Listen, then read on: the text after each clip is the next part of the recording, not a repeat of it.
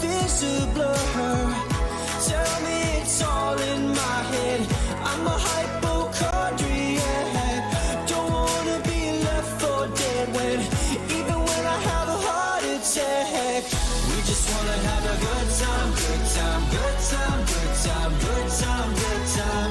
We just wanna have a good time, good time, good time, good time, good time, good time. We just really wanna feel fun, feel fun, feel fun, feel fun, feel fun, feel fun. We just wanna have a good time, good time, good time, good time, good time, good time.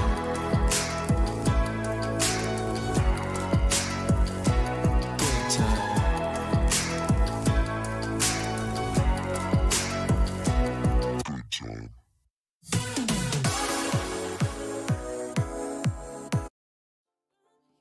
Takes me to paradise, paradise.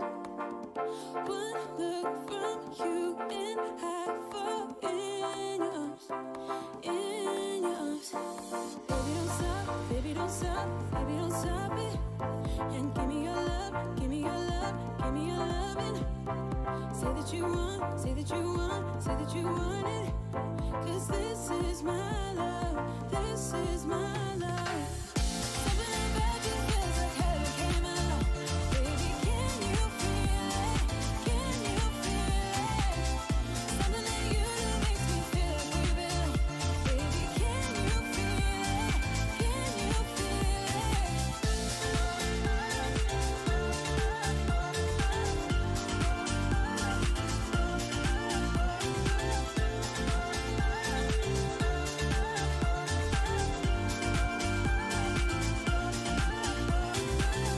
One kiss from you is like a fantasy, fantasy. It's like you go beyond my wildest dream, wildest dream.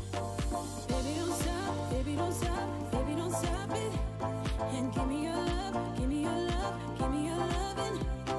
Say that you want, say that you want, say that you want it. 'Cause this is my love, this is my love. Something about you feels like heaven came along.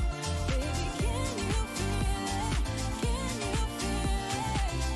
Something that you do makes me feel like we belong. Baby, can you feel it?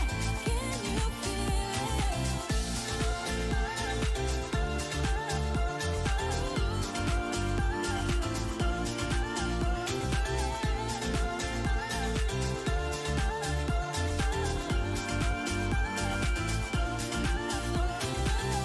Something about you feels like heaven came along.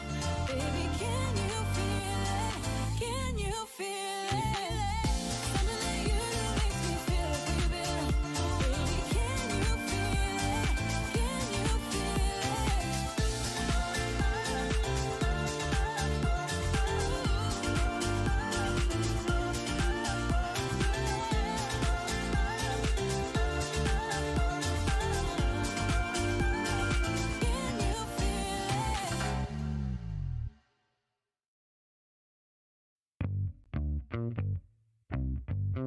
Give it to me now. Damn, you're sexy, but you keep controlling my mind. Yeah. I've been thinking of reasons, but I can't deny. Yeah. 'Cause baby, you are not a girl, and you wanna punish me. Sugar, you got a hold, so come on, do what you please. My mind is saying no, but you're bringing me to my knees. I cannot deny you're looking so tasty, yeah. Damn, you're tasty. Ooh, you're looking so tasty, yeah. Damn, you're tasty. Ooh. So baby, lick your lips and take a bite. Baby, I'm all yours tonight. You're looking so tasty, yeah. Damn, you're tasty. Ooh. Yeah, what kind of magic got control of me? Oh, what kind of magic you got over me. Yeah, ooh. 'Cause baby, you are not a girl, and you wanna punish me. Sugar, you got a hold, so come on, do what you please. My mind is saying no, but you're bringing me to my knees, yeah. I cannot deny, you're looking so tasty, yeah. Damn, you're tasty. Oh, you're looking so tasty, yeah. Damn, you're tasty. Oh, so baby, lick your lips and take a bite. Baby, I'm all yours tonight. You're looking so tasty, yeah. Damn, you're tasty. Yeah, put your lips upon my lips. Let me have a taste. Put your lips upon my lips. Let me have a taste. Put your lips upon my lips. Let me have a taste. Put your lips upon my lips. Let me have a taste. Put your lips upon my lips. Let me have a taste. Put your lips upon my lips. Let me have a taste. Put your lips upon my lips. Let me have a taste. Put your lips upon my lips. Let me have a taste. Tasty, yeah. Damn, you're tasty. Tasty. You're looking so tasty, yeah. Damn, you're tasty. So baby, lick your lips and take a bite. Baby, I'm all yours tonight. You're looking so tasty, yeah. Damn, you're tasty. Give it to me now. I don't know why we parted. I don't know what went wrong. I just know that I want your body here with me tonight. With me tonight. You know what I need, know just where to touch. Make me feel like I can't explain. Oh no, don't you leave, it's just a bit of fun. You know how to drive me insane. I know it shouldn't feel right, but baby, don't go. Just love me all night. Just love me all night. All night. Just love me all night. All night. Just love me all night. All night. Just love me all night. All night.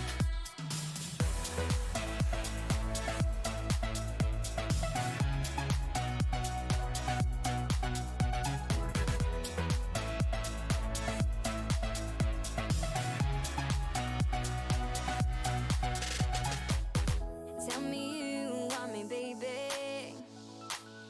Tell me I'm not alone. Tell me you wanna be with me tonight. With me tonight. With me tonight.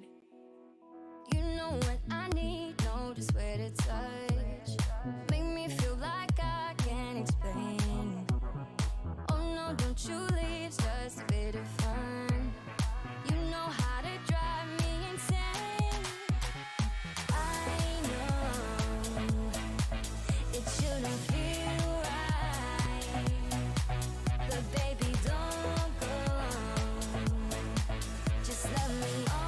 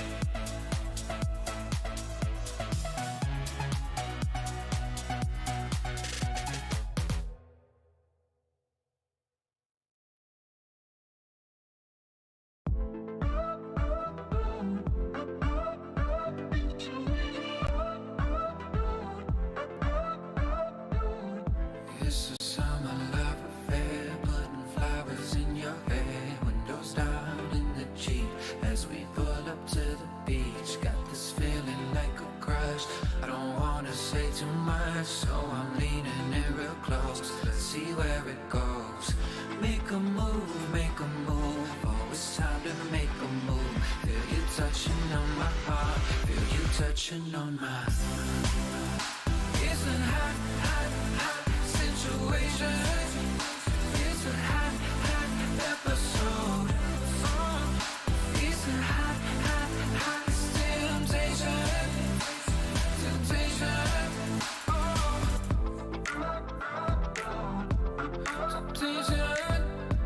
Temptation. Like a diamond in the sun, baby, now we're having fun. Turn the music up real loud. Come and find me in the crowd. It's so sweet like cherry rose. Close your eyes and start to fall. Got me leaning into close. Let's see where it goes. Make a move, make a move. Oh, it's time to make a move. Feel you touching on my heart. Feel you touching on my. It's a hot, hot, hot situation. It's a hot, hot episode. It's a hot, hot, hot temptation. Temptation.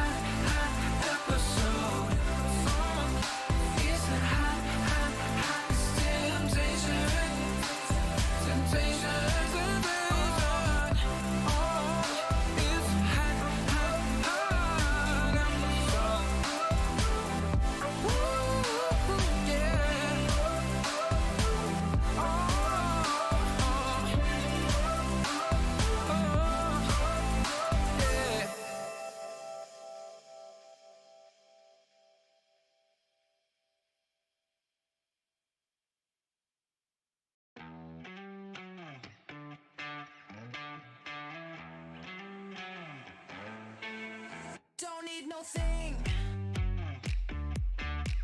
Ain't into bling. Just use enough. You fill me up. I don't care for diamond rings. I just crave the simple things. 'Cause that's what I want. That's what I want. I don't need no fancy car. I'll take you just the way you are. 'Cause that's what I want. That's what I want. That's what I want. Don't need no thing. Ain't into bling. Just use enough. You fill me up. I don't care for diamond rings. I just crave the simple things. 'Cause that's what I want. That's what I want. I don't need no fancy car. I'll take you just the way you are. 'Cause that's what I want. That's what I want. That's what I want. That's what I want. I don't care for diamond rings. I just crave the simple things. 'Cause that's what I want. That's what I want. I don't need no fancy car. I'll take you just the way you are. 'Cause that's what I want. That's what I want. 'Cause that's what I want. That's what I want. 'Cause that's what I want. That's what I want. 'Cause that's what I want. That's what I want. That's what I want.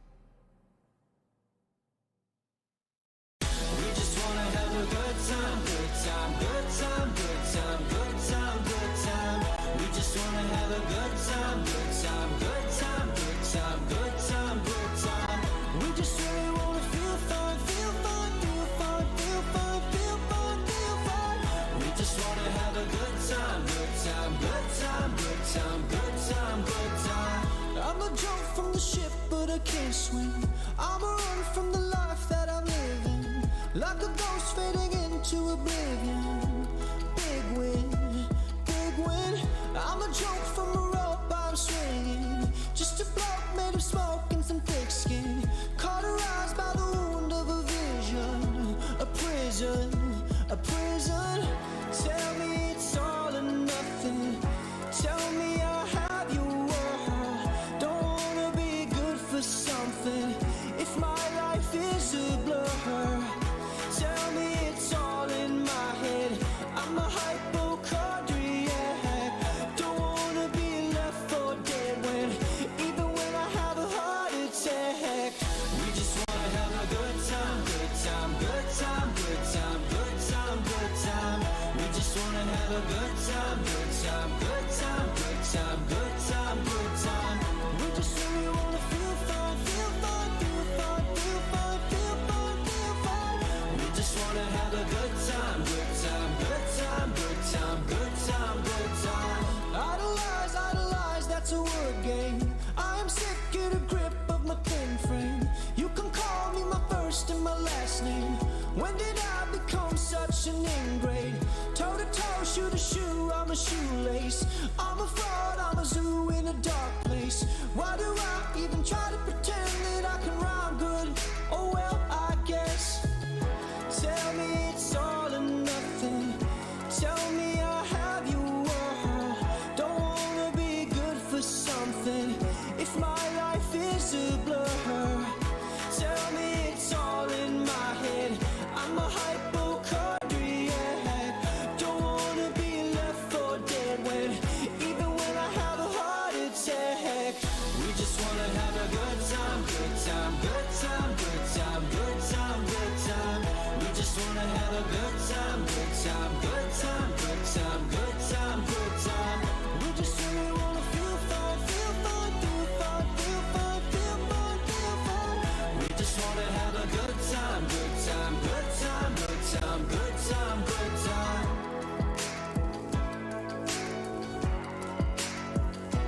Good time.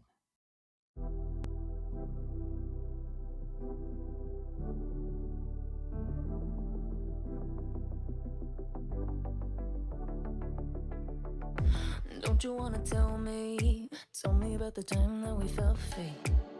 Turn your eye on the halo that you give yourself daily. Give me a new ending, cause I'm running free tonight. Don't regret our story, wanna love and live my life. Always talking about where we'll be, gonna move out of the city. Spending our time daydreaming, living our life like a movie. I'm the only one who can make me whole. Pick me up, I'm the only one. Gonna ride this feeling and write a new beginning. I don't wanna pretend that everything I wanted was gone in the end. And I don't wanna pretend again.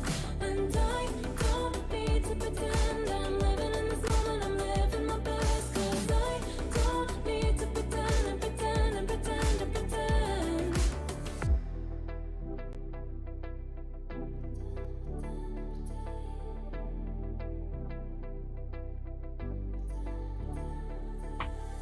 Don't have life in envy, shine a bright energy.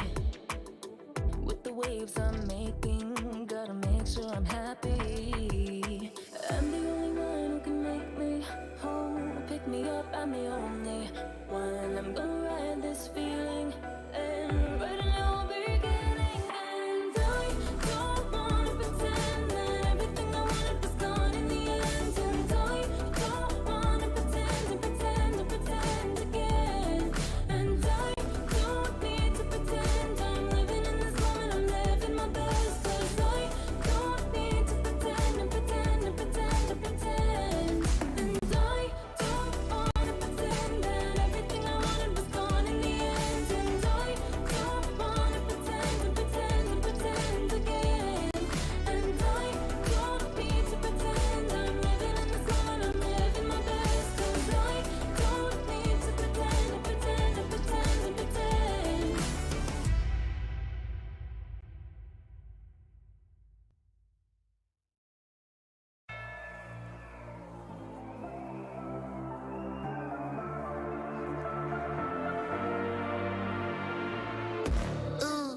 like you. And a drama only venom when I get my dues.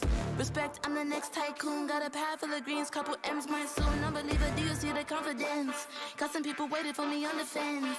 I live favor, never see me on the fence. Best believe that when I win, it's common sense. I'm designed to fly, defeat, all demise. The best me, no fear, no compromise. 100 degrees, I breathe more to life. You should disconnect and throw in the wires. And a hand that's in this. Gotta back it up a high percentage. Got a heart in my sleeve non-stop. Stepping up to the sea, more shots. Getting those. I'm alive, unleashed in the fire. Out in the wild. You can never stop me. Watch me dive and free, and it's my time. Up in the stars. You'll never forget me. But not holding back on the side. Only get better with time. Ready to own what is mine tonight. I'm alive, unleashed in the fire. After 2 months of intense competition, the WRL A1 regular stage concluded splendidly, with 8 teams from WRL CN and 4 teams from WRL APAC emerging as the standout performance among the rest. KBG secured the top position in WRL CN with an impressive winner stage, closely followed by JT. In WRL APAC, Seoul KT.RY showcased remarkable dominance, while Bariram BRU also displayed commendable performance. For those summoners who crave more action, the playoffs will commence on June 21st, where the 12 victorious teams will continue battling for the prestigious title of WRL A1 champion. The playoffs in both WRL CN and WRL APAC will follow a BO7 double elimination tournament, allowing only 2 teams from each conference to progress to the finals. The first place team from the regular stage in WRL CN, Team KBG, will go head-to-head against Team Nova, while the remaining team, JT, will directly versus EDG. The 2 victorious teams will then compete for the first spot in the WRL CN finals. Meanwhile, in the losers bracket, the 5th place JDG team will select TE as their first round opponent, while the remaining team, WBG, will confront TT. The winner of the first round in the losers bracket will then face the opponent determined by the first place team in the regular stage, and the final winner will earn a spot in the finals. Additionally, the 4 teams from WRL APAC that advances to the playoffs will also engage in the double elimination tournament, where 2 winners will be chosen to proceed to the finals. The finals will unfold over 3 thrilling days, promising an unmatched level of excitement. On the first day, the 4 teams will engage in a BO1 single round robin, and the team that finishes with the top ranked will secure the first ticket to the grand finals. The remaining 3 teams will then face off in a single elimination bracket on the second day, vying for the chance to compete against the top-ranked team. Finally, on the third day, the 2 winning teams will enter a gripping BO7 Ultimate Showdown to determine the ultimate WRL A1 champion. With all 12 teams fully prepared, the question remains: who will emerge victorious and claim the coveted championship glory after enduring such intense competition? Get ready for a wild ride. Let's eagerly anticipate the thrilling spectacle together. Dear Summoners, welcome to the Wild Rift League Asia 1. With the new season comes a fresh upgrade to our Spectre UI, designed to provide everyone with a better viewing experience. First thing is about the original UI information at the top bar. We make it into a functioning ring design in the upper left corner. The ring not only includes basic information such as team names, match duration, kills, towers, but also displays the gold difference through the red and blue rings. What is a great game without the competition for map resources?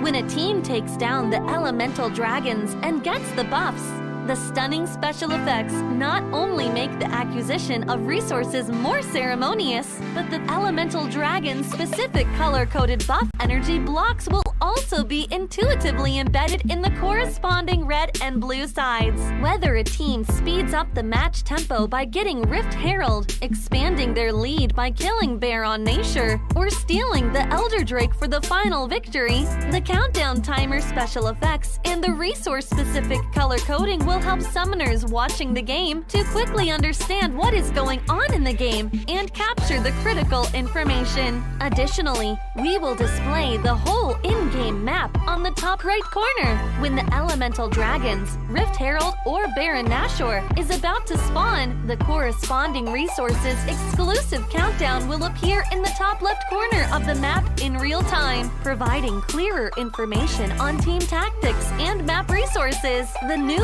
UI will introduce 4 panel modes: the landing phase mode, pre-team flight mode, team fight mode, and post-team fight mode, a combination of 4 refined panel modes to ensure that the most important real-time data in the game is presented more intuitively and comprehensively than ever before. In the landing phase mode, in addition to the real-time images of the players, champion selections, summoner spells, and champion experience, we will also supplement real-time gold, KDA, and items during the landing phase. Meanwhile, team stats history will also be displayed based on the progress of the game, allowing summoners watching the game to stay informed of the comprehensive information in real time. In pre-team fight mode, we refine and integrate the information on the gold difference between the matchup to help summoners keep track of the player's items builds in real time through the items column. This makes the state of both teams clearer before the team fight.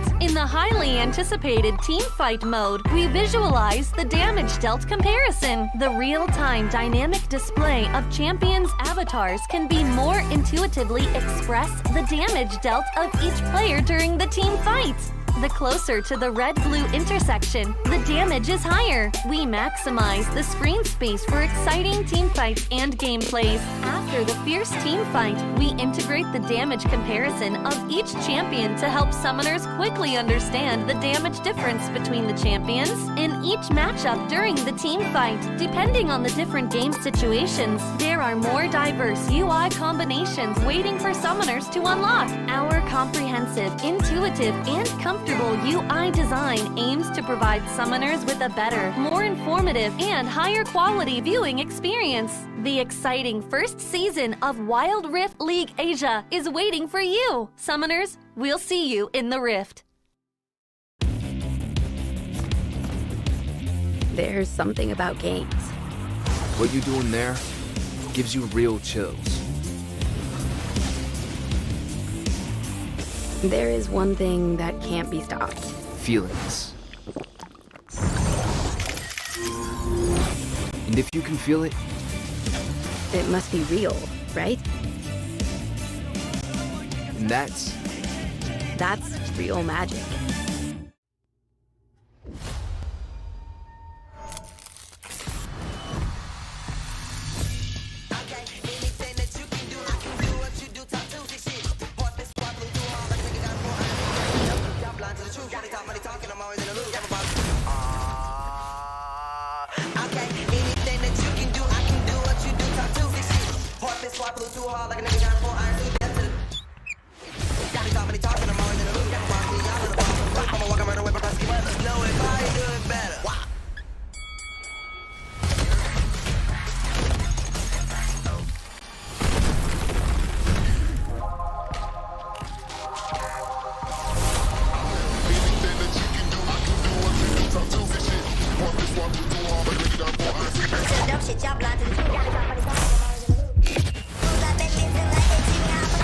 Sun and rain, sleet, snow, any weather. Just know if you can do it, I can probably do it better.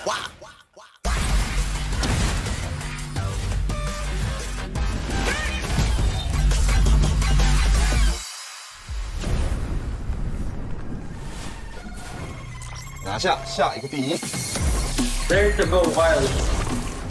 要比你们都闪耀。 Team mình chỉ cần bé mèo này thôi là đủ quẩy team bạn rồi.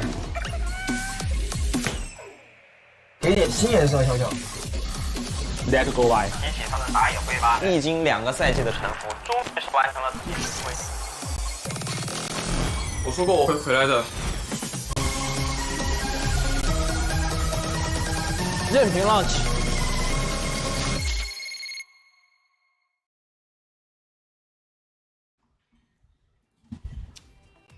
It's going to be an important day because one team is going straight to China after this match. We are going to see an incredible matchup right now. KT.RY battled again by Enigma Galaxy, as no team has ever put a defeat or challenged KT.RY. The closest match that they had was against Naos Esports.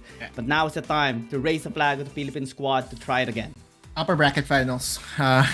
Enough said, right? Like, at the end of the day, these two teams, whoever ends up winning, will be regarded as the #1 APAC team heading into the final stage. And that final stage, as you said, is going to happen on stage or live or on site in China. So it really is going to be a historic day for everyone right now. We look into the playoffs bracket, winners bracket finals between KT.RY going against NGX. And whoever loses here will go down to face BRU, a matchup that I believe no one would ever want to be part of, right? We all know how strong BRU is right now. And so NGX and KT.RY, one thing is for sure, they just want to handle the business and finish everything today. I mean, KT.RY had a gruesome series against Naos Esports previously. They stated in the interview that they underestimated them. I think right now, just like BRU and their preparation for Naos Esports, they are very much prepared. Now, as they challenge or they face off, become challenged by Enigma Galaxy, as this will allow them to defy all odds here. No APAC team was able to take them down. That's how serious the growth of KT.RY has been. Enigma Galaxy, the last time that they met, they tried the ADC draft. They tried to surprise him with the graduate stop and you know the usual surprise that Enigma Galaxy has. And it worked in game #1. But KT.RY managed to overcome this by adjusting their bans and also their playstyle, isolate and dislocate Enigma Galaxy, and they've succeeded in a reverse sweep. I definitely remember that series. That was during the group stage, but it does look like that we will have a very interesting substitution, at least for game #1. Haku would be playing in place of Zero in this 5-man squad. KT.RY again. This is really coming in as a surprise because to me, Zero's performance has been top notch, has been so stellar. And you know, just the fact that you can flex Gragas into the mid lane just because Zero is very good at that champion is also going to be integral facing against a squad of NGX. And Haku also, only played once in the whole of regular season against Team Flash, and it didn't translate into a win. That's why they adjusted by bringing Zero again into the mix to secure that reverse sweep against Team Flash. Now, Enigma Galaxy in this squad that has incredible success and lots of experiments on champions as well, and working their way to become unpredictable is just the best possible case that they can use to challenge KT.RY. Yeah, right. Like, at the end of the day, this is a best of 7, all for the marbles. So everything will be tested from the roster to the coaching staff. We look into the roster of NGX here. Of course, Demon Kite, Draw, manning the bot lane. Aaron has shown evolution as well. But make no mistake, NGX really revolves around all their plays into their jungler. Just Chi. Also, of course, Hyde will be a stable rock and will definitely be the biggest question mark heading into this series, because facing against Rattel, man, that's going to be a very difficult matchup. It's such a big challenge, especially that Rattel had, one of the best growth so far here, and coming from the regular season, right? He started off as kind of like a shaky character, and then just even secured the first win with the Jax in a dominating way as well. And now to be challenged by Hyde is going to be an amazing feat. Both really loves those aggressive champions as well. I think Hyde is going to prioritize Brennington and Garen for sure, as we had seen a lot of success here on that during the playoffs. Yeah. We look into the champion pool right now. Right, there is a complete contrast between Hyde's and Aaron's champion pool, because as you can see, Aaron's champion pool is like a champion ocean right now. He can play anything. Meanwhile, on the top side, they work as a unit. They just prioritize those champions that work well with Hyde's playstyle. And it's not just because of Hyde's playstyle. We also have to remember that NGX, they really catapult themselves in a favorable position through just Chi.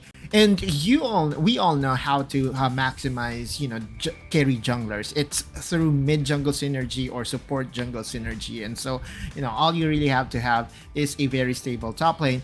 But as you said, it's going to be a tough matchup against KT.RY, specifically in the top lane. Because again, in the top lane, we are talking about Rattel. He may have not started this season or WRLA in a very good shape, but prior to the tournament, it always has been scouted that KT.RY, one way to answer them is to focus down on Rattel.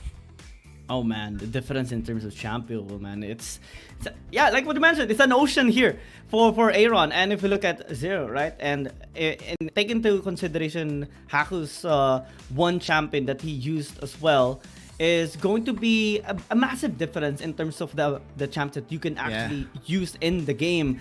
It is going to be a best of 7, so there's a lot of adjustment that they can actually use. But I think it's going to be very important to look at the Dragon lane as well, because that's where we saw the most potential as well. A lot of MVP performance from both squads as well. Luna and Demon Knight going to be having a gruesome battle later on to be helped by their supports as well. If we look at the stats, it's very balanced. I mean, in the first Dragon, first Herald, first Tower, a little bit on Nigma Galaxy side. So we do see a very close matchup between these two teams. For sure, like these are the numbers that we were able to get and garner during their first series. So these are playoff stats, no longer putting into consideration the group stage stats.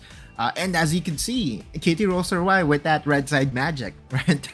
They faced against Naos, and where every single time that Naos went onto the red side, Naos was able to eke out a win. Meanwhile, KT.RY, same can be said for them. Now this is going to be our head-to-head matchup. You did entry with Luna going against Demon Cat as a story in its own right, and absolutely, I agree with you, because again, when we are to remember Luna's interview, he specifically said that he wants to match up against NGX because he respects Demon Kite as a Dragon Lane marksman. I mean, the last time they met Nigma Galaxy tried out the ADC composition in patch 4.1. That's how ambitious Nigma Galaxy is. And now that they're going to be meeting up again, this is the time for Demon Kite to show Luna what he can do in the Dragon Lane in this current patch as well. Both ADCs or both Dragon Laners actually still loves picking up APCs like the Ziggs Predator between Luna and Zoe, additional for Luna as well. Demon Kite has tried out lots of Varus, Corki, and tried out the Ziggs during their game 7 against BRL, and it worked tremendously against them as well. So that kind of matchup is going to be so exciting to see. I wonder what they're going to be surprising. But let's hear the host first introduce the teams. In the jungle, KT.RY, Do, NGX, Just G.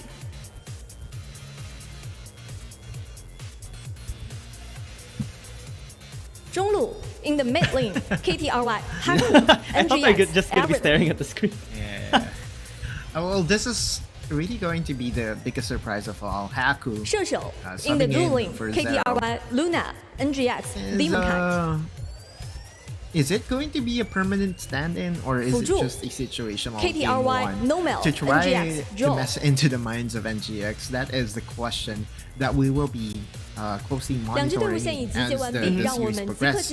I'm just curious to see as to how Haku will perform, because the last time out that he played on stage, he was close to invisible, man. Like, his impact was definitely not felt, and he was immediately subbed out in favor of Zero come game number 2. And turns out it was what they needed to really win against the opposing squad. If I'm not mistaken, that was Team Clash. I was the one casting that game, and I was the one telling, I think it was you and me casting that game, and I was really adamant in saying that, hey, you know what? They need a number to call, and that number was 0. Yeah, he was not allowed to play the game at all during the time that he used the Wukong. Yeah. Zero impact. So I think this is going to be his redemption story arc, I mean, this is the best possible way to do it, right? Against Nigma Galaxy, one of the best teams right now here in the APAC region, and in the upper bracket finals as well, to qualify for the top 4 finals and be sent out to China in the live stage as well. But he needs to really step up, because the amount of impact that Zero has, especially with his champion pool on the assassins, is massive. That's why some teams even have a hard time having some bans, because you have to give, you know, some attention towards his Akali, his Zed, and even his Gwen at times. For sure, right? Like the main reason why KT.RY has really shown that big of evolution is because of their mid laner Zero. Like Zero is their young gun, right? Like age-wise, I believe he's one of the youngest player that KT.RY has right now. I believe that Haku is ahead in terms of experience, and that could be the reason why Y has decided to flip something in the mid lane and go for the curveball of starting Haku. Is it going to be the same thing for like 4 games or 7 games in a row? We are going to find out real soon. We enter into the drafting phase, and immediate response here by KT.RY is to ban away the Kazakhs, and to me this is the wiser decision, right? Even if you're NGX, you kind of have to pay respect towards DOS Kazakhs. Just Cheese Kazakhs is also a beast in its own, but it's kind of, you know, play differently, right? DAW will play it cerebral, the cerebral way. He will just try to get as much information as he can and use Kazakhs as the objective securing jungler. Meanwhile, Just Chi is all about putting on the aggression. So this ban on the Kazakhs, I won't be surprised if we will be seeing it in 7 games.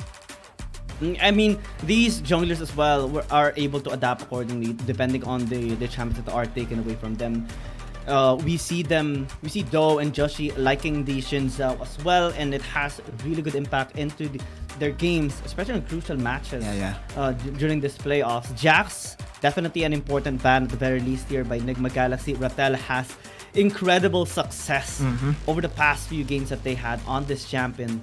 Given the first Corki pick, naturally we are going to be expecting possibly a Varus or a Jhin matchup here for Luna.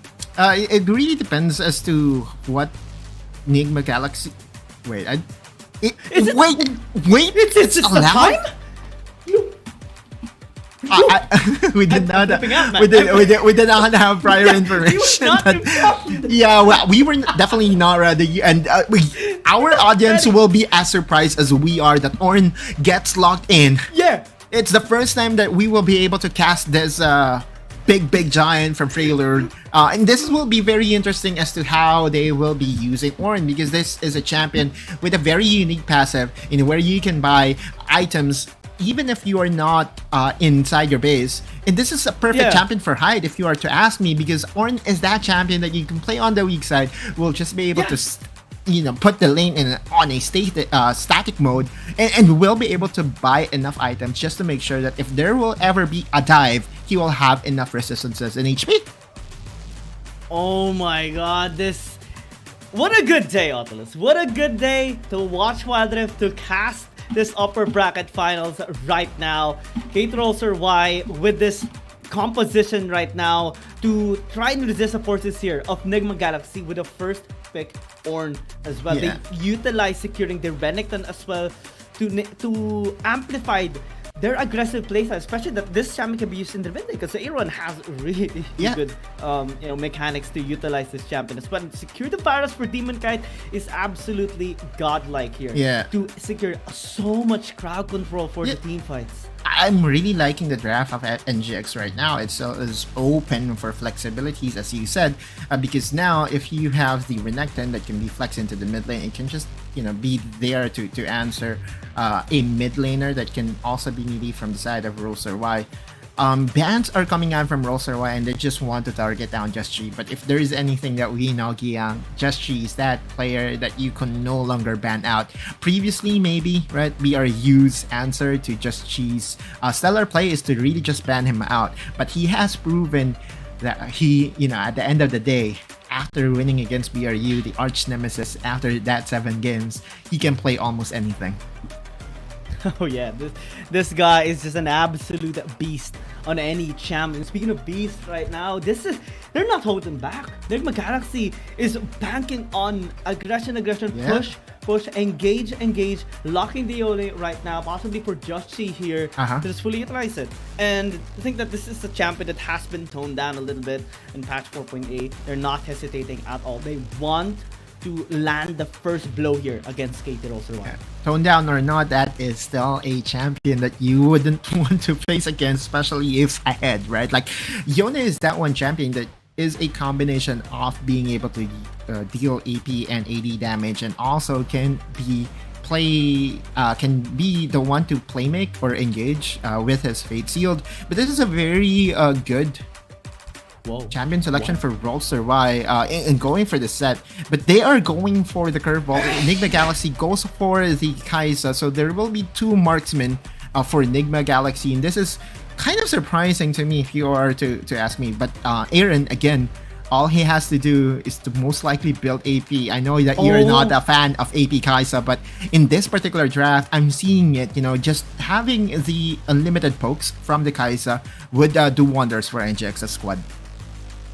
Actually, I'm a fan of the AP Kai'Sa, especially with the massive burst on the Void Seeker. But this Ornn into the support role is something that I have been looking forward for so long. This is a little popular way back on the League of Legends PC because you have Supreme Engage, and also you can just win against any crowd control based champions and against engaged champions as well. And right now with the passive as well, I mean, you will be able to give molten items towards Enigma Galaxy. It's just supreme late game condition. Yeah, well, it's kind of different here in Wild Rift.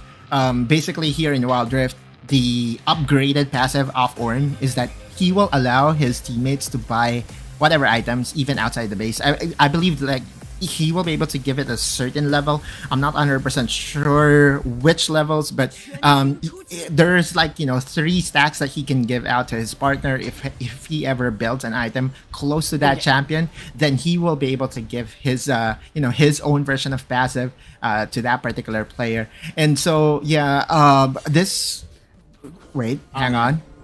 I'm just going to nerd out on this Ornn pickup because this is basically a champion that I've faced against numerous times now. But KT.RY, again, with their identity of just pushing on the tempo and being able to be the first to invade, and looks like that Joshi will have to surrender this red buff. But draw is here. There could be a very early skirmish right now for They V3. want to contest this. They need to be very careful though, because ML still is a set that if you deal damage onto him, you can just return it massively with Haymaker. Aaron's taking too much damage here from Luna and has to respect him right now. Dawes remaining in this red buff spot might actually attempt to steal it out. This is classic KT.RY. They won't be able to steal the red buff, and so Joshi does have the advantage. Daw has to be careful. This knockup is going to... Oh my god. Oh my... The damage is huge. They need to back away. Daw will just sacrifice his life for it. Overextends and was punished. Yeah, okay. One thing that is really OP in Ornn's current state right now is his crowd control. This knockup lasts like 10 years, and to be honest with you, it's one of those, knockups that when it hits you, it can just put you to sleep. Oh man, and they're putting them to sleep right now. Nomel has to flash away just to be able to stay back from harm's way. I mean, Ornn, 3 crowd control, especially the breath is massive. The knockup from the charge is massive, and come level 5, oh man, needing to avoid everything. Oh man, he's just absolutely interrupting any sort of scaling here from KT. Yeah, like he's just making sure that Joshi will have a very good early game.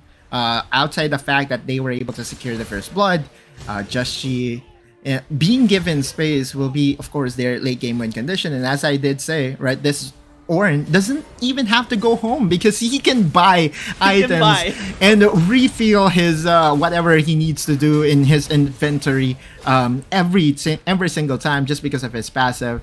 The only caveat that I'm seeing in Draw's playstyle right now is that he's not maximizing his Relic Shield procs or passive because as you can see, there's like, the Relic Shield just circling him at 3 marks already, but that's a small price to pay with the overall lead that NGX was able to get with his Ornn pickup. All you had to do if you're KT.RY is to just be mindful of the knockups coming from the Ornn, because they are definitely the reason why NGX is ahead right now. I mean, even the Aatrox hero, though, is going to have a hard time on team fights. Yeah, you have sustain. Yes, Aatrox is really good when against low damage or highly tanky champions, because you can just make them like your sustain source. But the Ornn is just a different champion. This guy is insane in terms of damage as well, because your breath deals damage, your Molten deals damage, and also the Call of the Forge Guard is a way to just layer the CC so that the Aatrox can be put in sleep all the time on the team fights. Enigma Galaxy definitely right now has one of the best draft that we have seen. As of the moment, KT.RY has to step up. It is very kiteable though, right? Well, we know that Marns doesn't really have the best mobility. He's one of the best tanks that we have in the game. However, as a support, you won't really have access to all those tanky items. So there is still an avenue for KT.RY to punish this Marn. But as a set, is it really going to be a good decision to throw the Ornn beside or onto your team? I just don't think so, right? Especially knowing that he can engage from a mile away. Looking at Just-Chi, he can engage from 1 mobile screen away. Same can be said in this Ornn. So this pickup by NGX looks like that they are very well practiced with this Ornn. And KT.RY does have some answer on the bot side though. Yeah, they want to dive. Though it's taking too much damage from the tower. Has to disengage. Aaron's gonna be safe for the meantime. And yeah, they can just... Enigma Galaxy has a lot of ways to hit from 1 mobile phone away. The killer instinct, the ulti here of Just-Chi as well into the Call of the Forge God. KT.RY has to check all the places, and Numel has a big responsibility to use his ultimate onto draw later on to push him back towards Enigma Galaxy and maybe utilize him as the damage source for his showstopper later on. But right now on objectives, they cannot contest.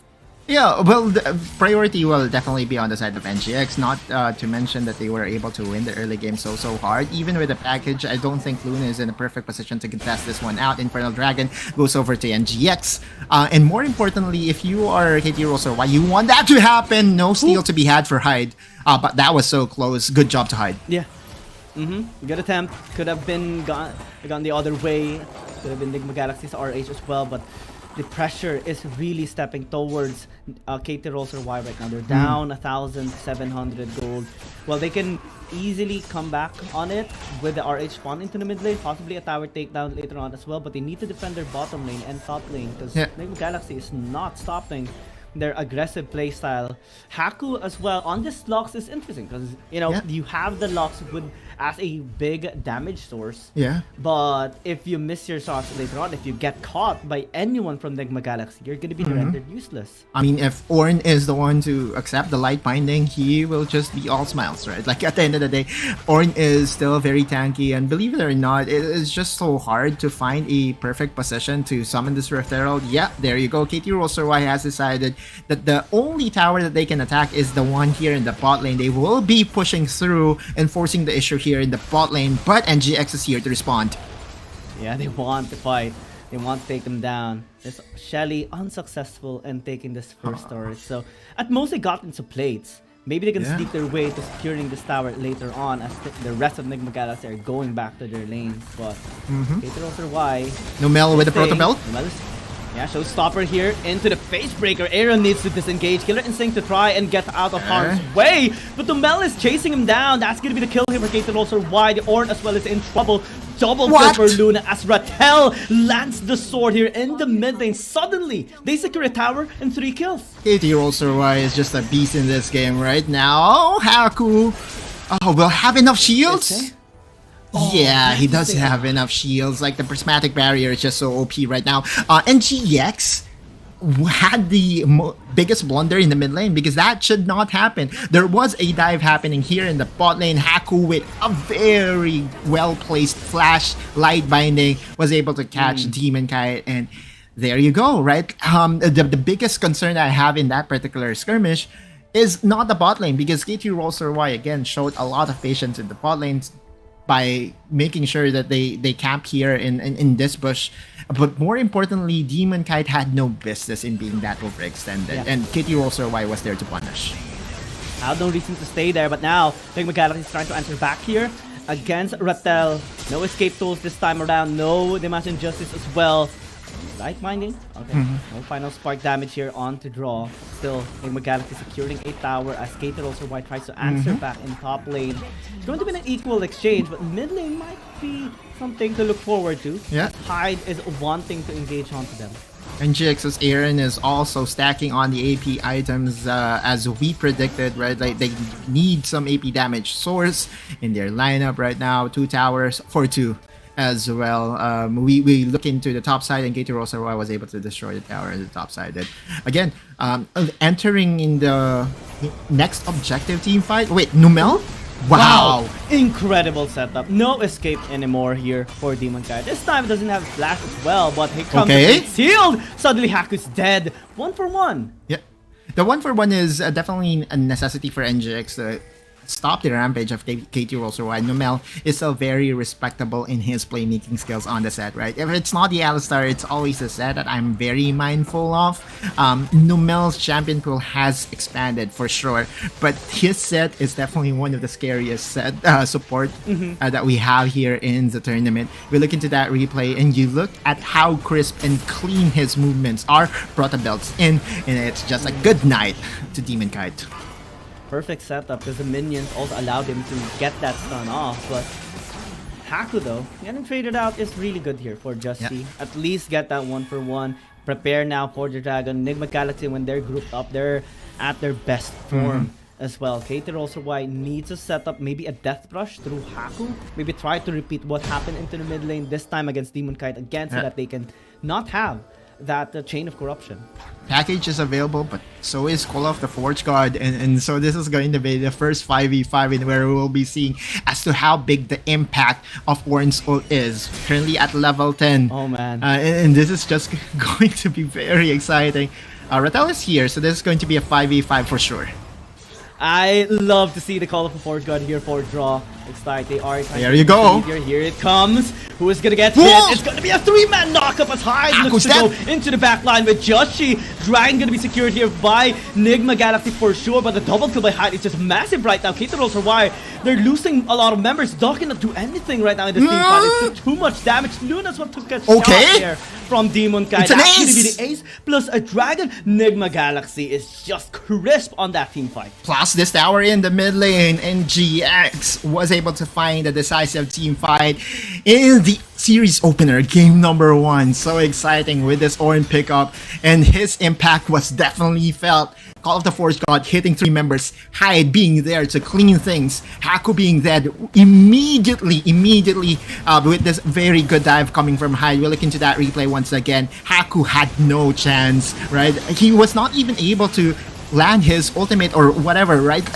He was just not able to play the game. Same can be said for DOS Aatrox, and this is the worry that we have with Aatrox. Not only that he get counter-picked by Just Cheese Yone, it's also just easy to kite out the Aatrox right now with the level of familiarity that all these pro teams have against this champion. I just don't see it, as a second pick worthy, or as a champion that is definitely needs to be contested at this point.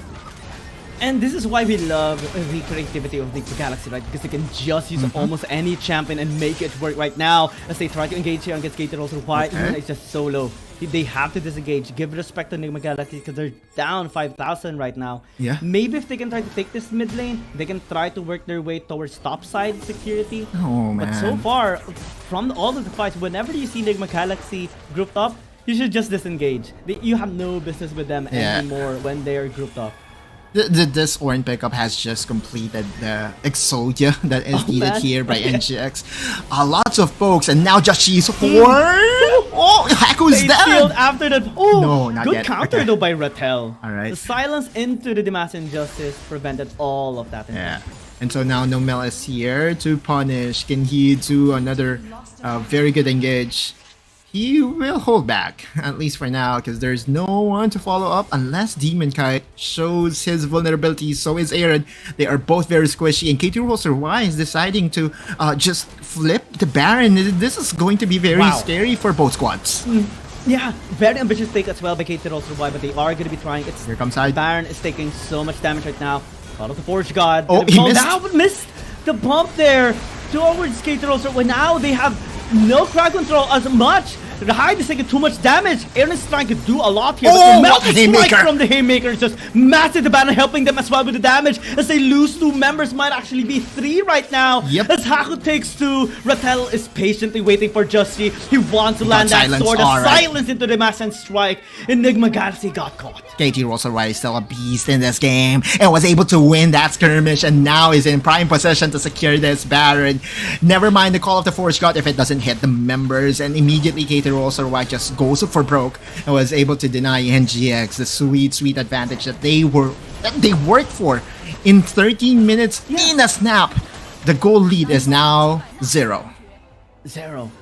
From 5,000 to negligible, and it all started here. Yeah, there's Call of the Force God play coming from Draw.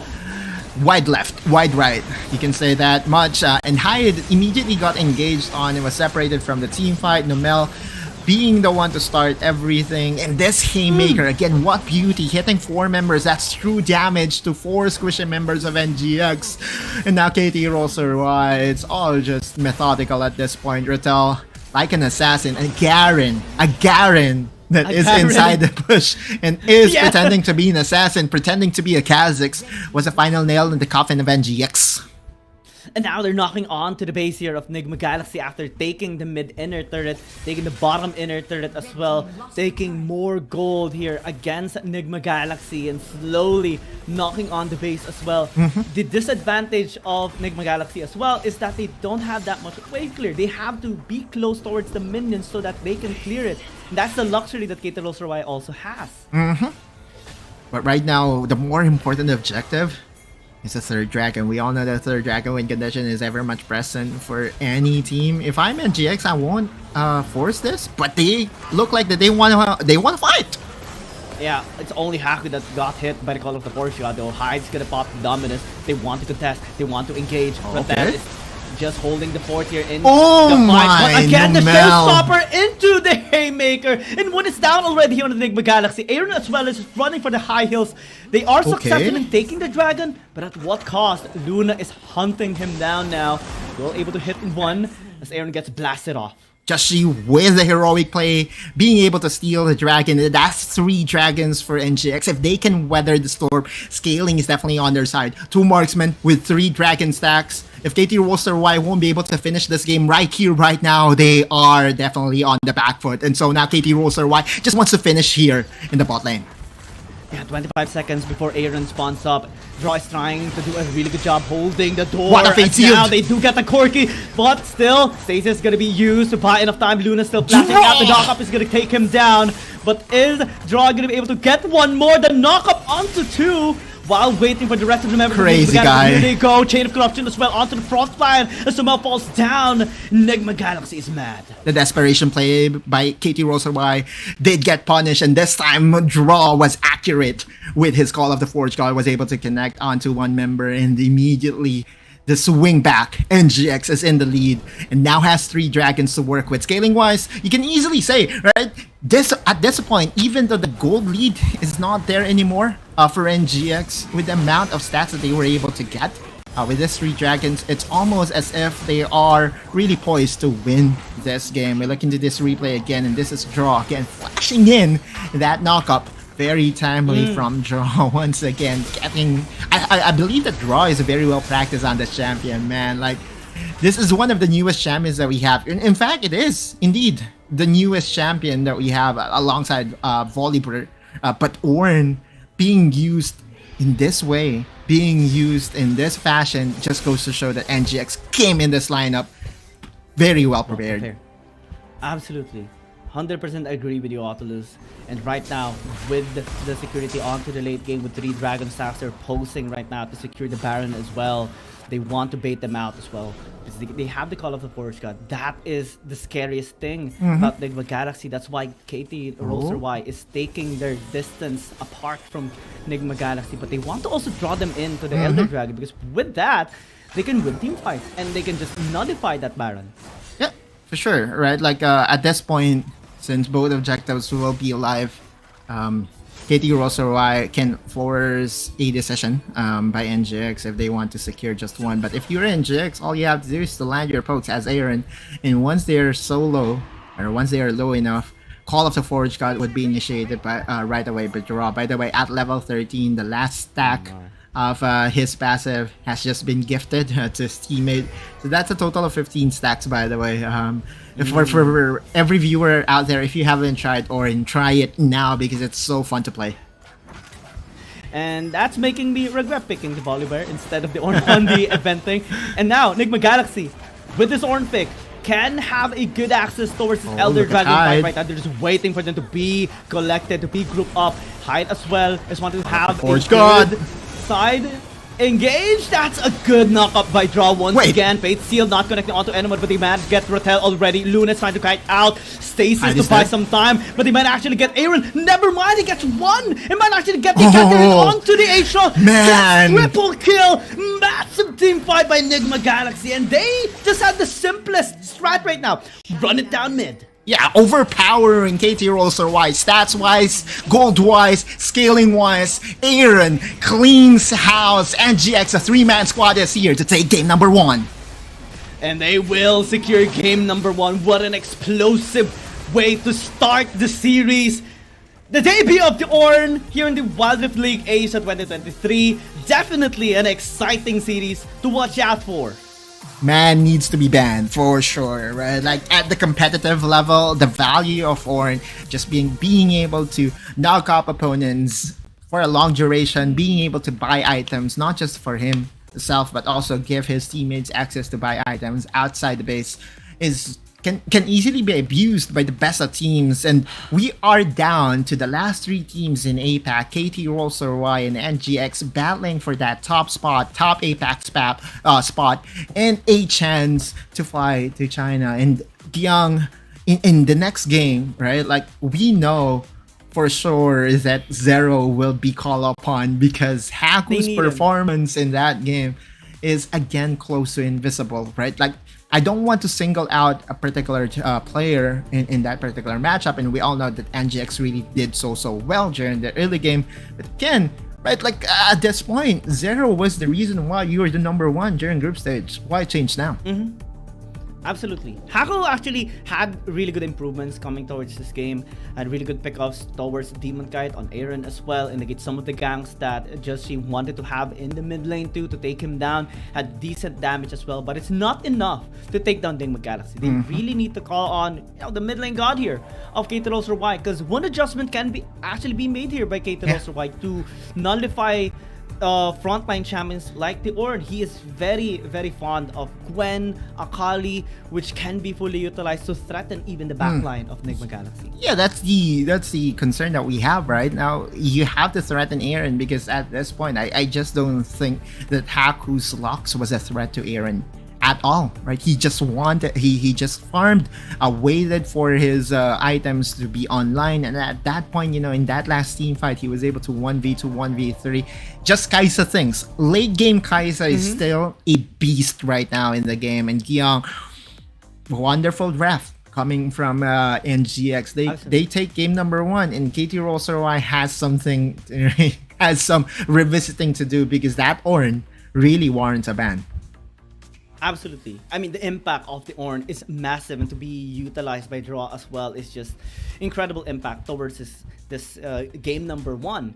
And it's actually hard to just say positive things here because every single member of Nigma Galaxy had really good performance. Aaron, Hyde as well on the flanks, on the backstabs there, on all of the fights. The synergy of this team is just on point right now in game 1, and KT.RY as well managed to resist him in some sorts and at some parts of the game, but really needs to adapt accordingly come game number 2. Because now with the introduction of Ornn and Bolivar, the banning phase are going to shift. Yeah, everything is back to square one, or level 0 again, because now you have 2 champions that you have to carefully consider.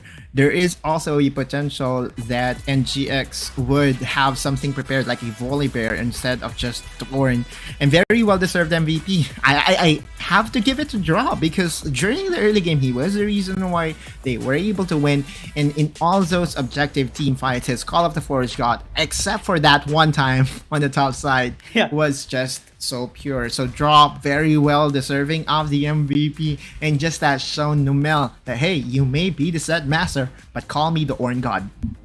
Ornn God for Draw. Another champion added to the Quick Draw roster here for Draw, and we are going to be looking forward to seeing what lineup again Enigma Galaxy is going to have come game number 2. Also for KT.RY, because even with this draft, even with not their original roster, they managed to really give a good battle in game number 1 against Enigma Galaxy. But before game number 2, we're just gonna be heading down to a very, very short break. When we come back, it's time for another action between KT.RY and Enigma Galaxy. After 2 months of intense competition, the WRL A1 regular stage concluded splendidly, with 8 teams from WRL CN and 4 teams from WRL APAC emerging as the standout performance among the rest. KBG secured the top position in WRL CN with an impressive winner stick, closely followed by JT. In WRL APAC, Seoul KT.RY showcased remarkable dominance, while Bariram BRU also displayed commendable performance.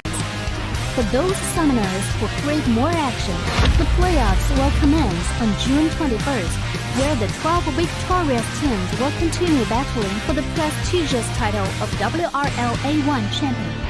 The playoffs in both WRL CN and WRL APAC will follow a BO7 double elimination tournament, allowing only 2 teams from each conference to progress to the finals.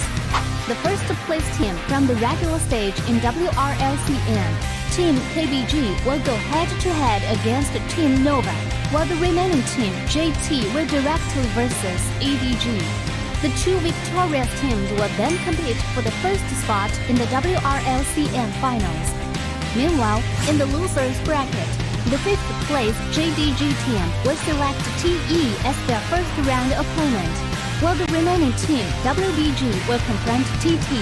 The winner of the first round in the losers bracket will then face the opponent determined by the first place team in the regular stage, and the final winner will earn a spot in the finals. Additionally, the 4 teams from WRL APAC that advances to the playoffs will also engage in the double elimination tournament, where 2 winners will be chosen to proceed to the finals. The finals will unfold over 3 thrilling days, promising an unmatched level of excitement.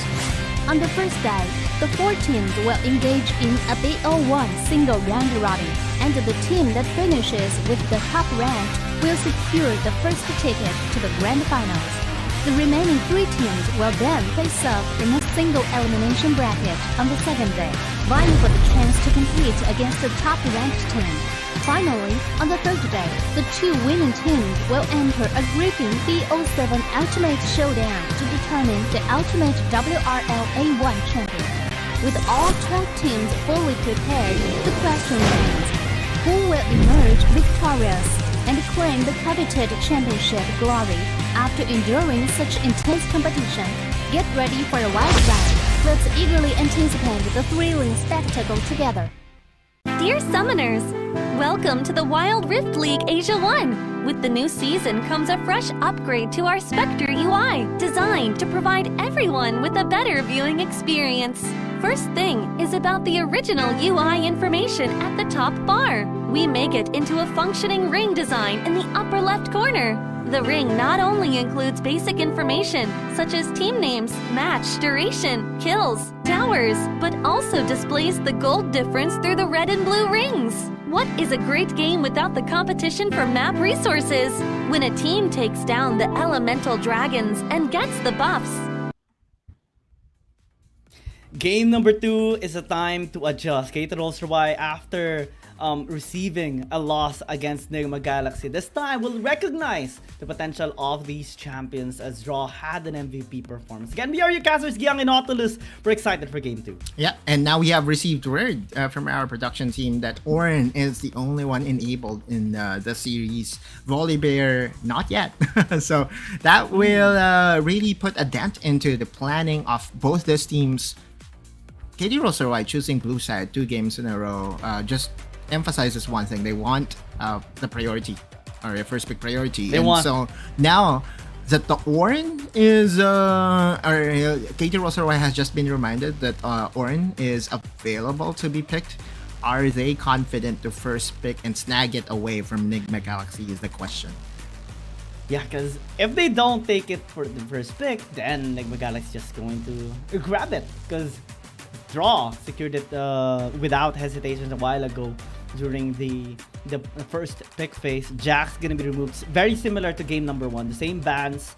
What will be the first pick this time around by KT.RY? I think it's very important to recognize now the potential of the one, but looks like they still want to secure the Corki, and Haku is still the one playing in the mid lane. Looks like they want to extend his stay, looking to again redeem himself. His Lux performance was okay, I would say, but Nigma Galaxy again just trying it out. The same draft potentially.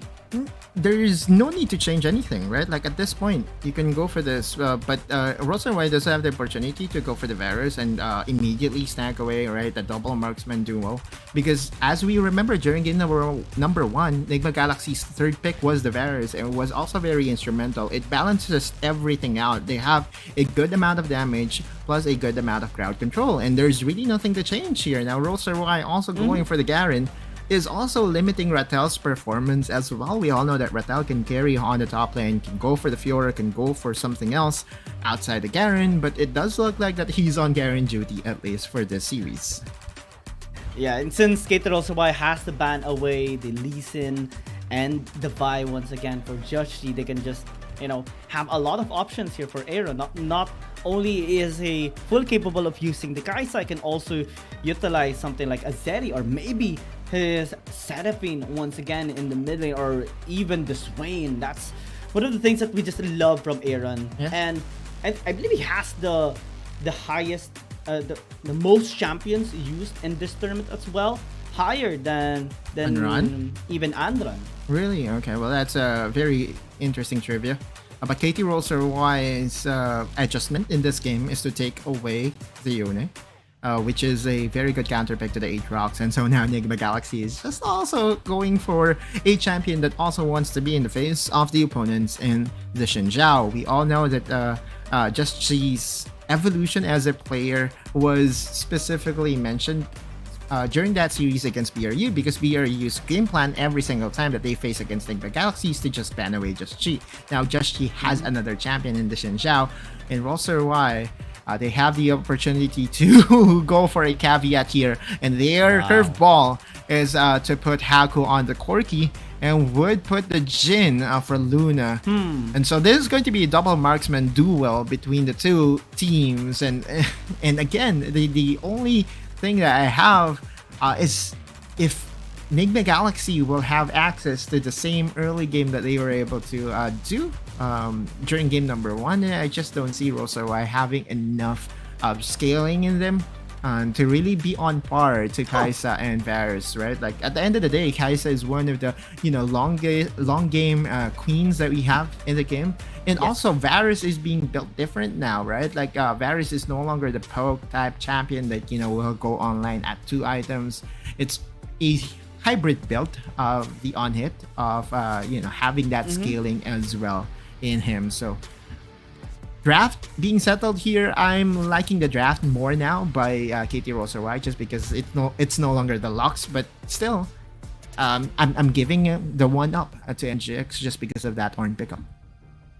Absolutely. I mean, team fighting is just so good here for Nigma Galaxy for sure. They have a lot of potential to set up it perfectly for their side. KT.RY's adjustment is interesting though. Having the Jin into the mid lane for Haku means that he wants to dominate the lane against Aaron, and Luna is just very, very comfortable using the Corki as well, given that he has tremendous experience with this too. But Jin's interaction with Ornn though is a little bit conflicting because when you use your ult, then Draw can just utilize the Call of Fortune and cancel you.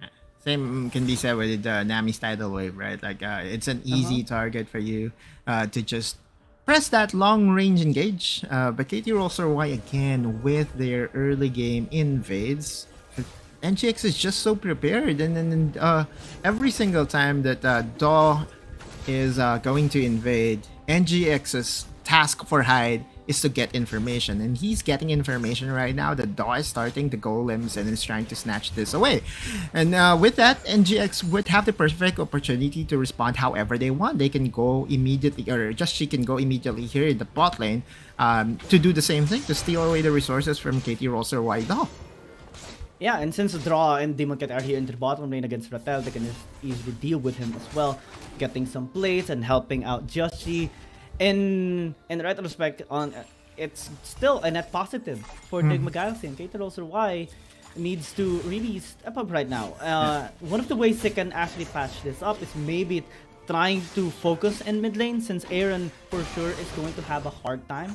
Actually, it's Luna here in the mid lane just helping him out, but still, the Corki is doing a lot of impact here for Luna. Yeah, this is the second game that we are seeing Aaron's guys. In game number 1, you saw the stat. He was the highest damage dealer, and one would say that he's very well deserving of the MVP. But at least in the way the game went, right? Like Aaron was the late game MVP for sure, but for the entire game, I'm really giving it to Draw. But at least now, KT.RY was able to slow things down. No early game advantage for NGX, and they're just saying that, hey, you know what, NGX, we can put up a better performance by just being patient and by just being disciplined. And again, this is the strength of Draw. Whenever you see an Ornn smashing his hammer onto his anvil, that just means one thing: he's creating an item. Yep. And we'll have leverage into the laning phase without even going back into the base. That's just the beauty of the Ornn.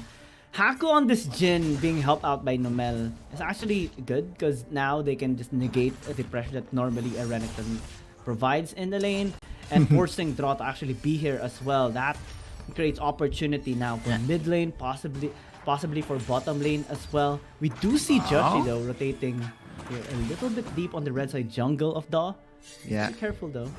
He won't be see anything. He won't be spotted by making sure that he goes by the corners. He won't be spotted by this vision from the Scuttle Crab. And then this is what Joshi is trying to do right now. He's just trying to maximize his Wild Rift IQ, just to make sure that he doesn't get spotted by that zone. But nothing to be had here. But KT.RY is still very much disciplined. They know that Joshi is not seen on the map, and there's a potential for them to get engaged on, especially knowing that Haku does not have the best mobility in the game.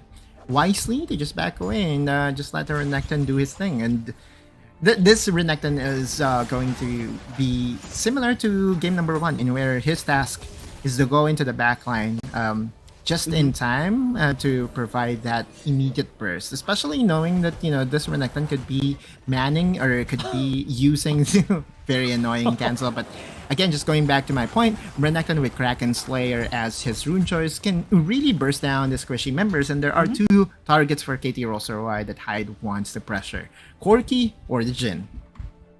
And then with Galaxy, with this composition, right, it's still going to be the same concern that we have against KT.RY. Team fighting for objective, because Enigma Galaxy has a very good platform right now to set it up for the team. Bottom side river secured with vision as well means that they want to go on that path to 3 Dragon Sacks once again. Yeah, and we saw again Draw just pushing or just using his hammer to create another item. The uptime of this Ornn has just been unbelievable.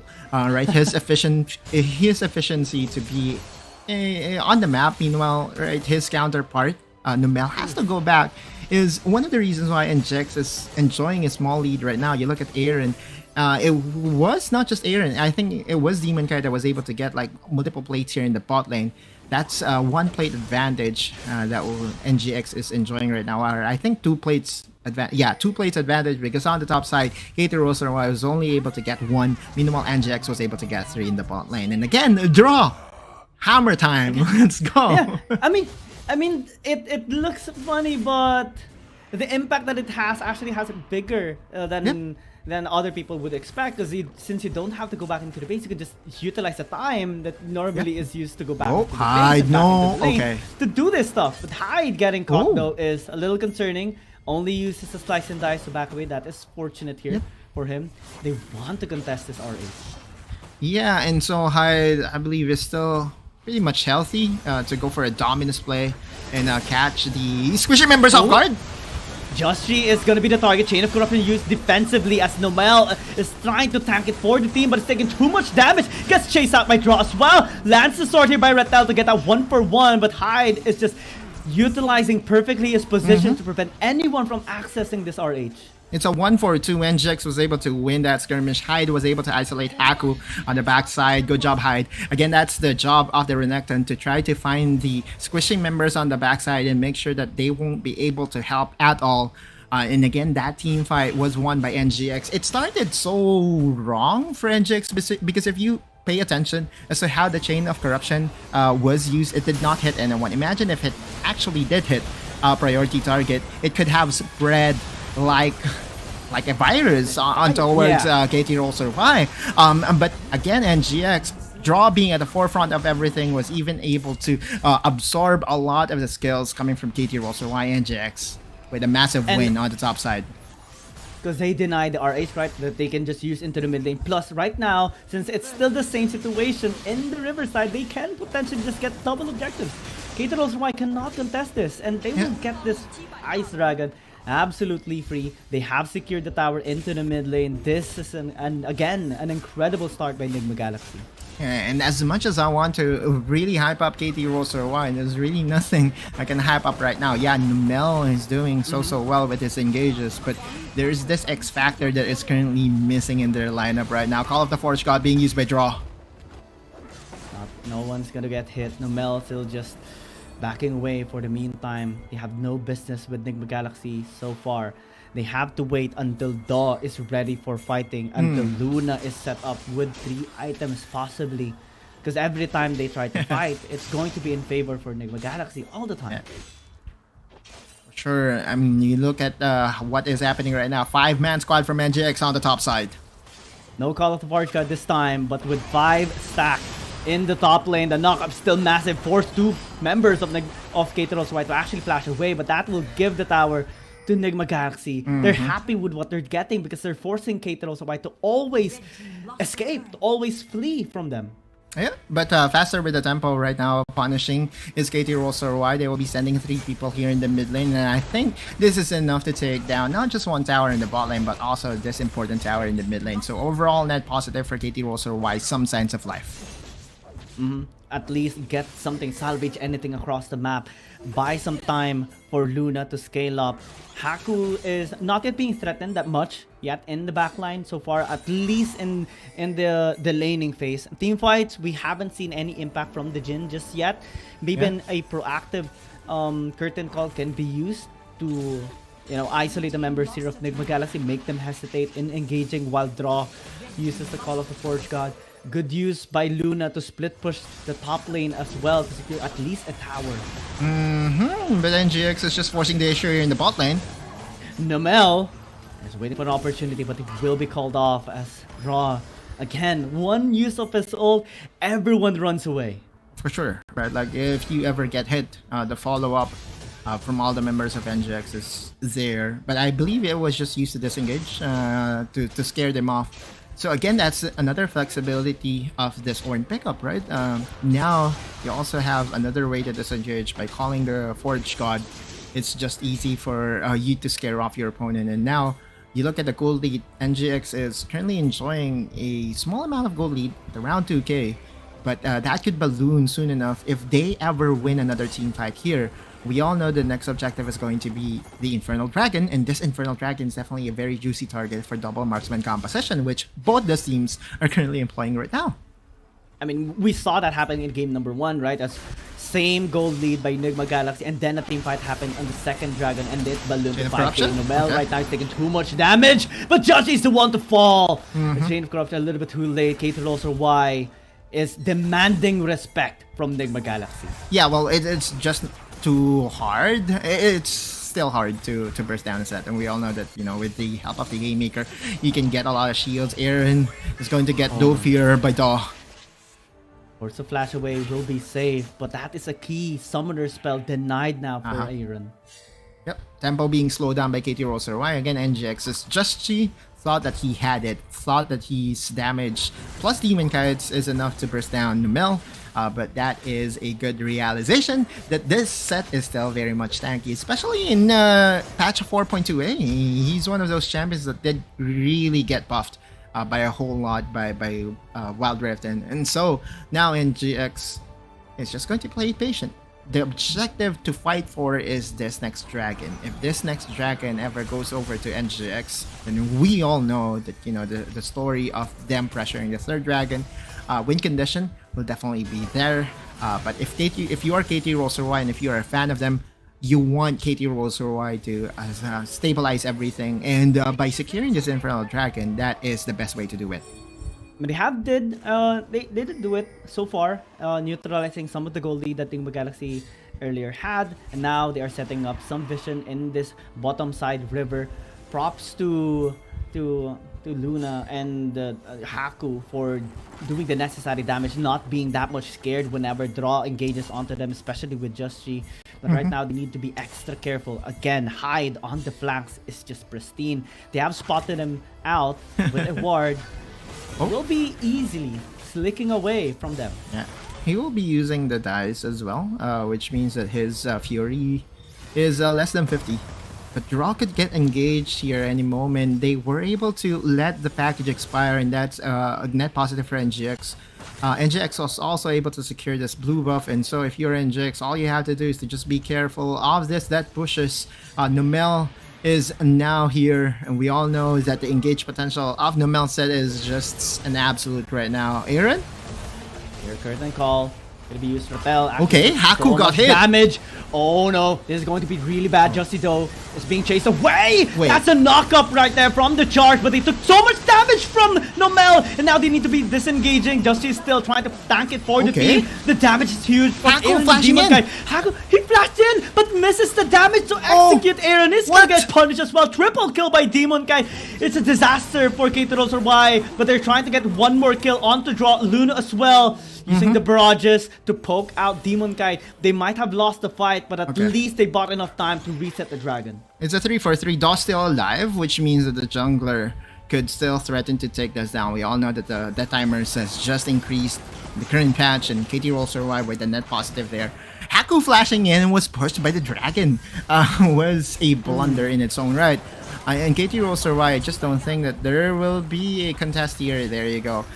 The fight started with them engaging on Numel, and this is a concern that I have for them. I don't think that Numel was the priority target for them. Yeah, you can cancel out the shield using Renekton's upgraded second skill, but you cannot do that as an engager, right? Like, you cannot really cancel out the shield right away because there's no shield to cancel immediately, right? And you have to invest your Ruthless Predator right away, and now the scramble continues. You look at Haku, he wants to execute Aaron. Aaron's still left with 1 HP. He got pushed over by the dragon, and so you can easily say that this dragon is on NGX's side, maybe?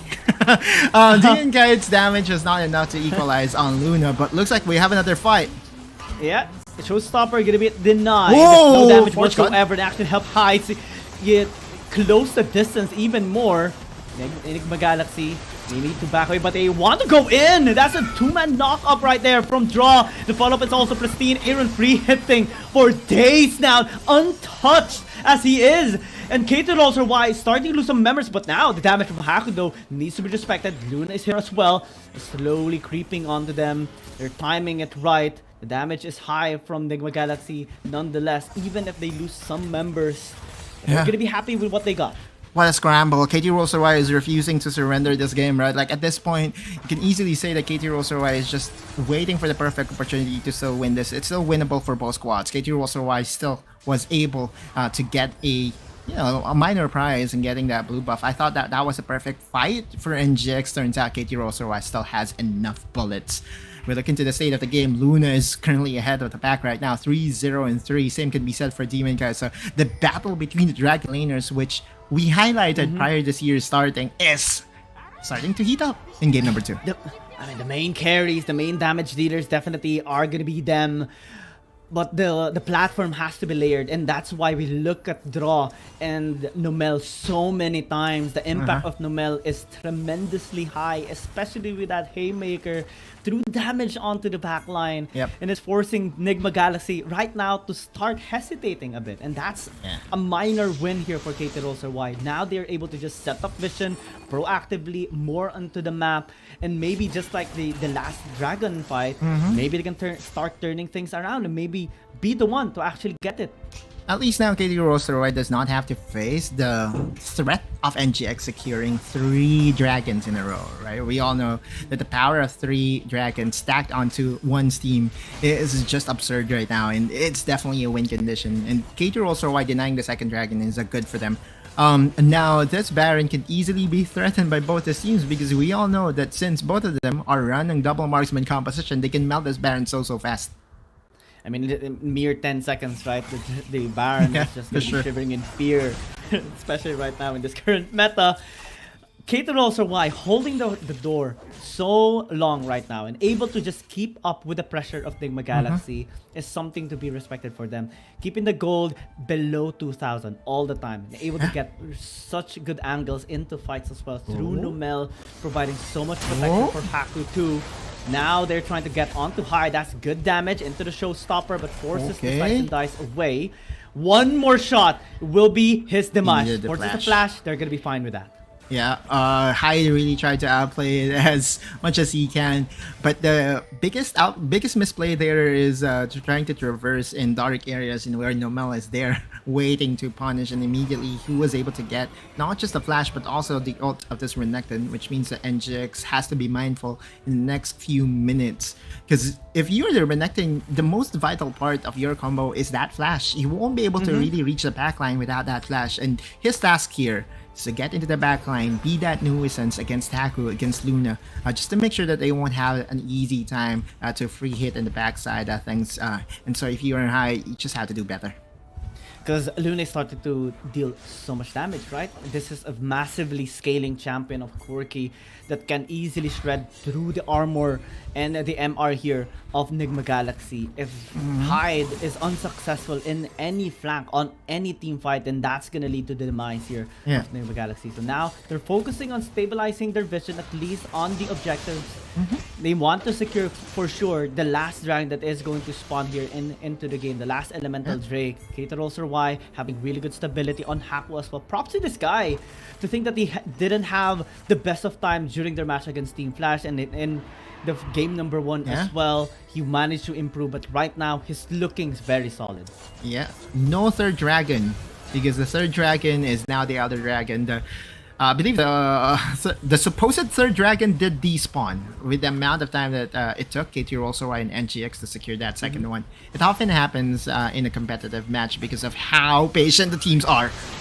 Joshi might need to be very, very careful right now, but the damage that the Aatrox is taking is too high, and it's gonna be falling down. Big kill onto Daw. Luna as well is very low. Aaron flashing in, trying to lead the charge here, but has to really respect the damage coming in. Nomel, especially with the face breaker, forced to flash away. The damage is huge. The Corki is down, and they're not stopping. They're gonna get everyone from KT.RY. It's a clean ace, and this is an end angle. Looks like that NGX is wrapping game number 2 in their favor as well. Giang 2-0 in favor of the Filipino team. They found the perfect opportunity to strike, and they did not hesitate at all. Nigma Galaxy 2-0 right now in the series. Same time, but now KT.RY is on the brink of destruction. This draft by NGX is just so hard to beat.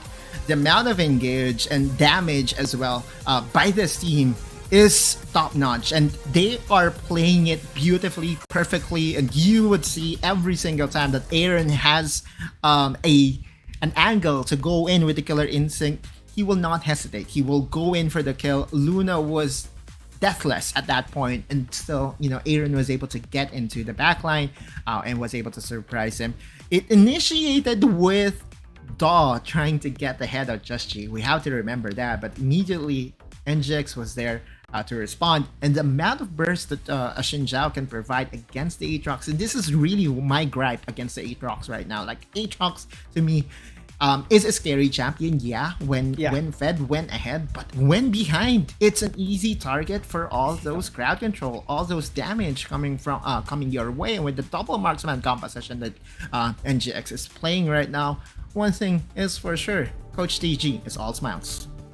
Amen to that. I mean, props. I was actually about to say that not only are the players worthy of recognition, but also the coaching staff. TG is a genius in having this kind of composition be utilized by this amazing squad of Nigma Galaxy. Almost the same time that the game elapsed, but still the same team is rising up. Nigma Galaxy right now is leading by 2 points in the series. They only need to secure 2 more games against KT.RY, and they are gonna be the ones to be qualified for the finals. So much stability as well by every single player. Aaron untouched. Demon Kite is more polished right now in this game as well. No longer is he prone to the ganks, to the punishment. 6-0 and 2. Yeah, like the marksman duo of NGX was deathless, or were deathless. No deaths whatsoever. And this is really going to be a problem for KT.RY. Are they going to be adamant in saying that we need Haku to win the series against NGX? Because again, we have casted KT.RY for how many games now, right? And every single time that we see them pop off, it was because Zero was there to stabilize everything with his assassin plays.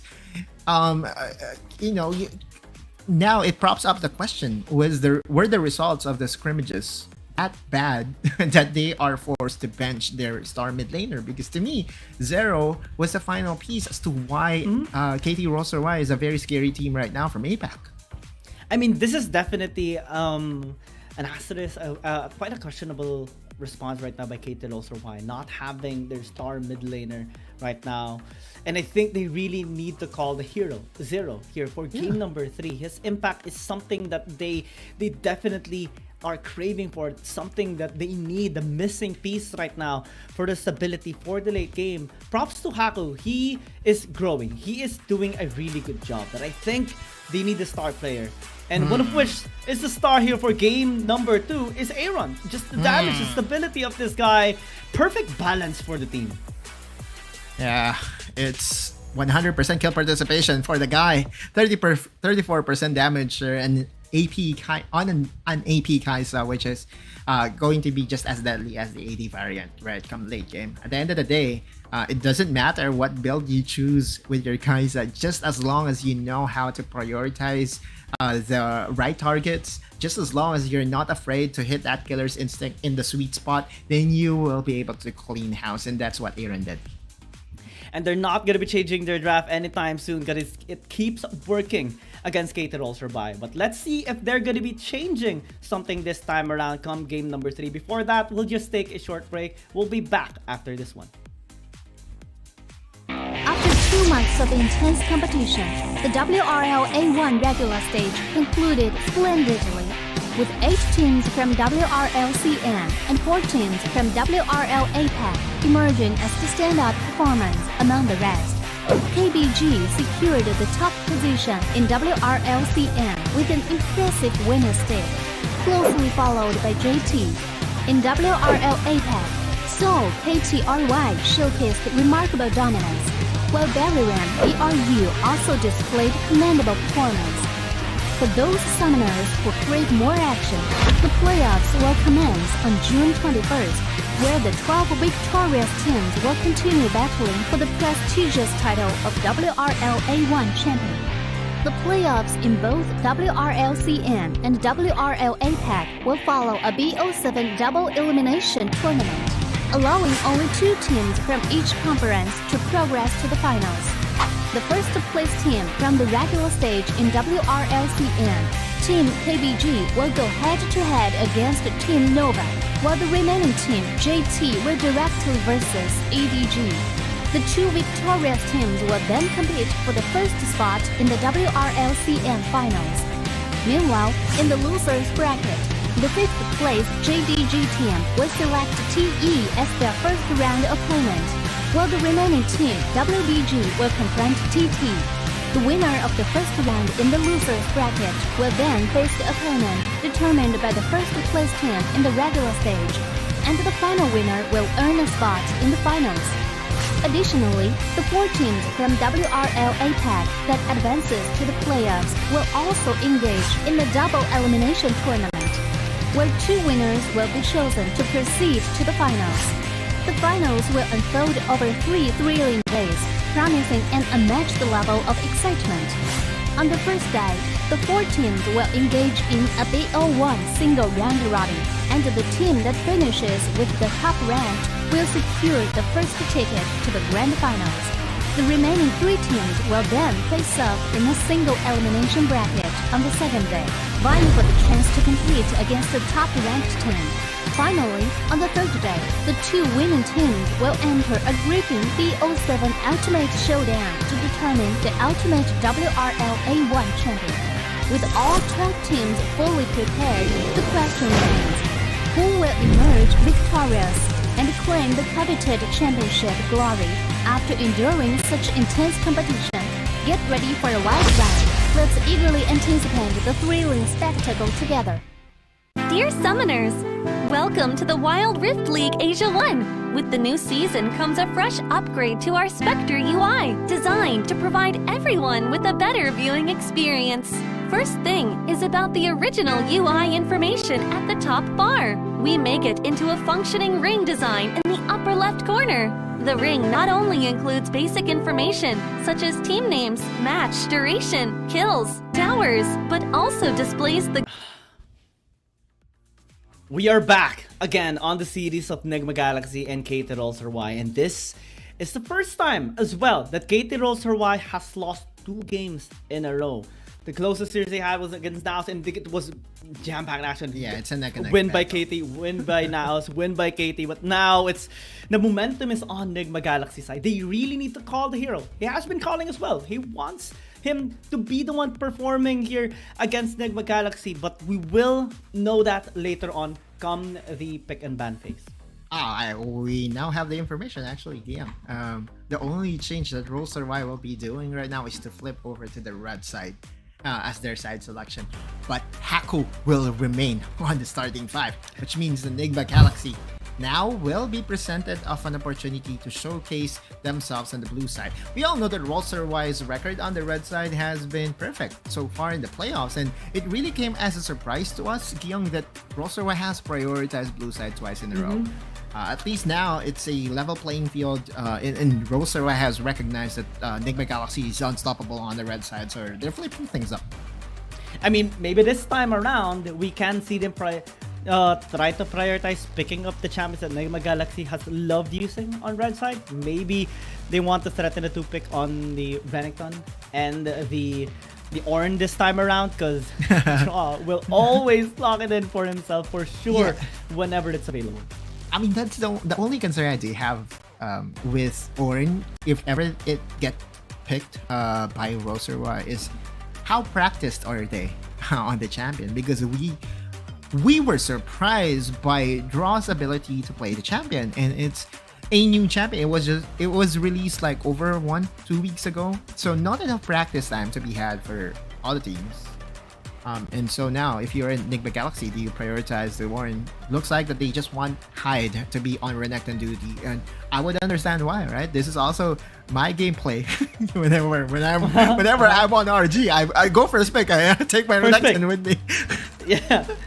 And it becomes just unstoppable. He listens.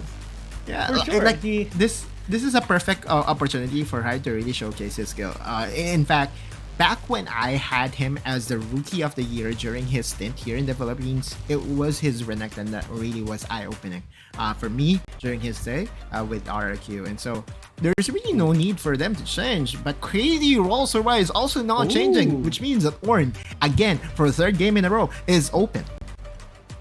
They're gonna take it for themselves. They want a taste of the Ornn action that Draw allowed them to witness in game number 1 and 2. And it looks like there's not going to be a set response by Draw, but a Nautilus to be picked up. And it looks like they want to be extra aggressive on the isolated plays now with the Kazakhs ready and available to be banned away in games 1 and 2 to be available now. Is it genius here for Nigma Galaxy? They found the opportunity again. The drafting of NGX is just on point. I have to tell you that much, right? But Roller.Y is not going to surrender without a fight. Also going for what I would say is a safe pick against the Kazakhs. If you are on Vi, it's easy to lock down this Kazakhs. One Void Assault can easily get countered by the Cease and Desist, and plus the amount of crowd control layering from Roller.Y, it's also going to be problematic if Just She is caught out of possession. And there were times in where Just She got caught by Roller.Y, right? It was against Xin Zhao. It was 2 times, right? Like that he got targeted down.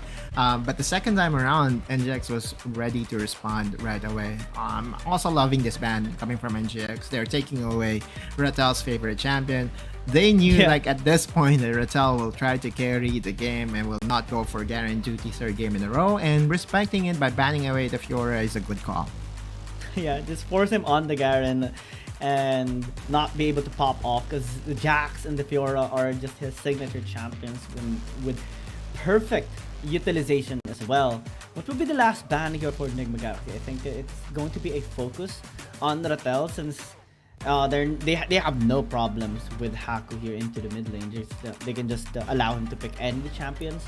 Meanwhile, KT.RY is recognizing that Demon Knight might actually want to secure another Ziggs, in which he secured an MVP during their match against Burrito United Esports. Ooh, now Roller.Y is going to snag away the Kaisa of Aaron. Not going to let him play the champion 3 times in a row. But Aaron is so much prepared and will bring out the assassin. This is what we were waiting for. This is an opportunity. This is a play that KT.RY had the perfect opportunity to do had it been that Zero was the one playing. But because it's Haku, they are being forced to play double marksman composition right now. Nigma Galaxy will be rounding up their draft with an AP carry in the bot lane, a utility champion in the Karma. And so this is going to be very interesting, because if you are to ask me, like the amount of times that we see Karma be relevant is whenever the Karma is further augmenting a hyper carry jungler, and Kha'Zix is not really a hyper carry, right? Like it's a cleanup champion. So it's going to be. I'm just curious to see as to how Nigma Galaxy will be using this trap, because if you were to ask me, I believe I think Lux is an even better option than the Karma. I mean, maybe they want to use it on Ascended Embrace as a disengage tool for team fights to force KT.RY to slow down and just be hesitating to proceed on the team fight. Looks like it's also going to be Ratel on the Ornn for top lane to battle against Hyde. In your experience as a Renekton main, I want to know your thoughts on this. You won't be able to kill the Ornn. I mean, if ever that the Ornn dies 1v1 against the Renekton, it's the Ornn's fault. Because the only thing that you have to do as the Ornn is to clear the wave immediately. And if you're the Renekton, if you ever die against the Ornn 1v1, it's also your fault. Because you have a slice and dice to really make sure that you won't get bumped and you won't get knocked up. Because that's the only way an Ornn can win the lane against a Renekton. By the time that that his items are online, and once the crowd control hits the Renekton, there is an opportunity for the Ornn to punish. But make no mistake, right? This is a winnable lane for the Renekton for sure. That is it. Perfect establishment for the Baron lane situation here between Hyde and Ratel. Because one of our concerns on Ratel, right, is that he's not given an opportunity to use his carry champions anymore. He's forced to have this, weak side lane all the time. And Nigma Galaxy, I mean, even if this is like the weak side lane, it looks very strong as always. Very stable, very potent as well to secure solo kills. This Zed for Aaron is going to be so deadly for Luna. Just one poke, he's down. That win condition by NGX, daring KT.RY to go double marksman and get easily counter-picked by an assassin by Aaron. He has to be careful though. He's playing with fire right now, but he really wants to secure that minion. A flash for a flash. Nothing to be had for both squads. I mean, well, during the drafting phase, right? It's like Nigma Galaxy. If this was chess, they're always checking KT.RY every time they respond with a pick. Right now, they're playing very proactively. This is very respectable for KT.RY. Also, the invade is looking very nice by Doe. He needs to be extra careful because Joshi is going to be here. The rest of the squad of KT is actually responding pretty well. Catching now with a grand entrance as Joshi looks to flee. Burning to death. Hyde looks to flank, and that's going to be a kill onto the mid laner. So bad here for KT.RY. They managed to punish him. Hyde was able to recognize that it was a flashless Luna and immediately goes for the pounce. Again, the burst potential of a level 3 Renekton, especially on Kraken Slayer, is quite surprisingly high. And that is the reason why NGX was able to snag away the first blood. Who got the blue buff? Were you able to catch? Well, we'll see in the replay as to who got the blue buff. I believe it was KT.RY that was able to get it. But yeah, you may be able to snag away the buff. But the more important objective, which is the first blood pool, heading over to Hyde is just going to accelerate this guy. He doesn't have Demolish though. That's one thing I know. Oh, a dive? Oh, yeah, 3-man dive against the Ornn can be quite challenging, but Draw is able to soak so much damage. Oh no, he was able to still reset. Triumph is helping him. Oh my lord! 3 kills! Solo kills by Rattel! What just happened? The biggest blunder of them all, NGX did not respect the tankiness of an Ornn and just got easily punished by the god himself. Some tuning has to be made on this champion, right? Like, at the end of the day, I don't see any other champion being able to survive that 3-man dive, and there is no ultimate for Hyde, Joshi, and company. And again, that knockup, it lasts a long time. Oh man. Rattel also quick to his feet, was able to flash into the honey fruit and a triple kill for the Ornn. Well, Ornn with a lot of items is also going to be very scary because this is a champion that can surprisingly deal a lot of damage. So KT.RY was able to find an avenue to win out game number 3 through the top side.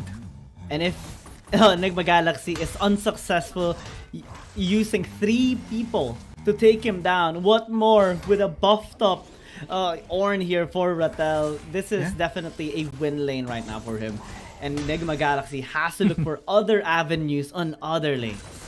Yeah, as long as Hyde does not have the Blade of the Ruling King, I don't think he could put a dent onto the Ornn, and so he's here to just wave fear. Yeah, Nomel is here as well, ready for the quickest into the grand entrance. Perfect synergy as well. No escape, no room for escape here for both the Renekton and the Nautilus. Easy 2 kills for Rattel. A carry Ornn performance by legendary Baron laner from Korea, Rattel, again just showing his chops right now, 4-0-1. And is just helping out KT.RY own up the top side. Just see, this is the second blue buff in a row that got snagged away by KT.RY. Let's look into that replay once again. They just have no chance at all, right? Like, believe it or not, I believe that the knockup coming from the Ornn is like the longest one in the game right now. It's almost similar to the unstoppable force of the Malphite. The amount of duration that you get knocked up by the Ornn is almost equivalent to an ultimate of a Malphite. It just goes to show that this champion needs some tuning, if I'm, in my opinion.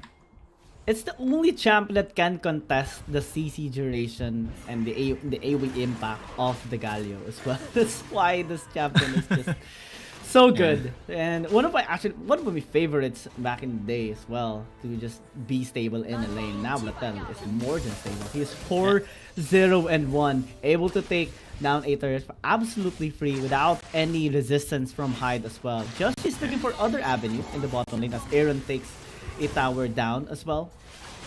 This is the best NGX can do, right? Like to go for trades, and NGX will be able to at least get the tower in the bot lane. But just because that KT.RY was able to get the tower on the top side without even having to use the Rift Herald means that they can use it here in the mid lane and go for the 2-4-2 special. The 2-4-2 special is indeed going to happen, and this second tier mid tower is down to 3-2-2 health. Oh man, Transcendent Embrace just to try and prevent the push from happening. 56 HP is left on the tower. Still is standing strong. KT.RY slowly but surely accelerating their scaling as well. Again, this is a double marksman lineup. If you give any gold towards them, they're going to fully utilize it till the late game. And this lineup of Nigma Galaxy has really good potential, yes, into the back line, but it's also a draft that falls off into the late game. And as long as Ratel and Do and Nomel is gonna protect the back line, they have nothing to be afraid about. Yeah, it may look like that NGX is still not too far behind, with only 3K separating the two teams. But with the way things are going, with the double marksman composition that KT.RY is employing right now, we all know this as a fact. If KT.RY ever gets a lead in the early game, they won't surrender it, right? That easily. They're one of the best teams that can snowball a small lead into a very big lead come late game, right? And that just goes to show that their macro is centered around disciplined approach, and that's a KR special for you, right? Every single time that we see a KR team, it's almost always that their macro will dissuade them to go for aggressive plays. I'm going to call up the Forge God just to clear out the way. This is something that we have talked about. Provide stability, negate the pressure that Nigma Galaxy always is posing onto them. And that creates other avenues for KT.RY. Look at them just freely taking a tower in the bot lane because they know there's like 4 people on top lane and no results from Nigma Galaxy just yet. I mean, Ratel and Nomel can just do the knock-up combo over and over again. They were able to defend the tower on the top lane, and Ratel is still pretty much healthy. There's no need for him to go back to the base. He can just craft items left and right. Again, with the tempo that KT.RY is enjoying right now, it will just be a lot harder for NGX to penetrate through and force a 3-0 lead. Like, looking at this position for KT.RY, they are in prime position to not just fight and just wait for the objectives, because every single time that the objectives comes up and they are able to force a fight with Call of the Forge God on their side, it's just going to be easy for KT.RY to execute their draft. This is right now the perfect opportunity for KT.RY to be aggressive. Aaron is taking too much. Tries to use the death mark but will not be able to escape at all. There's like 4 AoE crowd control from just Ratel and Nomel. Ratel is saying, who's the assassin now, brother? Like, at this point, who is going to kill this Orin? That's also a worry I have, because they don't have a marksman. Karma doesn't have enough damage. Just Chi, maybe if Orin is isolated, but it takes like 5 Taste of Years to even put a dent to the health bars of Ratel. And if you give enough time to the other members of KT.RY, it's just so easy for them to clean house, right? Like, I hate to say it, but if there won't be any miraculous team fight for NGX, it does feel like that this is a go next angle, and this is a good game overall by KT.RY. Just saying that, hey, you know what? We can also play the Orin, albeit differently, because it's being played on the top side. It still is very much effective. And this time, there's no counterplay towards this lineup of KT.RY. Aside from the supposed assassin lineup that they have to threaten the backline, lots of late game scaling as well, since both Haku and Luna picked up the man immune for late game scaling. And right now, there's absolutely no chance for Nigma Galaxy to even attempt to steal this dragon. They just tries to get something into the top lane, maybe a tower takedown, but that calls KT to just engage again. Oh man, Justy's not having the best of his time right now, despite this Kha'Zix being his favorite, one of his favorites.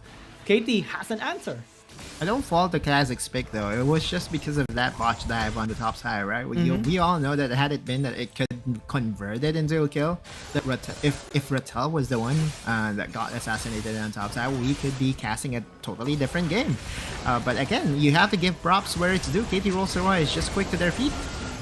No escape for sure by the Karma, and right now free hit for Luna and Haku as well, able to take so much damage towards Nigma Galaxy. Cultivars are going to be used to draw, and absolutely no escape. Once you get knocked up in the air, there's no coming down. Yeah, like it has to be tuned. I'm calling it now. It's one of the longest knockups in the game, and again, Ratel just showcasing that, hey, you know what? As an Orin, you have 100% uptime. Doesn't matter if you don't have the Warmog Summer, all you really have to do is to eat some fruits, especially that this is the ocean map, and where there will be abundance of honey fruits to eat, and will just give Mel more opportunity to heal up. And so we're just waiting for formalities here, right? Yeah. I hate to say it, but NGX is definitely not going to win this one out easily. I mean, it takes a miracle, a big one, in order for them to at least even out. And even if they even the gold, it doesn't matter, right? Because the scaling is on the side of KT.RY. Yeah. It takes a miracle, maybe even a big mistake by KT.RY just for Enigma Galaxy to win. Maybe even a ban Elder Dragon blunder here for KT.RY. That's how deep the hole is right now for Enigma Galaxy. Aaron trying to escape is going to be a fancy feat, but right now, Kaku can just easily chase him out. The rest of the members of KT as well is trying to squeeze themselves onto Aaron, as it's gonna be Numel that takes the kill. Wait, unstoppable? Numel has a lot of kills. Like 5 kills if I'm not mistaken. And that has showcased one thing, right? This Rakan pickup in Numel has also been a very good addition to KT.RY squad. There you go. I was right. 5-0 into Rakan. Same record as Ratel. So the 5-0 to Bros is quite online now for KT.RY.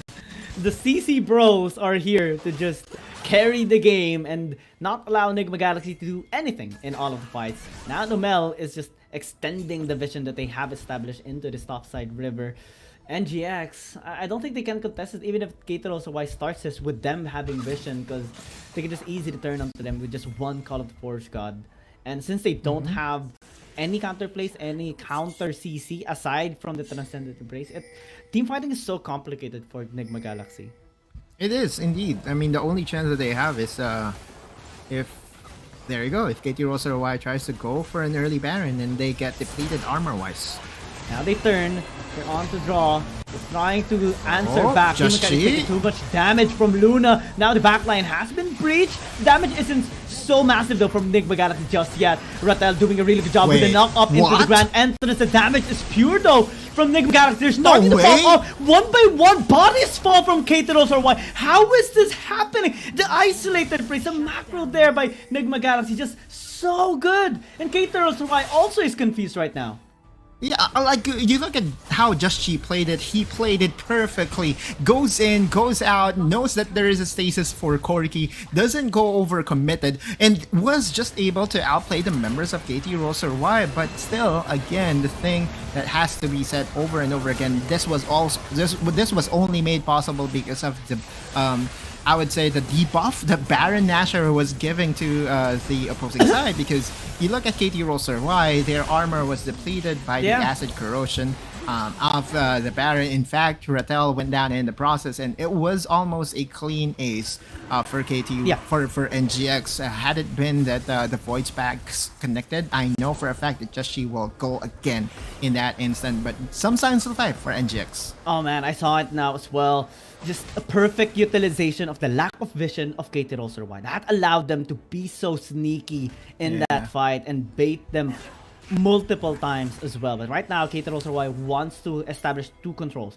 Mid lane prio and also this dragon priority right now, in which Enigma Galaxy is responding with a bot side push. Might be forced to go back into the base though. It's KT. They're saying, okay, you're gonna ignore us, we'll take one tower.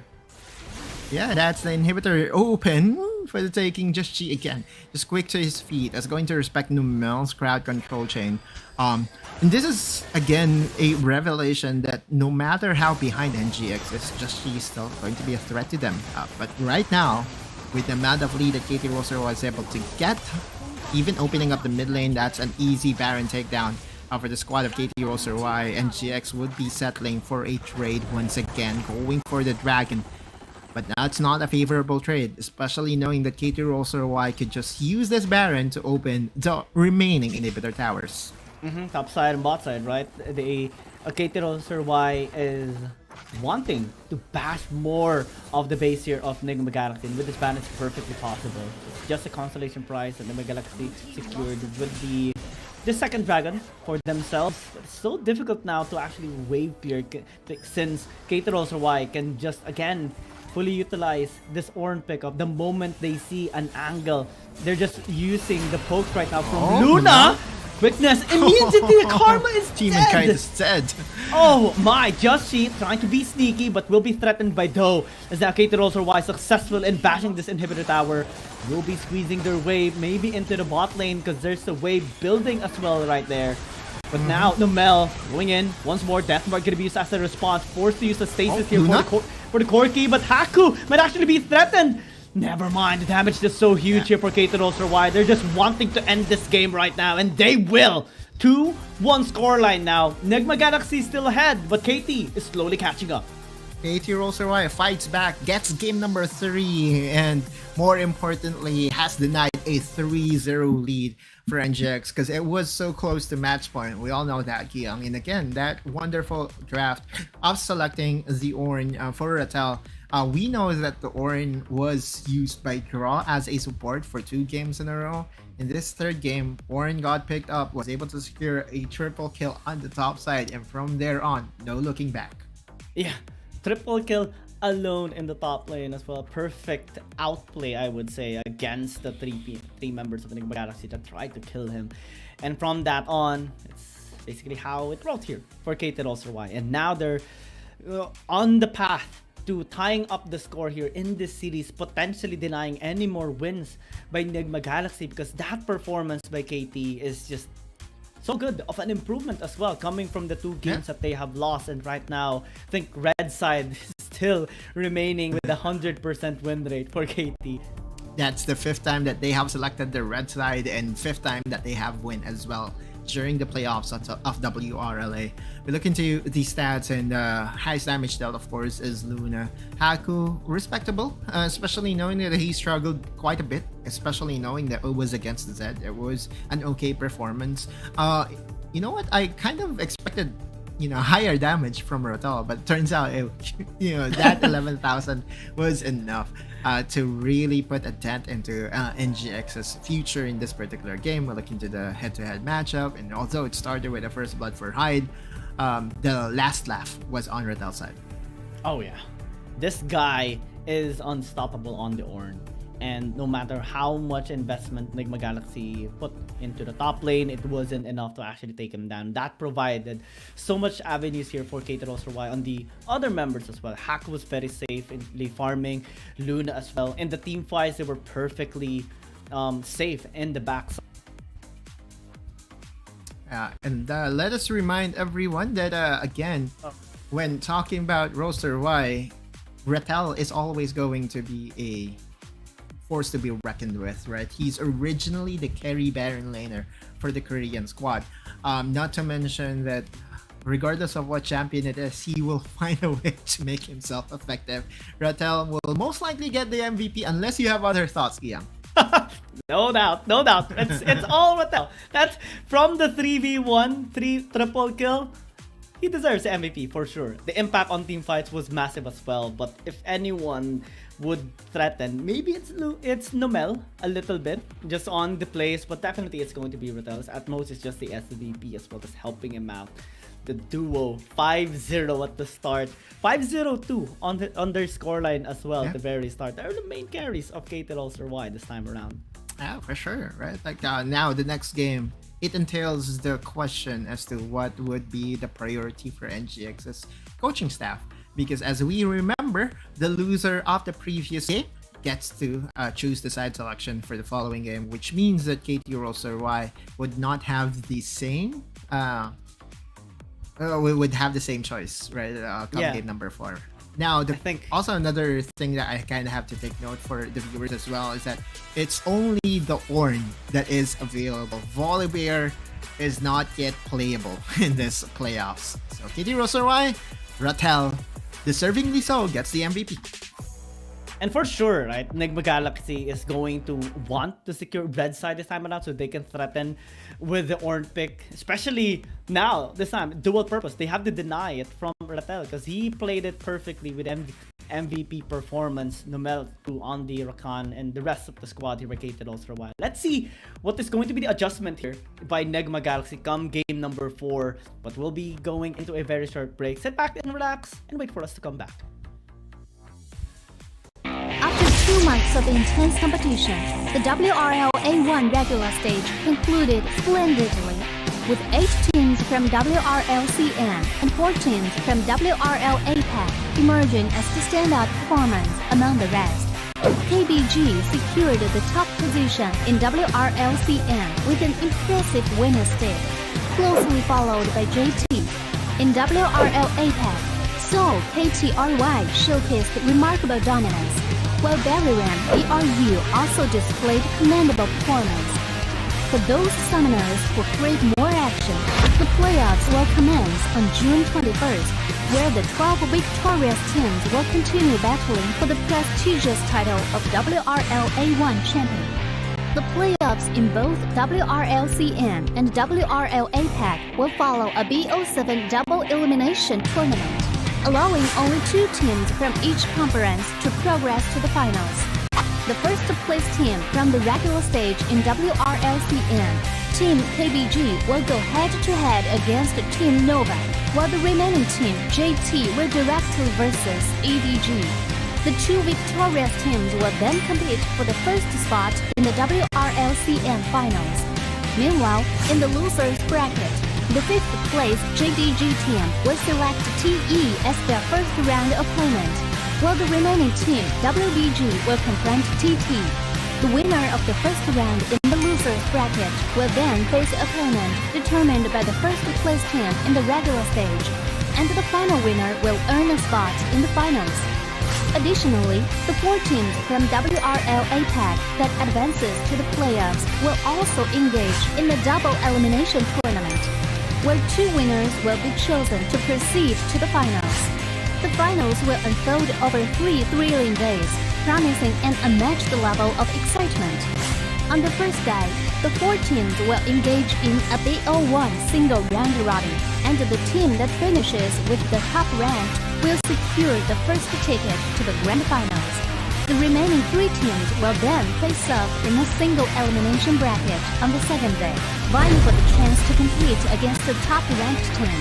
Finally, on the third day, the 2 winning teams will enter a gripping BO7 Ultimate Showdown to determine the ultimate WRL A1 champion. With all top teams fully prepared, the question remains, who will emerge victorious and claim the coveted championship glory after enduring such intense competition? Get ready for a wild ride. Let's eagerly anticipate the thrilling spectacle together. Dear Summoners, welcome to the Wild Rift League Asia 1! With the new season comes a fresh upgrade to our Spectator UI, designed to provide everyone with a better viewing experience. First thing is about the original UI information at the top bar. We make it into a functioning ring design in the upper left corner. The ring not only includes basic information such as team names, match duration, kills, towers, but also displays the goal difference through the red and blue rings. What is a great game without the competition for map resources?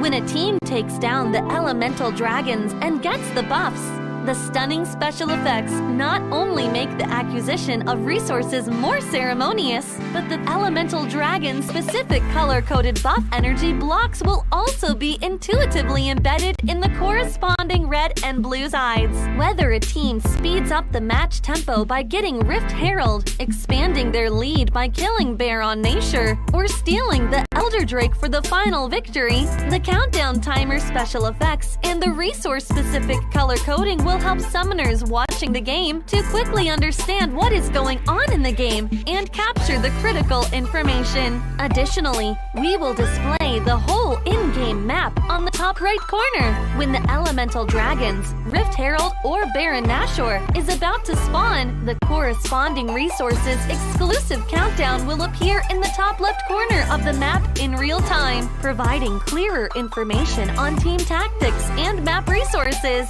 The new UI will introduce 4 panel modes: the landing phase mode, pre-team flight mode, team fight mode, and post-team fight mode, a combination of 4 refined panel modes to ensure that the most important real-time data in the game is presented more intuitively and comprehensively than ever before. In the landing phase mode, in addition to the real-time images of the players, champion selections, summoner spells, and champion experience, we will also supplement real-time gold, KDA, and items during the landing phase. Meanwhile, team stats history will also be displayed based on the progress of the game, allowing summoners watching the game to stay informed of the comprehensive information in real time. In pre-team fight mode, we refine and integrate the information on the gold difference between the matchup to help summoners keep track of the player's items builds in real time through the items column. This makes the state of both teams clearer before the team fight.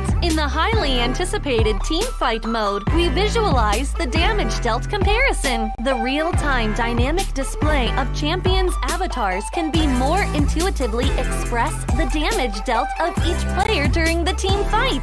The closer to the red-blue intersection, the damage is higher. We maximize the screen space for exciting team fights and gameplays. After the fierce team fight, we integrate the damage comparison of each champion to help summoners quickly understand the damage difference between the champions in each matchup during the team fight. Depending on the different game situations, there are more diverse UI combinations waiting for summoners to unlock. Our comprehensive, intuitive, and comfortable UI design aims to provide summoners with a better, more informative, and higher quality viewing experience. The exciting first season of Wild Rift League Asia is waiting for you. Summoners, we'll see you in the Rift.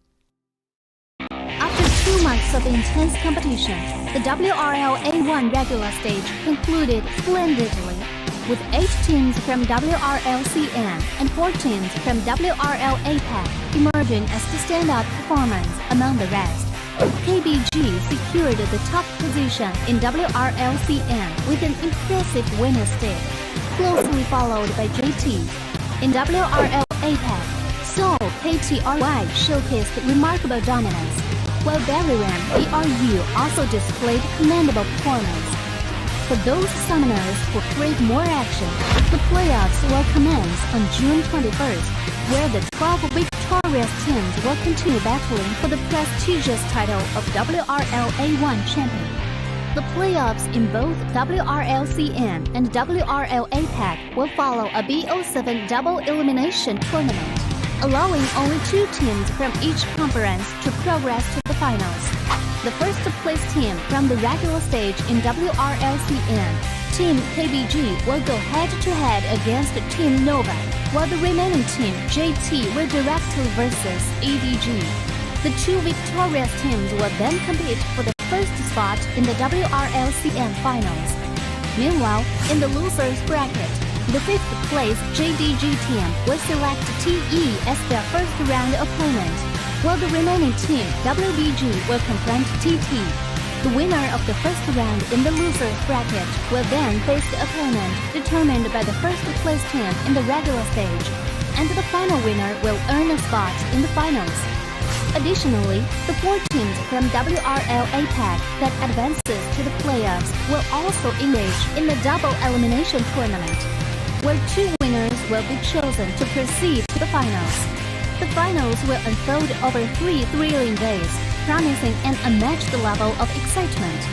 On the first day, the 4 teams will engage in a BO1 single round robin, and the team that finishes with the top rank will secure the first ticket to the grand finals.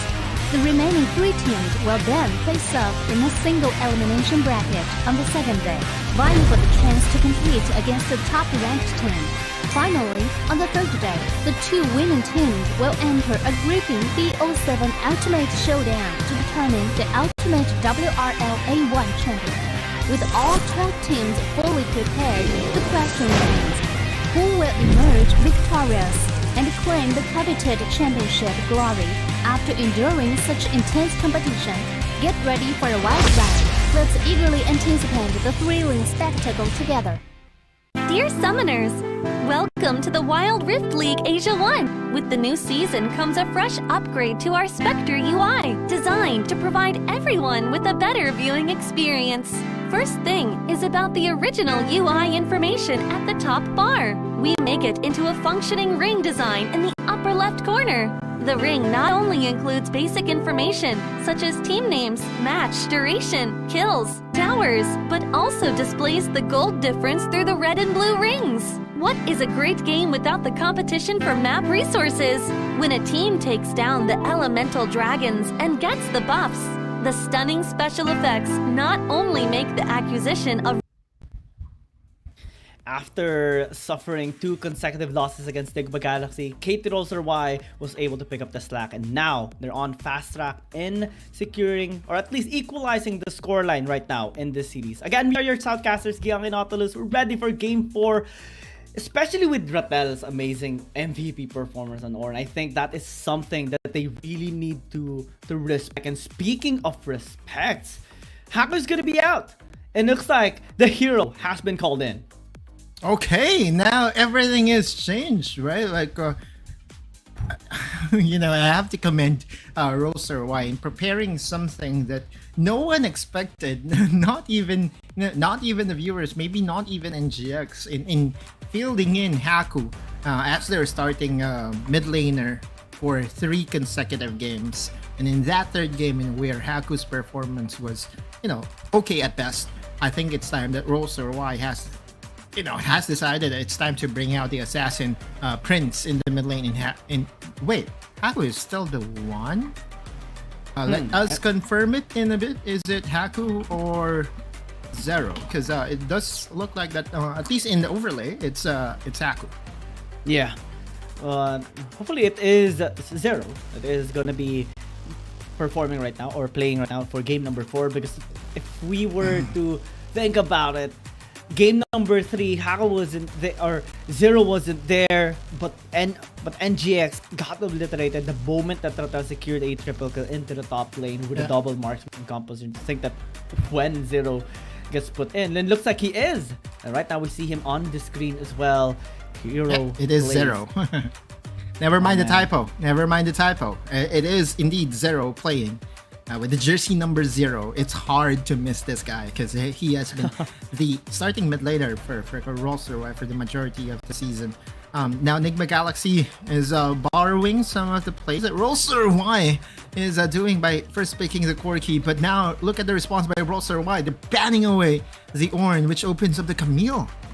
Oh yeah, Camille is something that Nigma Galaxy has been okay to battle against, though, especially when they do pick up something like a Renekton for high. So I think that is an okay response here by Nigma Galaxy. They want to secure double scaling marksmen either way. Even if the Varus isn't available, looks like they want to at least get the Galio for now to have some security in the team fight, especially with the hero's entrance. They have to deny the trio combination with Camille, Ziggs, and Galio. Yeah, for sure, right? Like that's the only reason why there is a heavy priority on the Galio pickup here. Because if you give the trifecta of the Camille, Ziggs, Galio on the other side, it's just so hard to survive any incoming engages. And as he said, Nigma Galaxy is saying that, hey, you know what, we can deal with the Camille by selecting the Renekton.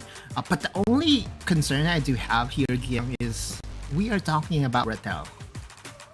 Right?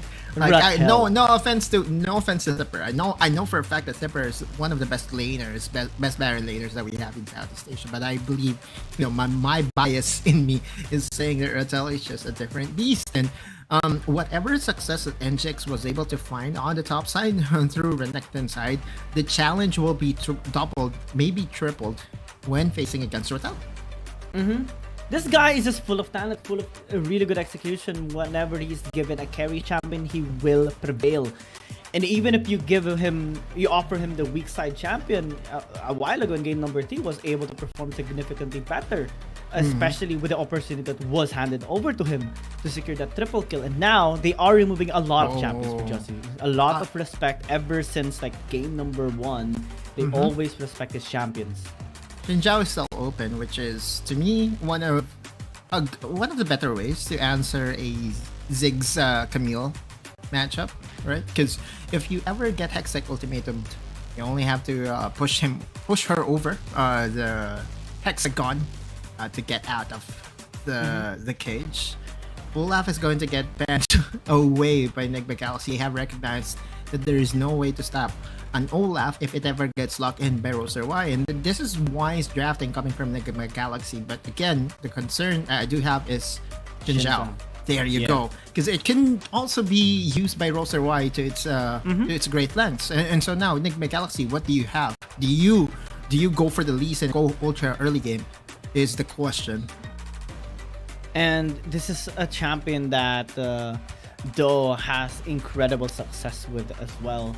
And this is a good way to isolate the members of Enigma Galaxy too. It's like the double marksman is going to be coming Enigma Galaxy's way. Nonetheless, Kaisa going to be utilized here, cost by Aaron still, as Demon Kite can just use the Corki and he's very, very fond of it. But I'm still going to be very concerned about this. Since, again, Camille, the Ziggs, the Xin Zhao, a lot of threats into the backline is available for KT.RY. Yeah, for sure, right? Like, I'm just as concerned as you. Enigma Galaxy is drafting a double marksman into a Xin Zhao, into an assassin player Zero, and there you go. The reason why Zero is now part of the starting five is because they can flex into an assassin, pick up in the mid lane, and could threaten Aaron on the Kaisa. We all know that if ever the Aaron decides to go for the Kaisa or the Quirky, there is a potential of a 100-0 come level 5. That mark by Zero is so deadly. And so now the onus and the responsibility is on Just G. How can he catapult his team on towards the late game? Because it's all him. It's all him. He needs to deny Zero from any capability of bursting out Aaron in the early game. Same goes as amplifying the Baron lane for Hyde. A lot of things to be looked out for here by Enigma Galaxy. This is a much more evolved version of KT.RY. Definitely they are bringing the big guns here come game number 4, and they're looking pretty solid based on the draft and based on the champions looked or picked here for every player. This is their full form. Yeah, like if you are to ask me names covered, which team I prefer more, I would handily say it's definitely going to be the Camille draft by KT.RY. It's easier to execute. You have a point and click ultimate to lock down an opponent. You also have a crescent sweep, crescent guard, whatever you want to call it, to make sure that the double marksman won't have as much impact. And the assassin play by Zero will also come into play come mid game, come late game, because again, as a marksman, your arch nemesis is the Zed, right? Like every single time we see an assassin, it's the sudden team fight, but the Shield of the Run actually has a better impact. 3-man, 4-man CC. Zero has to flee. First blood by Enigma Galaxy.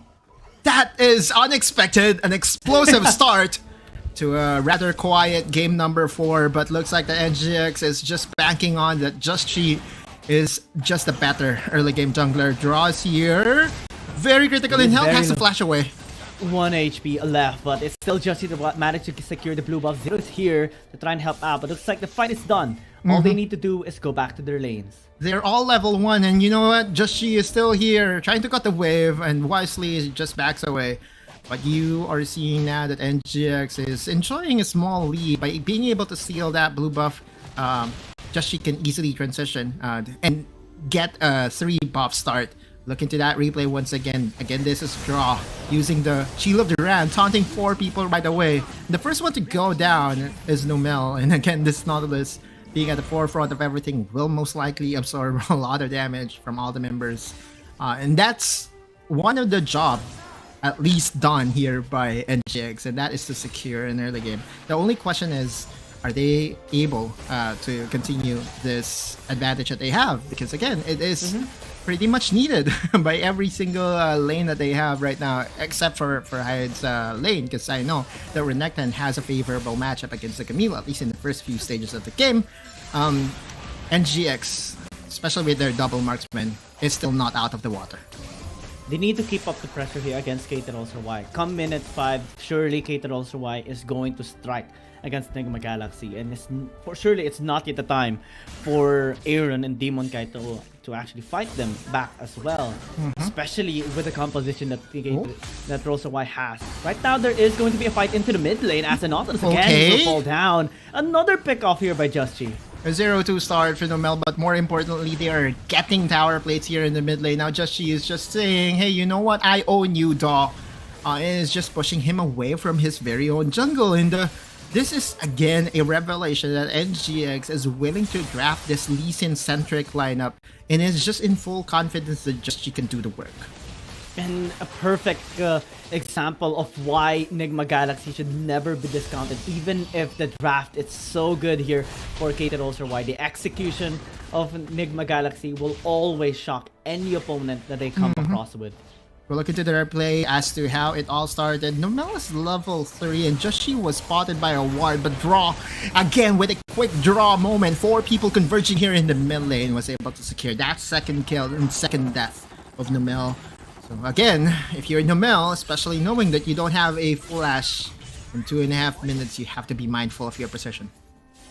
Oh man, draw on the quick draw moments, so flashy as well, allowing Enigma Galaxy to get some leverage in terms of gold. It is still just 1k, but it is more funneled onto Just-Chi, which is actually good because now we can keep up the kill pressure against any member of KT.RY. He can basically win against Daw, he can win against Zero as well in a 1v1 setup, and right now they have a really good stability settling something here in the bot side river.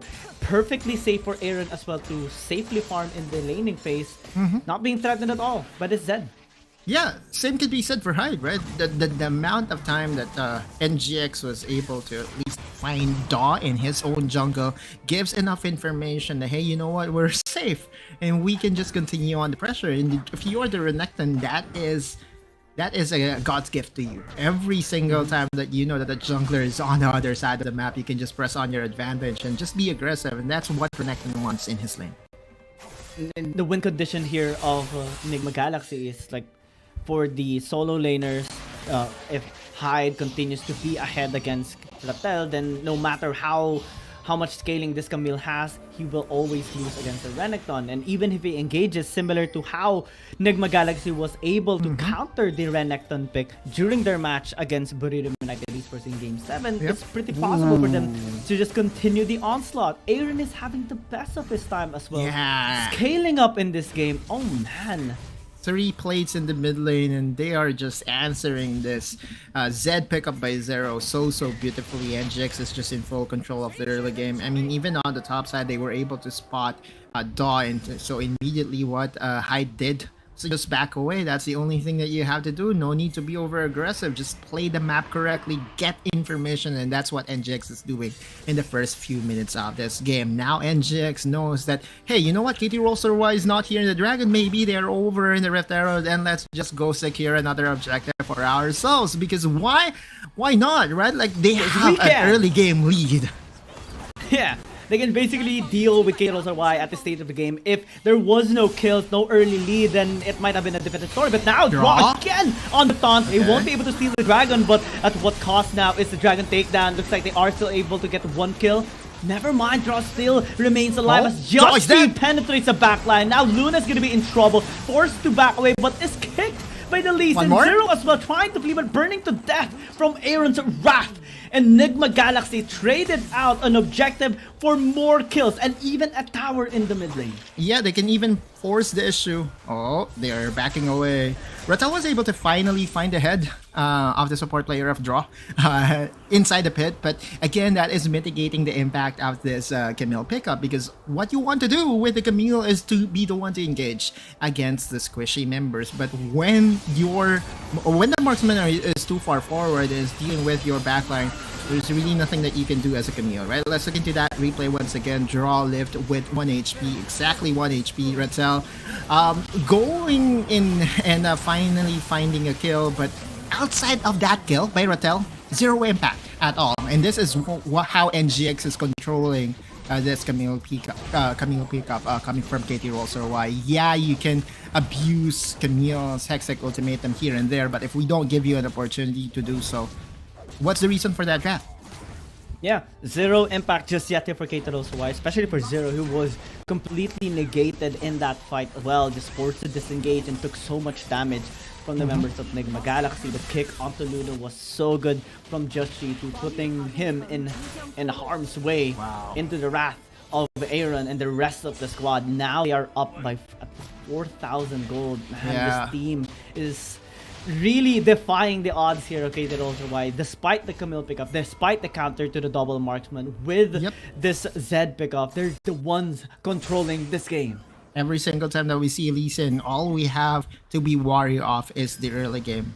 And NGX is proving time and time again that if you give them an opportunity to play this Lee Sin trap, they will play it beautifully. Oh, on the top side though, no chance for Hyde. Yeah, they want to answer back, but looks like they're going to be regretting their decision. That's going to lead to 2 kills by KT.RY. Now they don't have a front line. Joshi will kick Nomel. Will actually go in? I don't think that's going to be a good idea. That's just 2 kills by KT. Yeah, and now they're watering. Oh, the burns! NGX is still not done. They still want to pursue. I don't think this is a good idea, but Aaron is here. Killer's Instinct is available. Wait. Luna? Almost dead. Almost. But Zero is going to be able to take a tower into the mid lane, though. That is a bigger margin of error here on Nigma Galaxy's side, because they weren't able to secure anything here in top. Positive for the side of KT.RY, that is side too far forward and engage by KT.RY members can easily destroy a Croc at this point in time.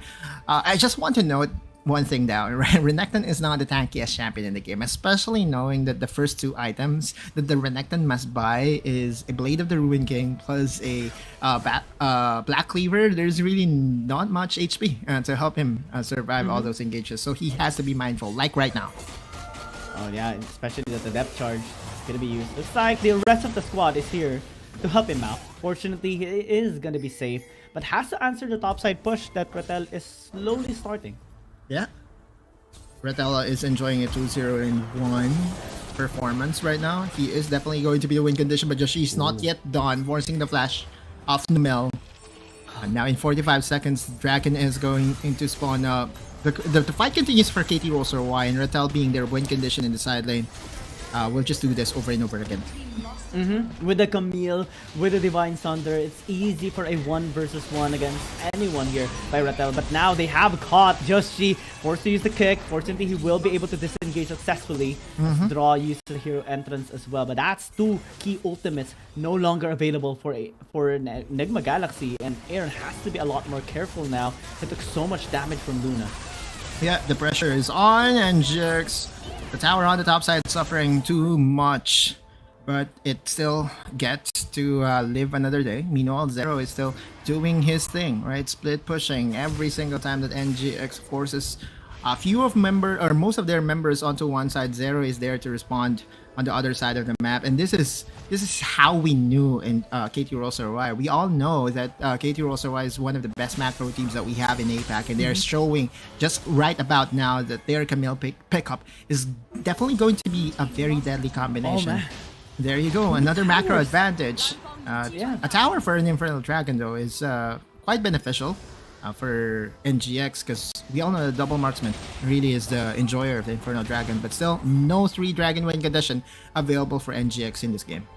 The only good thing that will happen here to Nigma Galaxy, if ever, if they secure the double dragons, because the next one is going to be a mountain dragon. They definitely need every bit of resistance to be enabled on this team, because later on Luna is also going to be able to deal massive amount of damage. Right now he has the Ludens and the Death Cap. 1 Mega Inferno Bomb is going to force both Aaron and Demon Kite to flee. That's the benefit here of the Ziggs champion in this game, and we're not even seeing Rattel just yet on a massive team fight, aside from a while ago that he secured the kill onto Draw. So right now KT is not yet showing their true strength. Yep, for sure. Like every single time that we see a Ziggs, wait, I thought Aaron is going to check the dead push, but Draw is going to be the one. A little bit tankier. Good read coming from NGX, not catching bait in that trap that is being laid out by KT.RY. The fight continues. In 20 seconds, there will be a Baron that will spawn up. I don't think both the teams would want to flip it, especially right now that it's anyone's game.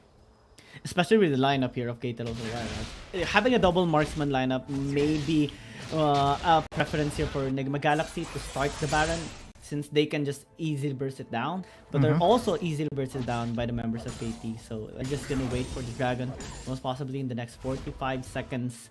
As they're waiting for Hyde as well to pop off, because right now his responsibility is to deal with Rattel, but with the Hull Breaker it's going to be extra challenging, because every minute that you allow this Camille to be alone in a lane, a tower is gonna fall down. He's definitely going to be the win condition here by KT.RY. Like Hyde is trying to control the damage by going for a Bramble Vest, which means that he will at least try to trade out against the Camille. But the longer this game goes, the weaker the Renekton becomes. We all know that on the side lane, right? But if NGX will be able to at least force a team fight here in the Baron, or maybe in the third Dragon, there is still an opportunity for NGX to win this. There's a 4.1k goal lead that NGX is enjoying right now. One would say that is it really a lead for NGX, because the way KT.RY is playing this, it's as if the lead is 0, right? Like, very good plays coming from KT.RY. I mean, it's like KT is the one that has the goal lead right now, because NGX is avoiding fights, avoiding any skirmish against them. It's just trying to answer back the way that they are getting. But right now, drawing might actually be trouble. Joshi is trying to position himself perfectly for a kick, but it's not now the time to disengage. They're taking too much damage. Joshi as well will fall down. Aaron has got caught, forced to use the stasis, but I don't think he's going to be able to escape. The tactical sweep gets him. Demon Knight flashes away, but no more members to stop the Baron takedown of KT. Yeah, 3 kills to 0, and this is the power of the Camille. Immediately recognizing that they have the numbers advantage, going in and assassinating one of the prime member of NGX, with Hyde being so far away. Hyde trying to go for the desperation play. He gets a kill. Forces Luna to flash away. They will get the kill at the very least, but Hyde buying so much time. Crescent sweep used by Doe.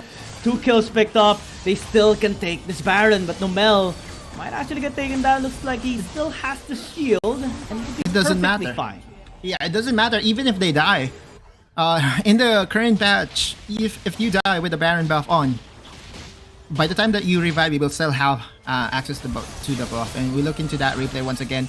A very good play coming from the Mel, using his depth charge over the wall. And again, this is KT.RY's macro. They recognize immediately these guys are not prepared to fight. We have the numbers advantage.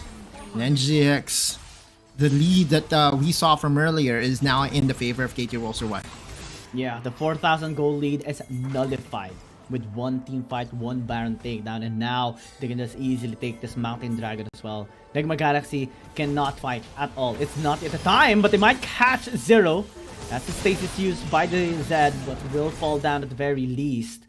Still not enough to turn the tides around. Still not enough to stop the Mountain Dragon takedown of KT. Consolation prize indeed, but the trade for the Mountain Dragon gives enough resistances for KT.RY. Bruisers, fighters, to at least last a few more seconds. Hyde again, trying to get ahead of Luna. Okay, flash. Alright, that's good information. Looks like Draw still wants to go in. Dom might get caught, but still has the Crescent Guard to sweep them away. Enigma Galaxy will have better position this time around to work around at least on all 3 lanes. They have a way into the top lane that might need some attention from Rattel, but is stuck in mid for now. Answering back, Enigma Galaxy is just trying to extend their limits. What a game. Just now we saw NGX control the Baron beautifully, and look, the Baron has already expired. KT.RY was not even able to do a thing with it, right? With the pickup against 0 in the mid lane, yeah, they were able to get a Dragon, but oftentimes, whenever we see a Baron secured by a pro team, it results into an inhibitor tower getting open. But at least in this game, NGX is denying that fact, and it's extending this game into the late game, in where the double marksman well, just a little bit more relevant, right? But the only concern that NGX has to deal with right now is that the longer this game goes, the mismatch, the Baron side of things will definitely be there. Numel getting caught by the Dragon's Rage. Draw as well, trying to catch 3 members, but they might actually be in trouble. They're going too deep. Hyde is gonna go in. That's a death mark use onto Demon Kite, not just she. So now he's perfectly healthy still. Able to kite away. That is the killer instinct. Landing also the Void Seeker there. Aaron is a god, but he might need to back away. The damage is pure from KT.RY. Aaron is trying to help out. That's the damage coming in from Doe, but will not be enough as a double marksman will still prevail. A 3-for-3. Aaron really played that very well, landing that Void Seeker to get that reset on, using the stasis at the perfect opportunity. It started so grim for NGX. Hyde was still far away when that engage happened, but it did not matter. At the end of the day, it's a 3-for-3. Let's look into that replay. Just she went in to engage against the Mel. Immediately he responded with a flash, and Draw following through his engage is actually a good idea, because we know that Luna does not have flash, but he's so safe in the backline. There's really no one that got their access to Luna, and a Ziggs that goes untouched will be able to dish a lot of damage. Still, very well played by both squads. Luna untouched at all. The only problem that they had is that he didn't have any mana anymore, and that's why they called it off and just backed away. But Enigma Galaxy still posing a good threat against KT.RY. This Elder Dragon is going to determine it all. Because right now we see a 2,000 gold lead. Right now we see KT.RY, despite the 2,000 gold, to still be in control. But if Enigma Galaxy, through Joshi, can steal this Elder, they can just turn the tides around. For sure, and then one of the ways in order for you to secure this 50-50s is to use your Dragon's Rage to kick the jungler of the opposing side. Oh, might actually be in trouble. Needs to back away. Draw is down. That's a big damage coming in from KT.RY. Ultimate onto the back line as well. Mega Inferno Bomb dealing nukes of damage, but so does Aaron. They managed to secure at least 1 kill. And the other members of KT are very low. Luna almost getting caught there by the Sonic Wave. They have denied the Elder once more. Yep, the AP guys is doing work. They know that they cannot force their issue onto the Elder Dragon right away, but the death timers are too long, especially at this point in the game. We all know that with the death timers... that's not just she getting engaged on. Yeah, they don't have vision though on this red side jungle of Joshi. Only that 1 ward on the red pit. Right now, Joshi is very low. They need to reset. They need to heal up Joshi, but they have no ways to do that right now. Yeah, there's no vision inside the pit, and so Joshi is just trying to get the attention of the Elder Dragon, trying to reset it as fast as he can. Joshi will be able to detect Daw on that vision ward. The vision ward in that particular bush is saving lives right now. NGX was able to slow things down, and no Elder Dragon secured as of yet. All members are now revived. So the Dragon Dance continues.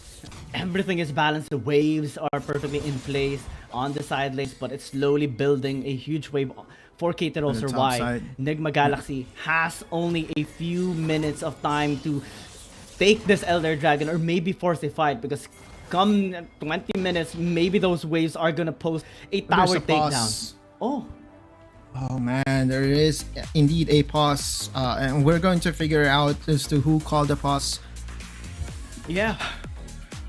Can you do a quick heart rate check right now, Gian? Because I know for a fact that I've been I've been on the edge of my seat for quite some time now. This is the closest game that both these teams have had. Right? Any mistake could determine the result of this game number 4, and this could easily catapult whoever is going to win the series. Because if you are a fan of KT.RY, KT.RY wins this, it's going to end up to square one, or back to square one, and we're down to a best of 3. But if you are NGX, if you get to secure this, that's match point for you. And if KT wins this, then that means it's still 100% win rate for red side. and its influence in this series as well. Nigma Galaxy, both the games that they have secured, they were on the red side as well. But right now, they're looking pretty good. Late game scaling is very scary still on this double marksman lineup. And I think through Joshi, through Draw, they can take down KT.RY. The only thing they need to do right now, especially before the pause was initiated, is to answer the two huge waves on top lane and bot lane. Precisely, right? On the top side, there's like a huge wave, and if Draw does not, sorry, if Hyde does not have any teleport to assist the team, it's an easy go time, right? For the members of KT.RY. It also adds to the tension that there is a Baron that can be traded out for the Elder Dragon. But if you were to ask me which buff I prefer, of course, Elder Dragon, right? Like, especially with the nerfs that the Baron buff has incurred in the current patch. Elder buff is definitely going to be the go-to for all pro teams, for all ranked game teams out there right now. So yeah, it's not even a debate right now. The pause has now been finally resolved, and we're going to get back into the game real quick. Hold your horses, everybody. Oh man, if you haven't shared the stream yet, now is the perfect opportunity to do so. Share it to your group chats, share it on your socials, because this has been an intense best of 7 series between KT.RY and NGX. Tell your friends that this is definitely the series to watch right now, as Nigma Galaxy is going to be answering the wave into the top lane. Bottom lane hasn't been cleared yet, but they do have a tower to soak up the damage at the very least. KT starting the dragon right now, looking pretty scary. There is a teleport for Hyde, indeed, and that is the way to answer this massive wave that is brewing up on the top side. There is a ward inside, and you look at Zero, he has a perfect flank opportunity. Oh, Crescent Sweep, Zero as well, access to Joshi, might actually be able to take him down, forced to use the space. Zero is here to take Zero down, and now KT.RY needs to flee. They lost their mid laner, but they lost the jungler as well to the Mega Inferno Bomb of Luna. Yep. But the Void Seekers are starting to be problematic to the side of KT.RY. Every time that it hits a champion, resets will happen every single time. No jungler for NGX. I'm not sure this is a perfect opportunity for them to rush this Elder Dragon. I don't think this is a good idea. I don't think so as well, but they're going to be trying. They want to bait them in. Nomel is going to be the target. Uses perfectly the CC, and also Aaron, though, is still able to free hit through the Crescent Sweep. And now Daw's going to going in. Tries to go with the CC chain. Nomel as well helping him out. But Aaron, being too deep, will get caught. The Xin Zhao effect, every single time that the Crescent Sweep is on, it's so hard to hit as a marksman. And Domi have just won the game for KT.RY by putting up the answer against Aaron. Aaron is on the Death Chamber. But NGX... oh man, it started so well for them. They were able to get ahead of Zero, but immediately got responded with Joshi dying. It was indeed Hyde with a heroic play of flashing it with the enraged Ruthless Predator, but the fight continues here. Gyeong, the Elder Dragon, all for the marbles. Joshi can still steal this. There is still a chance, but they need to settle vision first. They need to establish vision in this Dragon Pit. 8,000 HP left on this Elder Dragon. Ratel has a big responsibility this time on the flank. Demon Kite is very vulnerable. He will take some damage, forced to use the package away. But right now, Hyde might actually get taken down. The crop is down, but so does other members here of KT.RY, getting damaged a lot, but they managed to take down 3 members of Nigma Galaxy. Up to Demon Kite and Aaron. Now up to only Aaron. One simple way now by KT.RY. They only need to do one thing: push top. For sure, and now with Renekton not having access to the stasis, it was an easy execute for Luna. Luna goes untouched. Luna wins the game for KT.RY, and this 5-man squad has just evened the series. And KT.RY evening up the series this time, retaining the 100% win rate on red side, has now equalized the score against Nigma Galaxy. What a game! What a game! It was definitely the closest game. You know, I wouldn't be surprised if we are to look back in the result of the series and say that, hey, you know what, that game number 4 was so pivotal, and that team fight in the Elder Dragon. Again, heading over to the KT.RY's members, their clutch genes, their shot call will always be top notch. And again, Xin Zhao, man, Xinjiao. It's yeah. The crescent sweep. Aaron had the perfect opportunity and he tried to outplay the crescent sweep zone as beautifully as he could, but it's just so hard to do. You have to enter a very dangerous zone. And Aaron, had it been that he was, he had a little more damage in him, just maybe he could have taken down Daw by himself. But that Xinjiao pick was genius. It's the pick that allowed Nigma Galaxy before to win against a Camille comp. Now KT.RY adjusted and Daw perfectly utilized this champion as well. Quick adaptation as well by KT.RY. A while ago it was Zero going with a flank. He did not succeed, and that's why Rattel was put in that place instead, and he perfectly had the engage into the backline of Nigma Galaxy. Backline breached. Easy access for the rest of the squad to follow up the damage. Yeah, every time that we see Luna on the Ziggs, positive things happen for KT.RY. The only way that NGX would be able to get their access onto the backline in this game is by a well-placed kick by Just Cheat, right? And then the killer's instinct to follow through. But every single time that we see a win, a clash win or skirmish win by KT.RY, it was because Luna was just free hitting, throwing bobs left and right. APCs has not left us. Ziggs, especially in the next patch. We are still playing on patch 4.2a, by the way, for the information of everybody. But on live servers, it's already on patch 4.2b.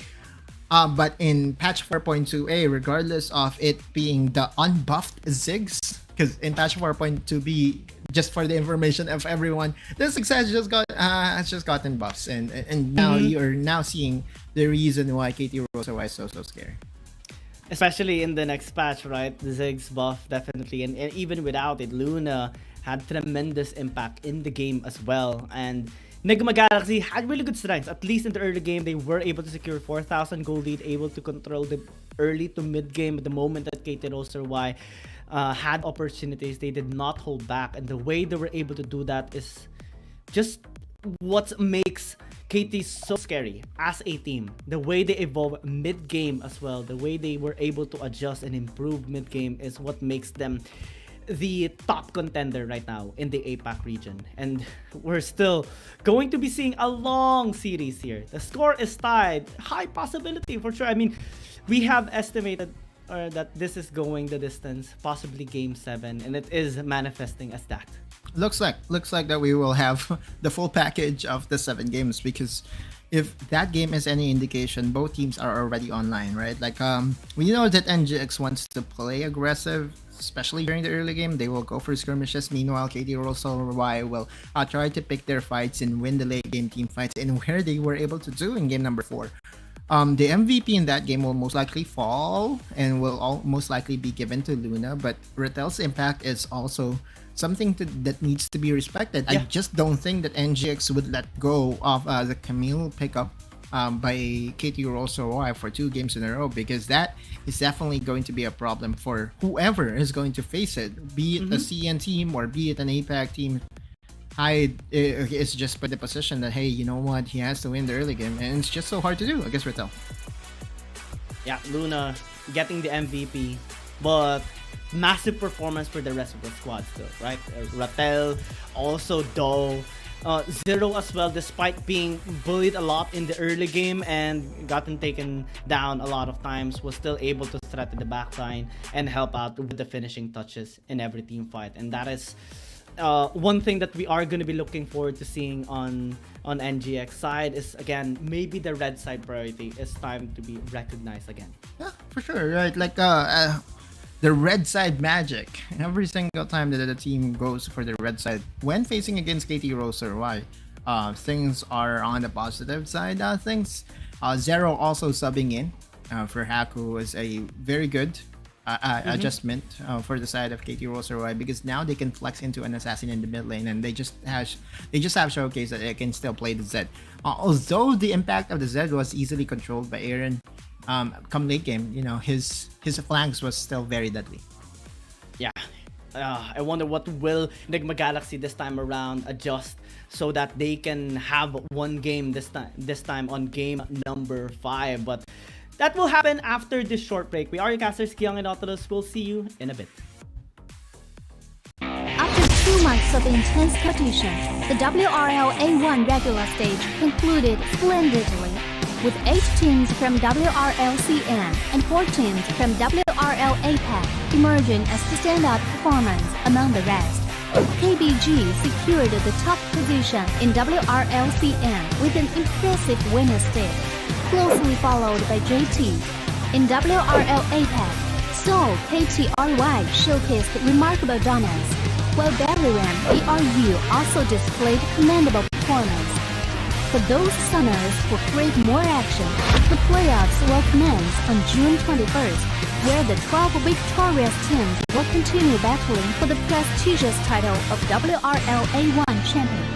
The playoffs in both WRLCN and WRL APAC will follow a BO7 double elimination tournament, allowing only 2 teams from each conference to progress to the finals.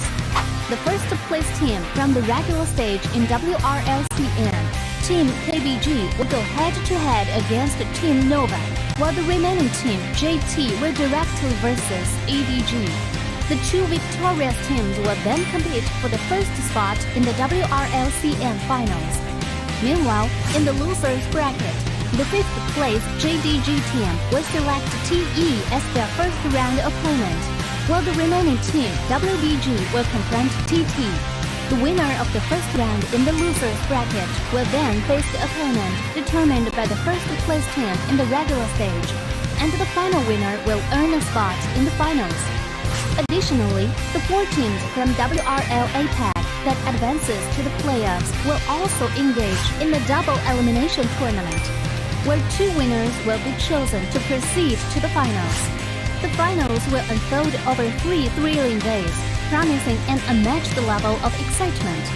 On the first day, the 4 teams will engage in a BO1 single round robin, and the team that finishes with the top rank will secure the first ticket to the grand finals. The remaining 3 teams will then face off in a single elimination bracket on the second day, vying for the chance to compete against the top-ranked team. Finally, on the third day, the 2 winning teams will enter a gripping BO7 Ultimate Showdown to determine the ultimate WRL A1 champion. With all 12 teams fully prepared, the question remains, who will emerge victorious and claim the coveted championship glory after enduring such intense competition? Get ready for a wild ride. Let's eagerly anticipate the thrilling spectacle together. Dear Summoners, welcome to the Wild Rift League Asia 1! With the new season comes a fresh upgrade to our Spectre UI, designed to provide everyone with a better viewing experience. First thing is about the original UI information at the top bar. We make it into a functioning ring design in the upper left corner. The ring not only includes basic information such as team names, match duration, kills, towers, but also displays the gold difference through the red and blue rings. What is a great game without the competition for map resources? When a team takes down Titans clashing, teams evolving, players really giving each other a hard time right now. This is a tough series to come out on top as the victor, but we're seeing progress right now by both squads. KT.RY with a 2-game win streak after the 2-game win streak of Nigma Galaxy, and looks like red side is going to be chosen right now by NGX. This is just the best adaptation possible, right? Go to the red side, respect the Camille. Although the Camille's impact was mitigated during the early stages, it still unlocks a lot of playmaking potential for WRL's side. I looked back into that game and just saw a team 4K, 5K behind winning because of the pick potential of the Camille. And so this to me is the best ban possible. And look at the respect of KT.RY this time around, right? Recognizing the potential of draw on the Ornn will be, a ban for them. Leaving out the Jace open now for Nigma Galaxy to secure, but it will be at the cost of the Varus being chosen here by KT. No longer are they first picking the Corki this time around. Yeah, because Demon Kite's Varus has been so effective during game 1 and 2. And I agree with WRL's heavy priority on the Varus, but this can easily get answered by the Corki or the Ziggs, right? Or maybe even both, right? We all know the Corki and Ziggs. There was a meta in where both the both the Corki and the Ziggs explosive duo get selected by teams left and right. But I think it's time for them to prioritize again the Renekton. Renekton is still, to me, the best champion that Hyde could play. And it allows them to put Hyde in a position in where the wave is equalized at worst, right? All you have to do as a Renekton is to wave clear, wave clear, wave clear. And there were opportunities, or there were flashes in where the Renekton was able to flash in, use a Ruthless Predator into the priority targets. And that's what Enigma Galaxy is going to bank on for the 5th consecutive time. Because they have a way to bash through the front line, right? But they want to secure some way to breach the back line as well, and that is through Hyde. Especially right now that KT.RY has the Varus, and now it looks like they want to secure the Kazakhs this time for Do, a champion that is so scary when it is picked up by this jungler of KT. Yeah. Again, Do is going to play it a bit differently from the way Joshi plays it, right? He's not going to be ultra aggressive, but just the right amount of aggression, calculated aggression even, you may say that. There you go. The Corki Ziggs lineup is going to be locked in here by Enigma Galaxy. This is kind of expected with the way things have turned during game number 4. And so now what Enigma Galaxy would be doing, there you go. Ban away the Assassins, ban away Zero, ban the Zed, ban the Akali, and the squishy members would have an easier time to deal with the lineup of Roller Y. They have to give a lot of respect towards Zero all the time. That's why he is one of the scariest mid laners here in the APAC region. Most of the time we see a lot of bans coming his way, not only just the Zed and the Akali, sometimes the Gwen as well. And right now it's putting NGX in a bit of a tough spot, since they also have to give some respect towards Ratel's champions, particularly the Jax. Which he can just fully utilize all the time. Okay. Wow. They're thinking that maybe NGX would like to wait, Yone is open. Yeah, but Yone is open, which means that if Enigma Galaxy proceeds to lock down the Nautilus, which is a good pairing to the Ziggs, and the Porky, because they definitely need a huge amount of crowd control to help them out. The only concern I do have is that if Yone gets selected here by KT.RY, all those bans that you have against the Zed, against the Akali is for nothing, right? Because still, you have a very good assassin champion that Zero could play. Yeah, and oh man, I think that's a lack of respect right now by Enigma Galaxy on the potential of Zero. If you give him any single champion that has high mobility, he will make you regret leaving that open, and that will be the response here of Enigma Galaxy. Wukong here for Joshi is going to try and enable the rest of the squad for team fights. I think this is a good way to at least prevent the follow-up from KT.RY. They need loads of crowd control right now, right? Especially knowing that the Kazakhs is on the other side, you have to find a way to squash him down and to put him in place. And by locking the Nautilus and the Wukong, at least they have heavy crowd control on their side that will help the Ziggs and Corki do their thing. Now, again, I'm still liking the draft of KT.RY. They have access to the Yone. Yone is going to be played by one of the best assassin players that we have in the region right now.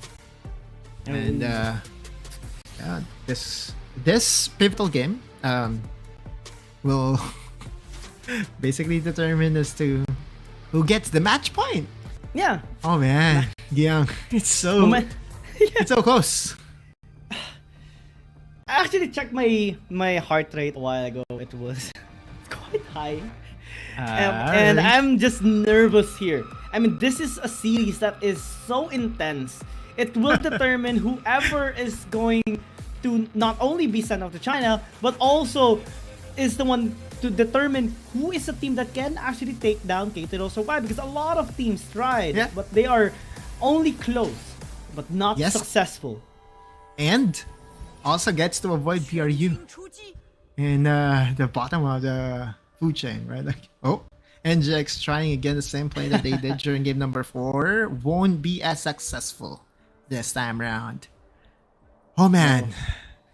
Okay, normally my watch would remind me to get myself moving to exercise, But that thought. Hyde is being forced to disengage this time around. Just be very careful. To Just live. one flash. Ooh, so close. Yeah, wow, that's a disaster for Hyde because now KT.RY has just done something different this time, and definitely Hyde did not expect that. With the flash being burnt on the weak side Renekton, it's an easy potential for a dive for the Kazakhs, for the Yone every single time. KT.RY Luna picked the Ziggs and made a 40 or contributed 41% of the damage, and man, that is a revelation not just of Ziggs' prowess, but also Luna's playstyle. That's why both Luna and Demon Guy just loves the Ziggs pick.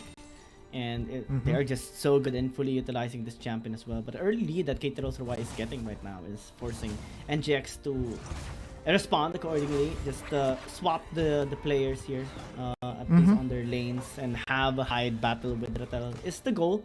Initially, got shocked a little bit with Luna right there on top. Yeah, I mean, the lane state here in the bot lane is really problematic. Demon Kite might die. Oh, he has no support right there, but fortunately he still had the barrier to actually sustain himself. Yeah, just a good amount of HP and shield to negate the damage coming from the duo of KT.RY, but it's as clear as the day that KT.RY's duo lane that is now on the top lane is just enjoying a sizable lead right now, right? Like the amount of aggression that they are putting out, knowing the fact that Draw is not there and has to support Hyde here in the bot lane. Tower Plates is now being harvested and called by KT.RY. Even Daw is here, Demon Kite might die. Needs to be extra careful. This time he has no flash, no barrier. But the rest of the squad is trying to deal with the bottom lane tier 1 and nothing that Ratel can do as of the moment. KT.RY standing Daw on top lane means kill pressure. Nomel is low but can still engage. Looks like they are just going to be backing away for now. Yeah, Zero is here. Does have the fate sealed, so if NGX does overstay, very good play might come their way. And yeah, tower plates being traded by NGX and KT.RY, but the pressure is still, and tempo is still on the side of KT.RY. Hyde is not farming as well as Ratel. And also, same can be said for Luna and Demon Kite. Demon Kite was just forced away from his tower and surrendered a lot of minions. Golden XP down the drain for the Dragon Laner of NGX. They need the burst, they need the setup, they need to catch Luna. That is the key here for them. But it's so hard to do that with Nomel guarding him all the time. And also the unscathed record of Luna, 5-0 on the Varus, is just insane as well to be taken into consideration right now mid-series. This is the only time that he used it right now, and looking to be performing well too, being very stable in the laning phase. Almost killed Hyde as well a while ago, and that just shows so much promise here for Luna. Yeah, unfortunate, NGX was not able to get the second plate. 1800 health is the threshold. Draw needed to use the depth charge to disengage. Again, this is so much. This is telling us the story of game number 5, right? Like KT.RY is definitely on the advantage because even the depth charge that is being used to play aggressively is being used to disengage. The Mega Inferno Bomb as well, not yet having the best damage right now. Flash for flash, Luna still very safe. Chain of Corruption going to be used as a response though. No escape path anymore for Draw, but the arrow missing is a big blunder here for Luna. Now they're going to get caught with the Cyclone. Daw might be in trouble. Wow. Just going to be the sacrificial cow here, at least for KT. And NGX gets one. A big blunder, right? Now, Joshi was so prepared for that gank by Daw in the... Yeah, both the junglers having the right read that, hey, you know what, there's something that is brewing here on the top side. And even though that Draw missed his hook, it doesn't matter, right? Like, at least there was something positive for NGX in this particular team fight. Again, that is Joshi just going in with the Cyclone and was able to control this Kazakhs pickup by KT.RY. This is the reason why you picked the Nautilus and the Wukong as a response to the Kazakhs. You can easily suppress him, pin him down, and without any isolation bonus for damage, he cannot burst out Aaron. And Right now, they are dealing with Rattel. Oh no, that he is just gonna be in trouble. Wow, still able to prop the grass there. I see him dying. Wait. But still, get taken down. RH for Dragon here for KT. I just want to commend Aaron. He used the package as additional damage to the Garen. So now NGX is getting a 2-for-2 special. Was able to get the tower here in the mid lane on the top side as well. Full plates. And so whatever early game KT.RY was able to garner for themselves in terms of lead, it was immediately erased by NGX because of this Rift Herald play and the kill on Rattel. 2-0 kill count, 2-1 tower count. And that is why we just love the performance of Galaxy all the time, right there. If you give them a chance to do something across the map, they will do it without hesitation. And no matter how gold of a lead KT.RY had initially, they can easily just get it back with just one play.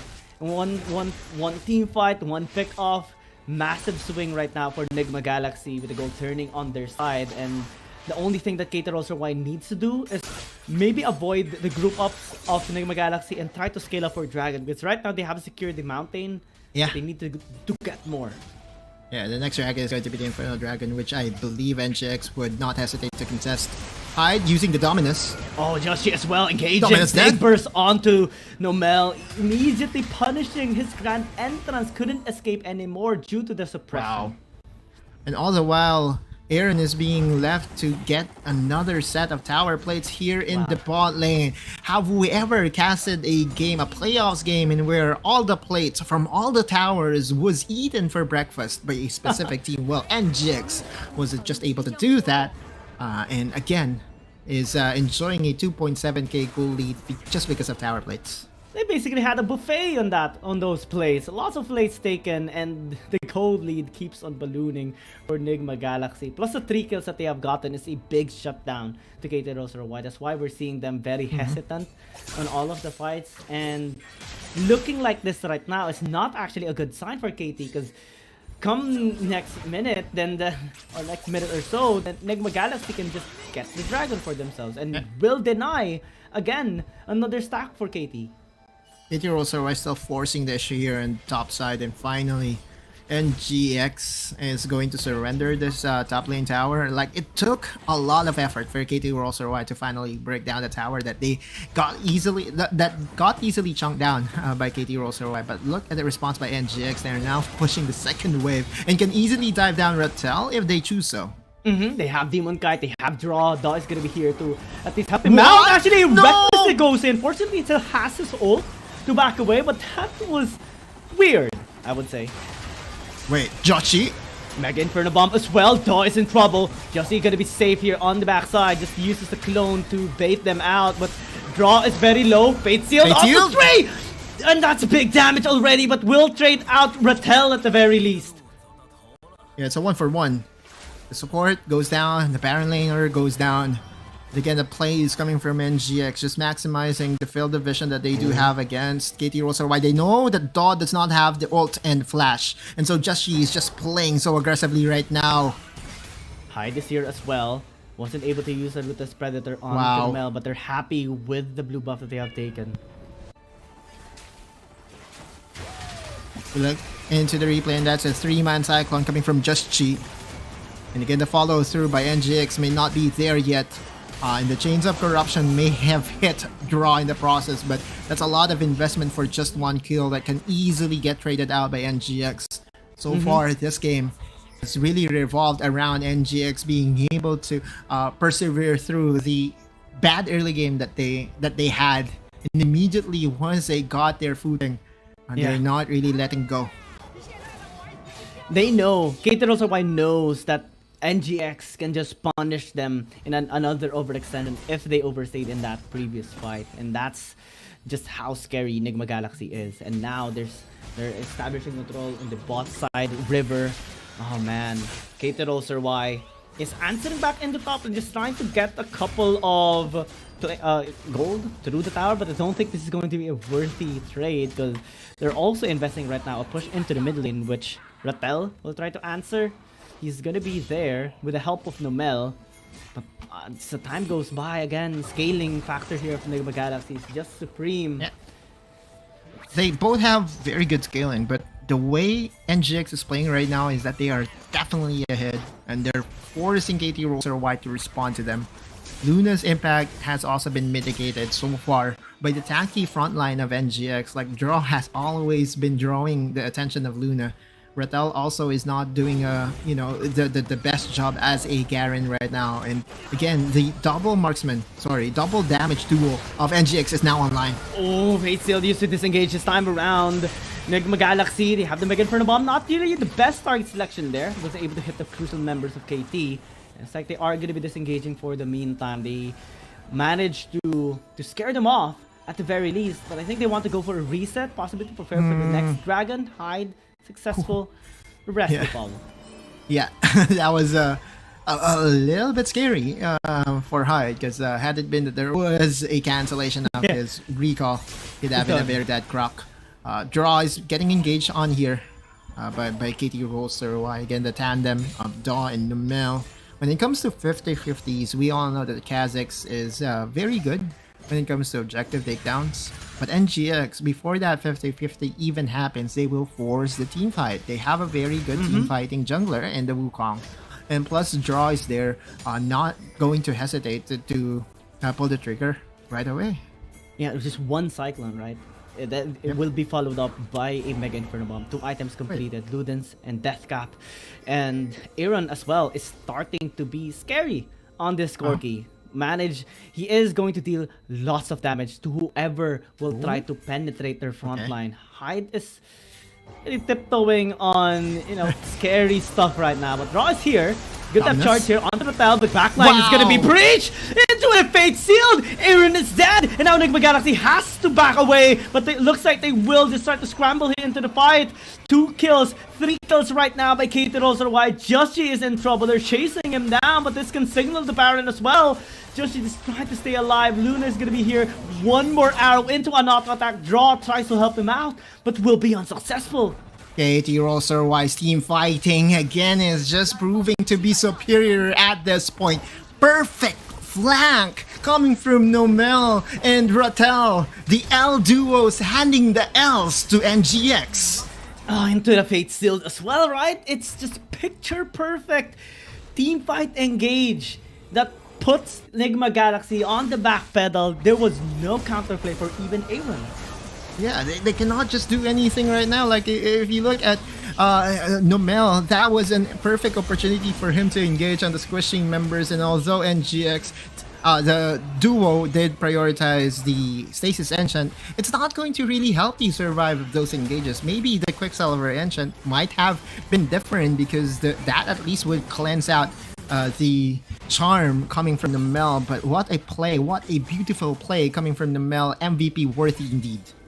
And now they're able to even out the gold, right? Now they're taking control. Luna might actually get caught here, forced to use the flash and the chain of corruption as well as a disengage too. But the NGX, they want to fight.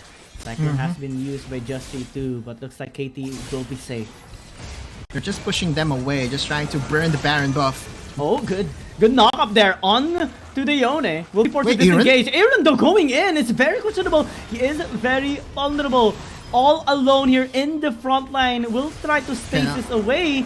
Flashes away. Still able to deal some damage there onto the Rakan, but will get taken out at the very end. Draw as well. Using the stasis. Buying some time, but will not be enough. KT again punishing NGX.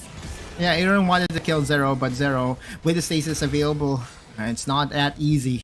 KT.RY is going to enjoy another tower here in the bot lane. The Baron buff has already expired, which means that this inhibitor tower won't be threatened by KT.RY, but that still is a big gold swing. The Baron power play, NGX may have just lost that game in that Baron team fight that KT.RY did, right? Like, just a beautiful play from them.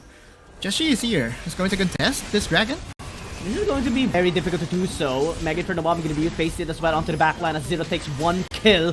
But though doing a really good job here. Able to get the reset, jumping on and on. Justy gonna take him down, but it's not yet enough. Still, KT wins the fight. Will get the dragon as well. NGX just a little bit too late.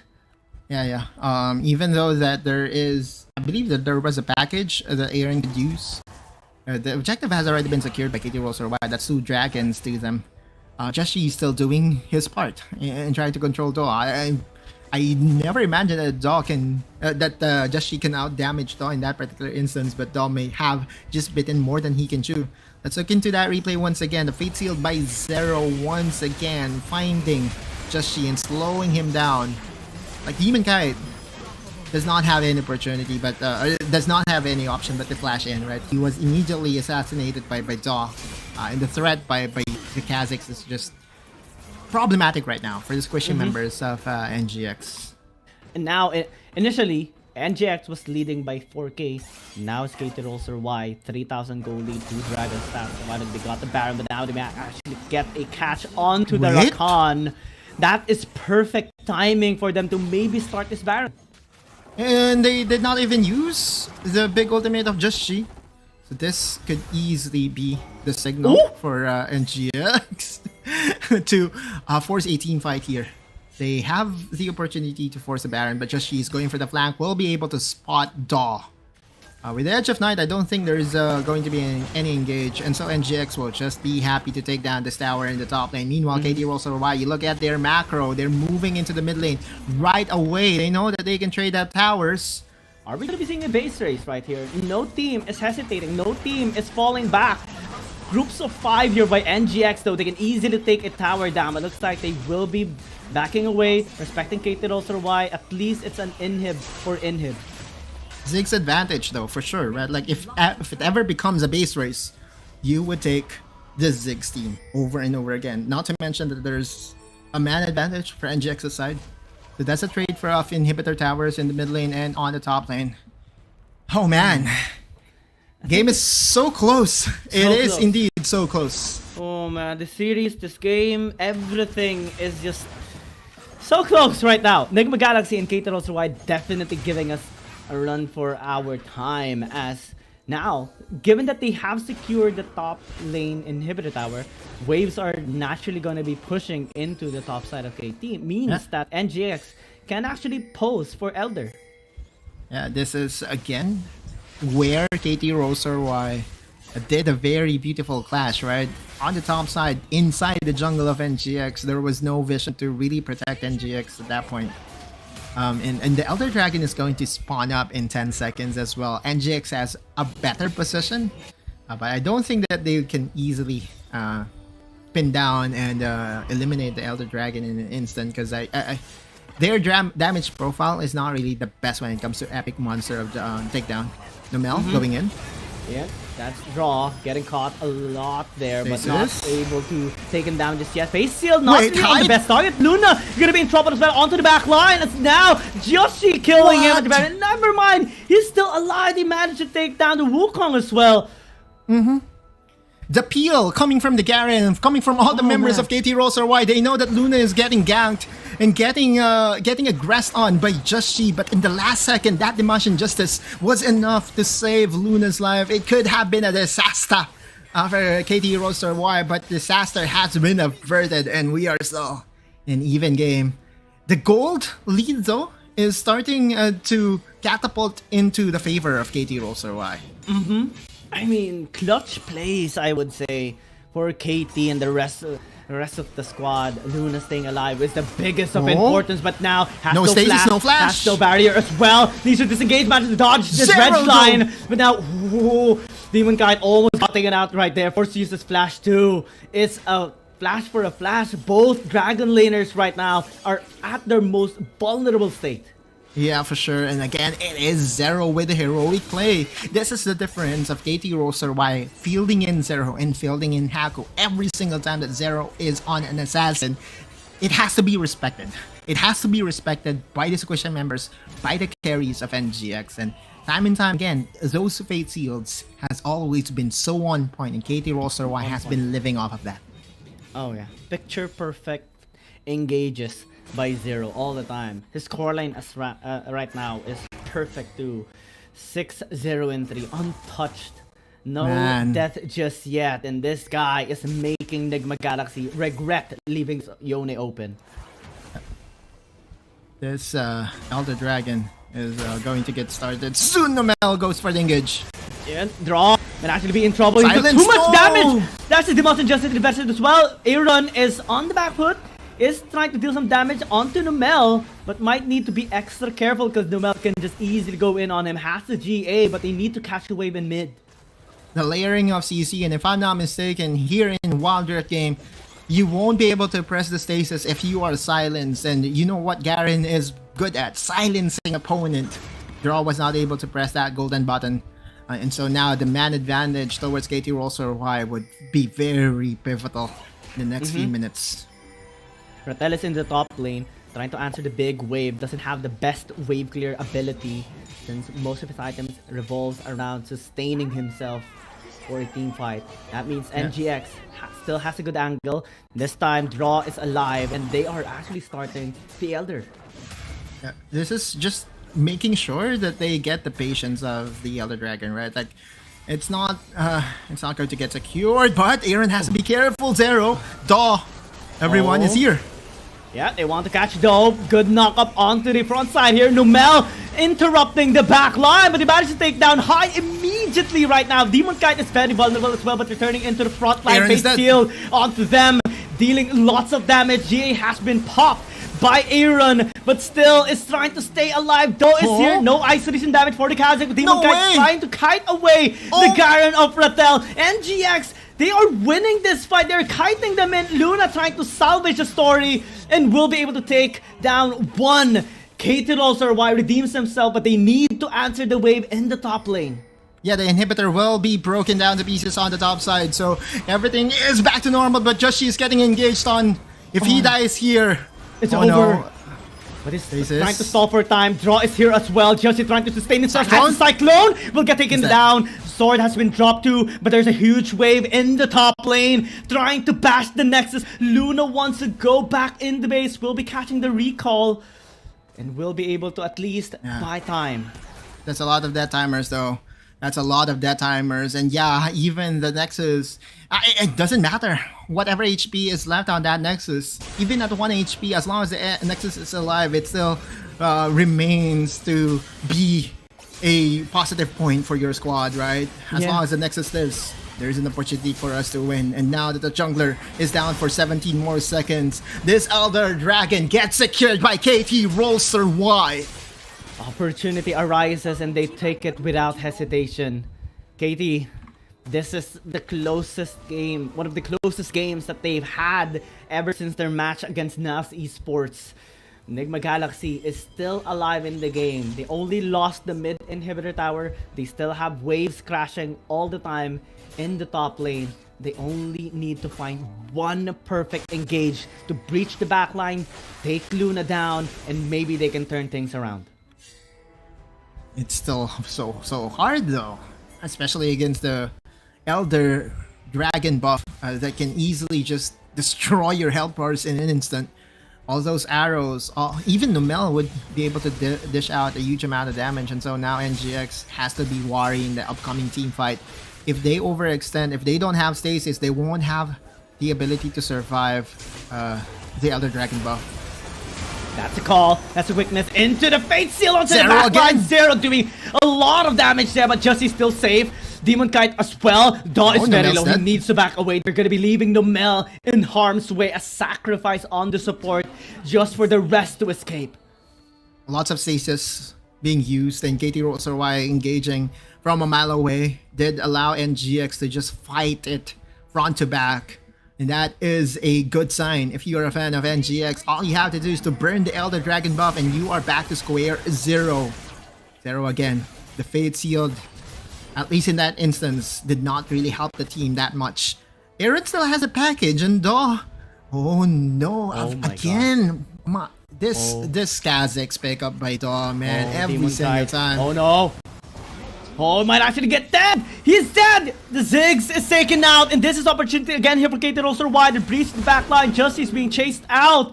They got the kill on the draw as well. That genius play by Daw just saved the game again for KT. Every single time that you see a Kazakh getting picked by KT.RY, they do the cerebral play. Wild Rift IQ by Daw.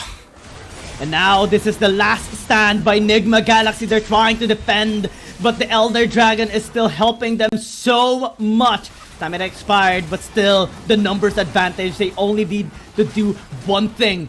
Bash the Nexus. Aaron cannot do anything. And now KT.RY is match point. Man, Daw deserves MVP just above that play. Crazy how he thought of that path to evade the minions, find the right angle, and he knew that at that point there is a perfect opportunity for him to get into Demon Guide with the Elder Dragon buff still at 10%. Right, there is still like a few seconds left.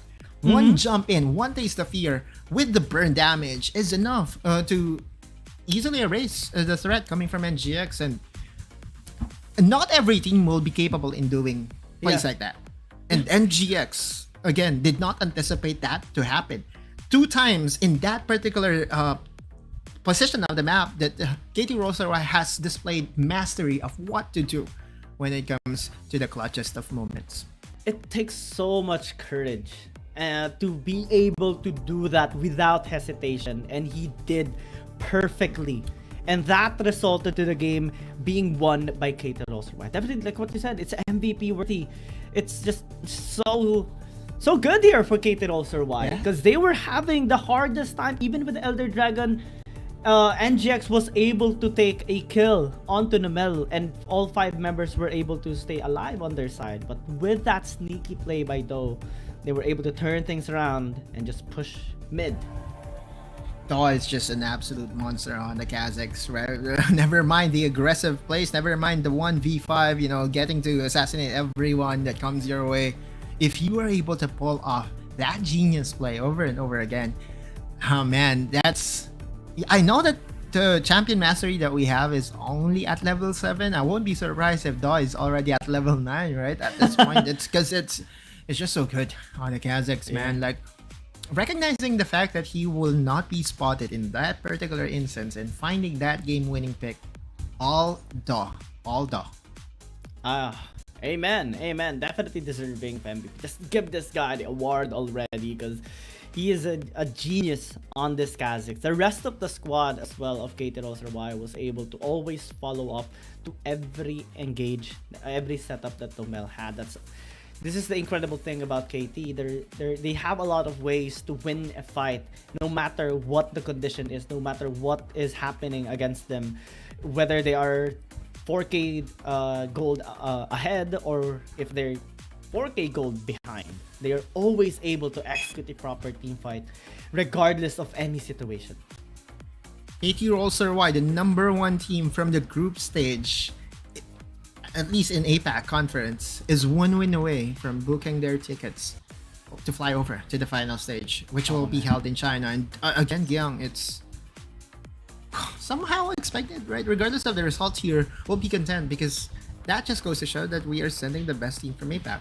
And KT.RY has proven time and time again that they have a lot of tools, a lot of plays, and when it comes to the clutches of moments, when it comes to the late game decision making, if the game is tied at the 20-minute mark, there is this hidden passive that KT.RY has and possess that they will most likely come up with the game-winning decision. And twice in a row that the game went the distance, and twice in a row that KT.RY prevailed. Right now, being match point, right, is making Nigma Galaxy a little bit nervous for next game. They tried to win on red side, but it wasn't the case. This time, KT.RY secured their first win here in the playoffs on blue side, and it's just fascinating to see here for KT the way they are always on point with almost everything that they do is what makes them such a formidable team. And we can't wait to see what Nigma Galaxy is going to be doing come next game, because they need everything now. Everything is on the line, especially after this amazing performance by Daw. That play, that call, definitely genius of him. Man deserves the MVP. Kill participation of 79%, damage percentage share of 19%, and at least so far in this series, Guillaume, we have guessed the MVPs correctly for 5 consecutive times, and that just goes to show that, you know, whoever we see as the reason why they're winning is also what our production team is saying, that hey, you know what, it's because of that they were able to win. So it's not a takeaway from NGX's performance, but it's actually a kudos, and it's actually a credit that has to be given to KT.RY. And they're one step away from being sent off to China to battle in the finals. We will see if Nigma Galaxy can push us to a Game 7 after this short break. We'll be back after it. Don't go anywhere. Don't touch that browser. We're about to witness one of the intense battles here by KT.RY and Nigma Galaxy. After 2 months of intense competition, the WRL A1 regular stage concluded splendidly, with 8 teams from WRLCN and 4 teams from WRL APAC emerging as the standout performance among the rest. KBG secured the top position in WRLCN with an impressive winner stick, closely followed by JT. In WRL APAC, Seoul KT.RY showcased remarkable dominance, while Bariram ERU also displayed commendable performance.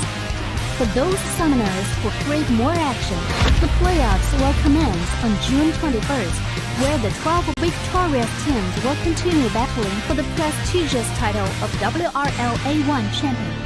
The playoffs in both WRLCN and WRL APAC will follow a BO7 double elimination tournament, allowing only 2 teams from each conference to progress to the finals. The first place team from the regular stage in WRLCN, Team KBG, will go head-to-head against Team Nova, while the remaining team, JT, will directly versus EDG. The 2 victorious teams will then compete for the first spot in the WRLCN finals. Meanwhile, in the losers bracket, the 5th place JDG team will select TE as their first round opponent, while the remaining team, WBG, will confront TT. The winner of the first round in the losers bracket will then face the opponent determined by the first place team in the regular stage, and the final winner will earn a spot in the finals. Additionally, the 4 teams from WRL APAC that advances to the playoffs will also engage in the double elimination tournament, where 2 winners will be chosen to proceed to the finals. The finals will unfold over 3 thrilling days, promising an unmatched level of excitement.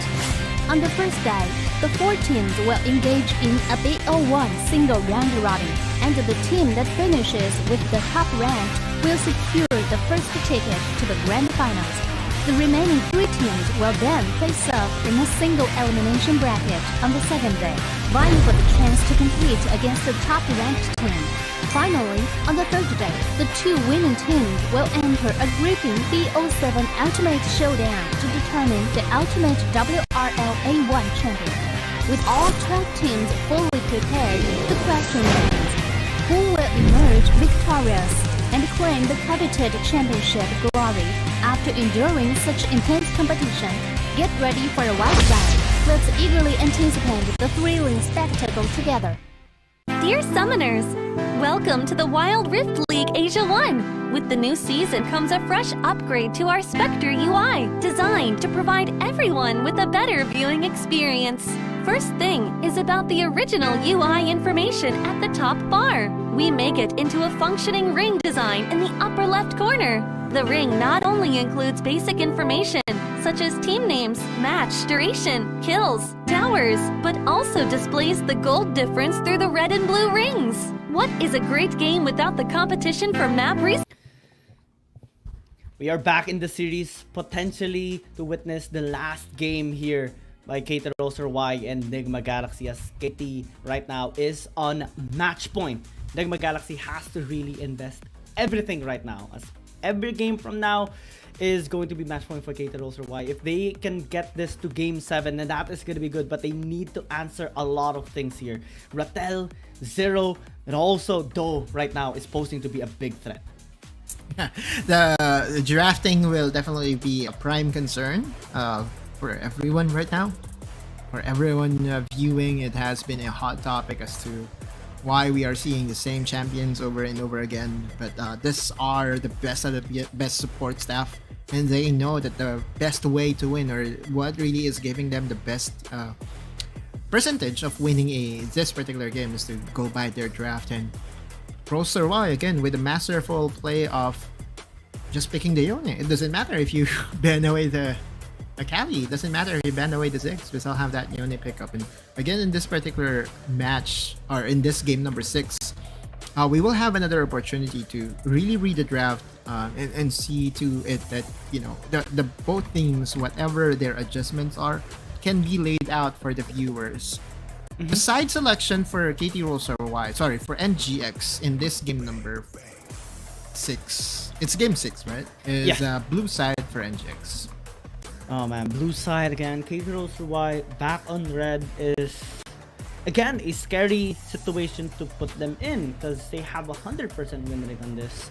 They have a lot of games that they have won, even against Enigma Galaxy being on red side, and so far they had no answer to KT. We have seen close games, but we have seen fast games as well by KT, especially during the time that Rattel was able to perform significantly well with the Ornn. And right now, with adding Zero into the mix, it just completes the Exodia comp here of KT. The man of the hour, Do. The Kazakhs. Everybody.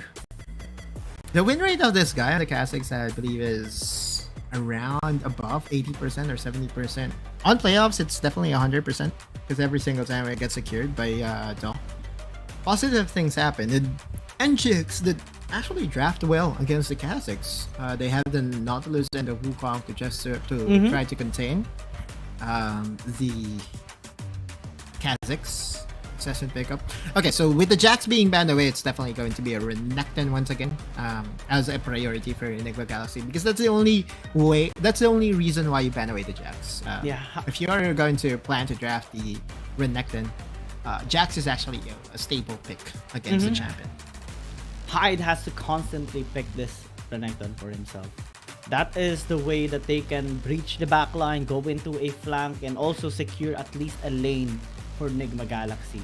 But they need to have some answers in the other lanes as well. Negate the impact of Zero, negate the impact of Do. A while ago, giving the Yone possibly is the biggest mistake that Enigma Galaxy had in game number 5, and right now I think it is going to be an important thing to take note. Corki ban for Enigma Galaxy. Ornn is open, so KT.RY is being dared. Do you ban away the Ornn? Because if you do not ban the Ornn, then we'll be happy to pick it up for a draw, because again, we have to remember that during games 1 and 2, no Ornn this time though, but during games 1 and 2, it was the Ornn pick up a draw that really catapulted them into a very, very favorable spot. But finally, the Gragas gets unlocked. It has been permaban in this series, and finally it's left open and is going to be snagged away here by Enigma Galaxy. KT.RY can have a chance though to pick up both the Renekton and the Varus here, or Rattel and Luna, if they want to steal it out from Hyde and the Maccabi. Looks like they want to pick up the Nautilus first, possibly the Varus as a priority, since even a while ago, right, Luna performed extremely well on this champion. Yeah, and Nautilus and the Varus is a good response if ever that NGX goes for the Kazakhs pickup for Just G. We all know that one way to control a Kazakhs is to layer down your crowd control, make sure that he doesn't fly away from the spot, and that's one way to really squash down the fly, right? Cut the wings, basically. Anyway, NGX is going for the Ziggs, this time denying it from Luna. Again, back-to-back games, and is going to go for the Renekton third pickup. Yeah, surely they need to secure the Renekton here for Hyde. Or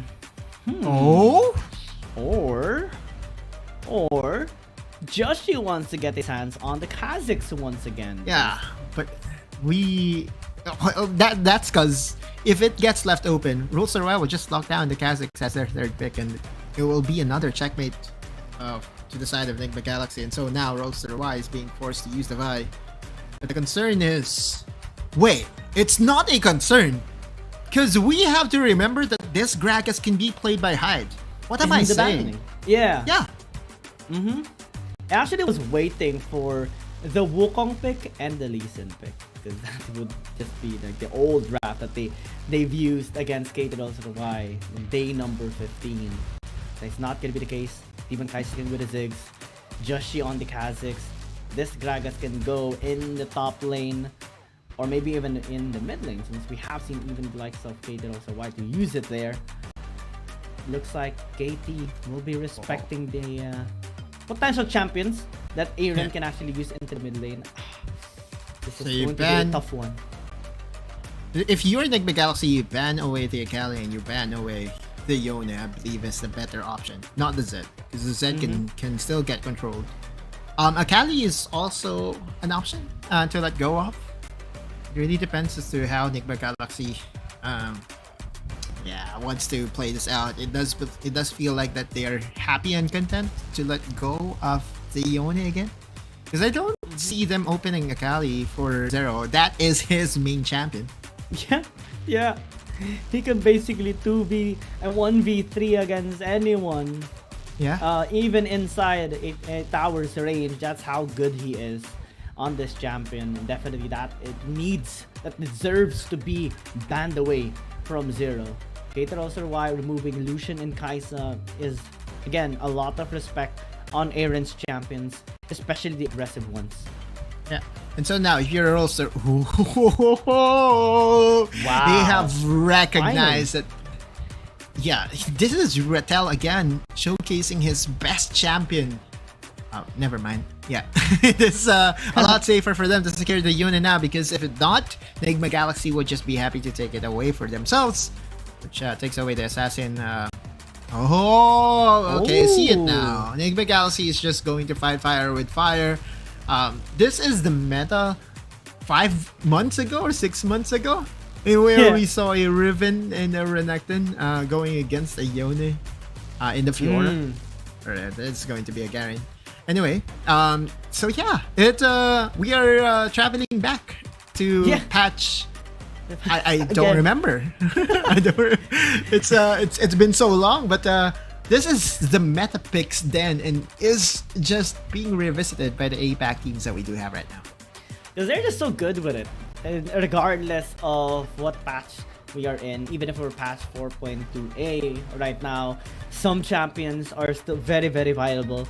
And given the tremendous amount of experience that they have, they can just fully utilize these champions again, as they have fully mastered this right now. We are going to be seeing a gruesome battle for sure, as Enigma Galaxy wants to prevent KT from defeating them. They want to push for game 7, but KT looking so strong right now, again with Zero on the Yone, looking pretty solid. Definitely is looking for, again, those setups, those follow-ups into those assassinations.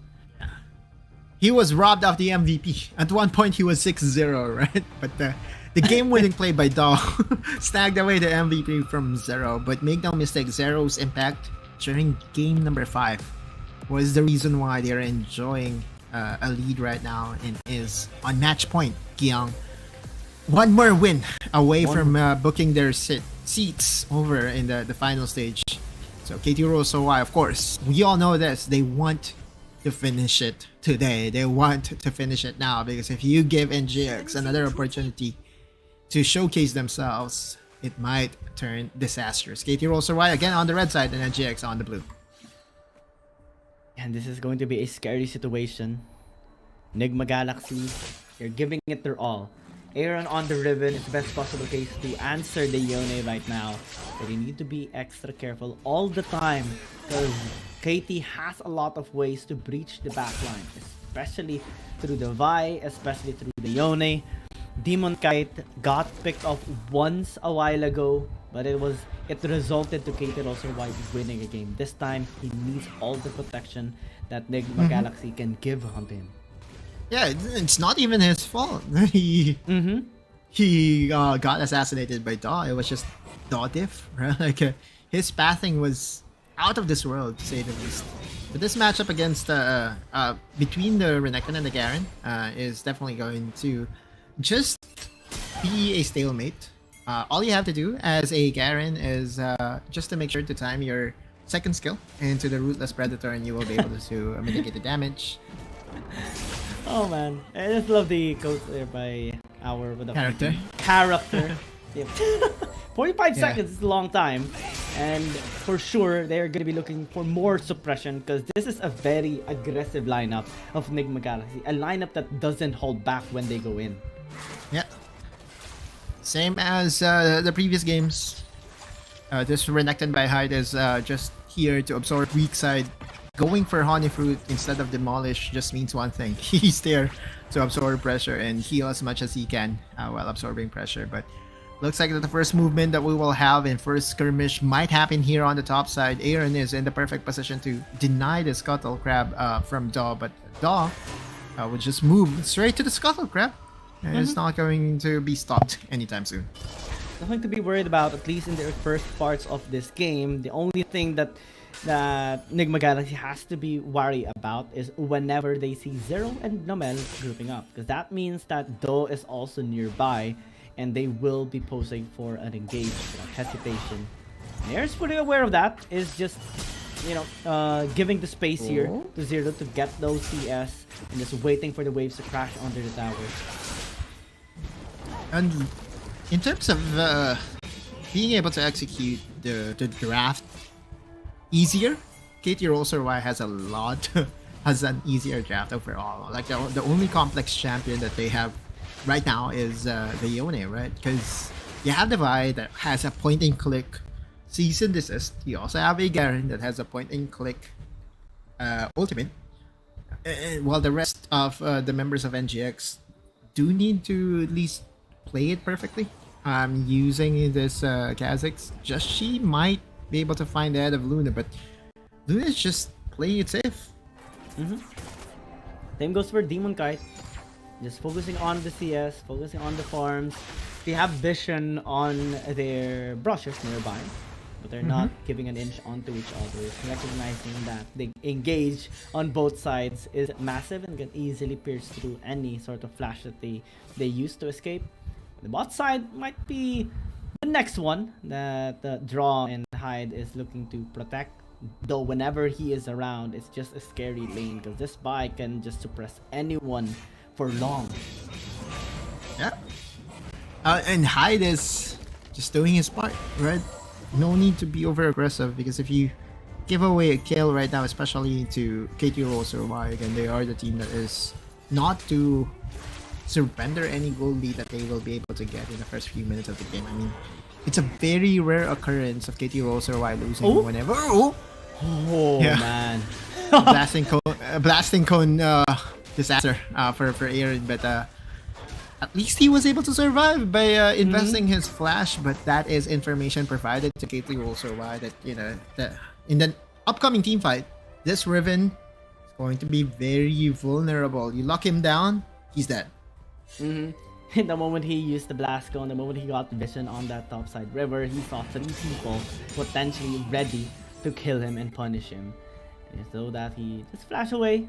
I think without the flash, he's still gonna be fine here, because his goal is to burst away the Yone when he goes in with the Fate Sealed. And Enigma Galaxy, since they do have the Gragas, that is a perfect way for them to isolate the members of KT and just enable Yoshi as well. Fight could happen here, Nomel. Shade of Corruption missing the target. Mega Inferno Bomb gonna be dodged away by Do and the rest of the squad. It looks like that's gonna be the end of the exchange. RH initiated by KT, as Hyde is already on his way towards top. Yeah. 5-man squad. This is our very first 5-minute 5v5. Okay, the pokes are coming in, and Daw is here to really flank. Hesitates for a little bit, will be cancelling his Vault Breaker. Aaron as well has been spotted out. Hyde though is a different story. He wants to go on a flank, but KT is protecting everyone. They're piling onto each other. Won't be following up the engage there. Zero. This is a lot of time invested on the RH. Yeah, but the dominance has already been popped, and if you're KT.RY, all you have to do is to disengage now. Knowing that the ultimate of Renekton is down, he can easily die. Instantaneous burst. They really were patient to take him down, and now No hesitation starting this Herald. I think Nigma Galaxy has to disengage. Is going to be hitting hot here onto draw. And now the backline has been breached. Demon Kite has to fall back. But the damage actually is very high on them as well. They weren't able to get any kills. KT.RY was able to get the RH. But that was still a scary situation because of the damage of NGX. And now this Ice Dragon needs to get secured fast here by NGX because there is still an opportunity for KT.RY to challenge this. I don't think so because the jungler is actually on the blue buff of Just She here, so it will be a trade of objectives at 5 minutes. But you see how KT.RY executes their game plan, right? They're so patient, they're so crisp, and they knew that there is really no reason for them to engage onto the Renekton once he popped that dominance, because it expires. By the time that it expires, it's a useless Renekton, basically. But now he's going to be used it perfectly. Numel's going to be in trouble. Megan for the moment invested as well. That's just the support falling down. KT still able to push the tower in the top lane. I think their next is going to be mid lane this time around. Especially with the slight lead that they gotten a while ago. Aaron getting chased away. Fate still used to just to close the distance, but I think Aaron's still going to be safe. Very mobile, doesn't need to use the flash. Very ambitious by Do as well, and trying to go in and trying to get ahead of Aaron, but I don't think that Aaron did feel the threat from KT.RY's members. NGX's draft though, they have the Ziggs, which can easily clear the wave here in the mid lane. We look into the replay once again. Perfectly executed slice and dice over the wall by Hyde to get that Ruthless Predator in and to cancel out the shields by the Nautilus. So that's at least is a pickup by NGX. But as we all know, KT.RY, whenever they get a lead, man, it's really they just are the best caretakers of Cool.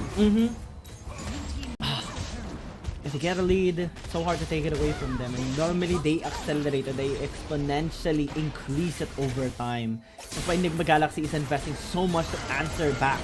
Through the top lane, Hyde gonna be in trouble, gets engaged, but tower is hitting though as well. Mega Inferno Bomb is gonna be hitting only Rappel. So is gonna be safe, but Just She wants to force them back. Luna is here as well, means that NGX will be forcing a 4 versus 5 since they have draw here as well. Has the cast, just investing the ignite and the slow for now. Perfect use of the flash, very timely as well, just to disengage. Yeah, 5-man squad here in the bot lane though. Enough wave clear for KT.RY, and I think NGX is still planning to dive. Aaron going for the flank. He has his ult ready and available, breaching the back line. They have taken draw out, but at what cost? Luna is dead. Look at the damage here of NGX, definitely very scary. But mid and top is being pushed here by KT as well. The goal for NGX is to clean house here in the bot lane, but the tanky members of KT.RY is still healthy enough in tempo advantage overall. Still, for KT.RY, they are now able to take down the tower here in the mid lane. Daw again stealing another blue buff from Just She. And, well, at least Just She was able to secure that one out, and no casualty for KT.RY side. But the fact remains, NGX is on the back foot tempo-wise, at least in this game. They're trying to close the distance, but they're not being allowed to do so. Every time they do something, there's always an answer. 2 answers, 3 answers coming in from KT, and it's putting them much more in a tough spot.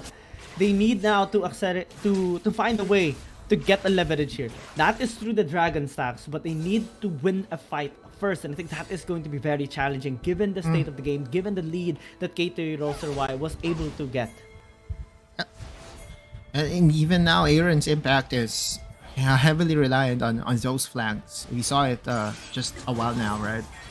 But you need someone sturdy in front line to really absorb the tower hits. And at least in that instance, Draw thought that he was tanky enough. Definitely the answer is an absolute no. The game progresses with NGX mid lane tower already getting destroyed, and that is a big no-no if you're a Ziggs draft. Oftentimes, whenever you have, or when you are running a Zig center draft, you are known about defense, right? There is no need for you to over-engage, and all you need to really do is to scale it out into the late game. And Demon Kite leaving the mid lane was a call by NGX as a team. Look at the call now, though, by KT. They want to punish the overextension here by hiding Just G. That's the dredge line. New perfect use of the stasis as well. Cast used to isolate, but it's not going to be enough to prevent High from falling down. Backline breach as well, with Rattel in the mix. Draws down the sword, and the Kazakhs will fall down. Aaron trying to live as hard as he can. Still remains alive despite the 2 kills. Will get taken out by Zero at the very end. Perfect timing with that mortal steal. This is Zero that we are talking about. I wonder why he was subbed out during games 1, 2, 3, because this is the KT.RY we know and love. Every single time that Zero gets his hands on the assassin, positive things happen for KT.RY, and let's look into that replay. Again, the engages coming from KT.RY is just so calculated. Hide without the stasis enchant is an easy target for this press ult to win composition. And even Aaron, even though Aaron was doing his part in trying to chunk out and dish out damage, in the end, the victors was KT.RY with Zero punctuating everything with that very good play. We see as well that re-engage by Zero was not expected by Aaron because he wasn't able to cast his last broken wings, and definitely got shook by the re-engage as well. Now, goal lead still favoring KT.RY. It looks like Enigma Galaxy is holding pretty well. They are starting the Baron though.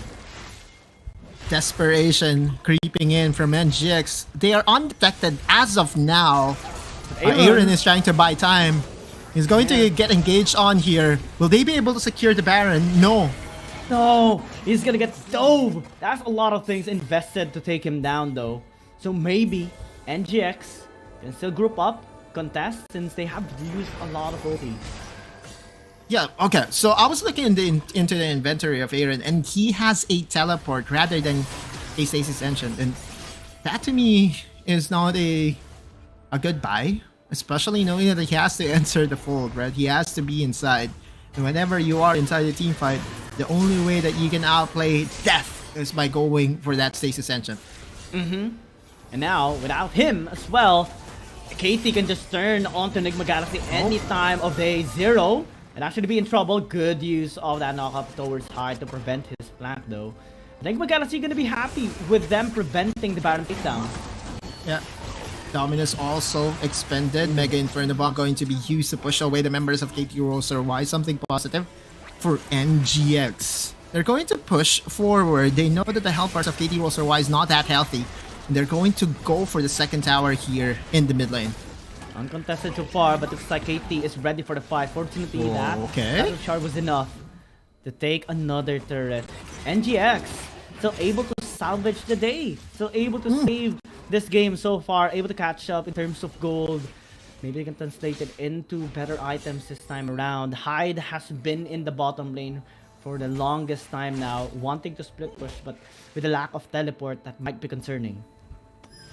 Well, he has to buy stasis for sure, right? Like, the only way for you to outplay a Garen is for you to time your stasis correctly to prevent the damage from the ult. Aaron. Cease and desist. No That's stasis. Silence as well. Everything invested to take him down. And again, no stasis means you cannot avoid any of it. I have to just point out that the stasis value right now, especially on APAC teams, is at a premium. Every single time that they see the inventory, this guy does not have stasis and is running on teleport, they will not hesitate to pin you down, especially with the hard lockdown that KT.RY possesses. Zero is just happily farming here in the bot lane. It's starting to become a monster that NGX has to be scared of come the late game. NGX is still alive. They're still putting up a fight, though, wanting to engage once again. They have no vision though on this area, and Nomel is just trying to bait them in. If they're successful, they can actually draw them out. Draw and Joshi just being very patient. They are giving a lot of respect here to KT.RY. They're waiting for the last drive to spawn up. Aaron again back on the split pushing job as he does still possess the teleport engine. Yeah, this is the only play that NGX would get a positive after the teleport engine, right? If their mid laner goes for the silence rather than going for clashes and joins the team fight last as the hero of the fight. It is still very much winnable though for NGX. If you look at the gold lead, KT.RY only possess 1,000 gold lead. It's very low. It's very minuscule. But again, what's important, what's scary about them is their perfect synergy onto each other. When the engage is called in, everyone follows up without hesitation. Draw though, trying to isolate Zero might actually be a good thing, but they're turning onto him for the spaces right now. The slows coming in from Justy. Backline might actually get bridged. Really good use of this space. The cast right there to separate the bind. They managed to take him down. Demon Kite though is being chased away, still alive with 1 HP. NGX now turning onto the dragon. No steals incoming. They managed to somehow win this. Draw is a genius. That explosive cast won them the team fight, and NGX is pressing on the advantage. Wants to get their vision here in potentially securing this Baron buff, but Hyde is hiding. So is Just G. KT.RY here to respond. No steals happening here from Just G. Still, it was Zero that was able to take it down. Aaron back on the split pushing job. Yep. Pushing in the bottom lane. Has to teleport. Yeah. Enigma Galaxy, I think they need to give a lot of respect to KT.RY. Even if they manage to take down, though, they cannot afford to risk anything just yet. It was all draw, right? He was able to get a lot of attention, was able to get 1-2 ultimates as well, but that explosive cask separating the team fight and breaking the formation of KT.RY was what was needed by NGX. NGX Dingmun Kai was a little bit lucky as well, that Zero did not have enough AD in him to finish the job. But you see the potential of Zero's Yone, right? Every single time that he finds you in the back line, he will not hesitate to go in. And now we're back to game number 5, right? Elder Dragon again.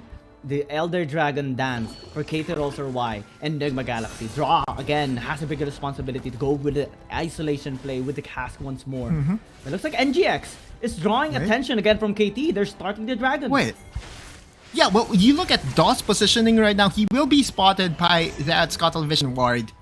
And so at least now, Aaron was so patient and did not go over aggressive because there is a shadowing happening right now. Daw just wants to finish the job here on the top side in helping Zero.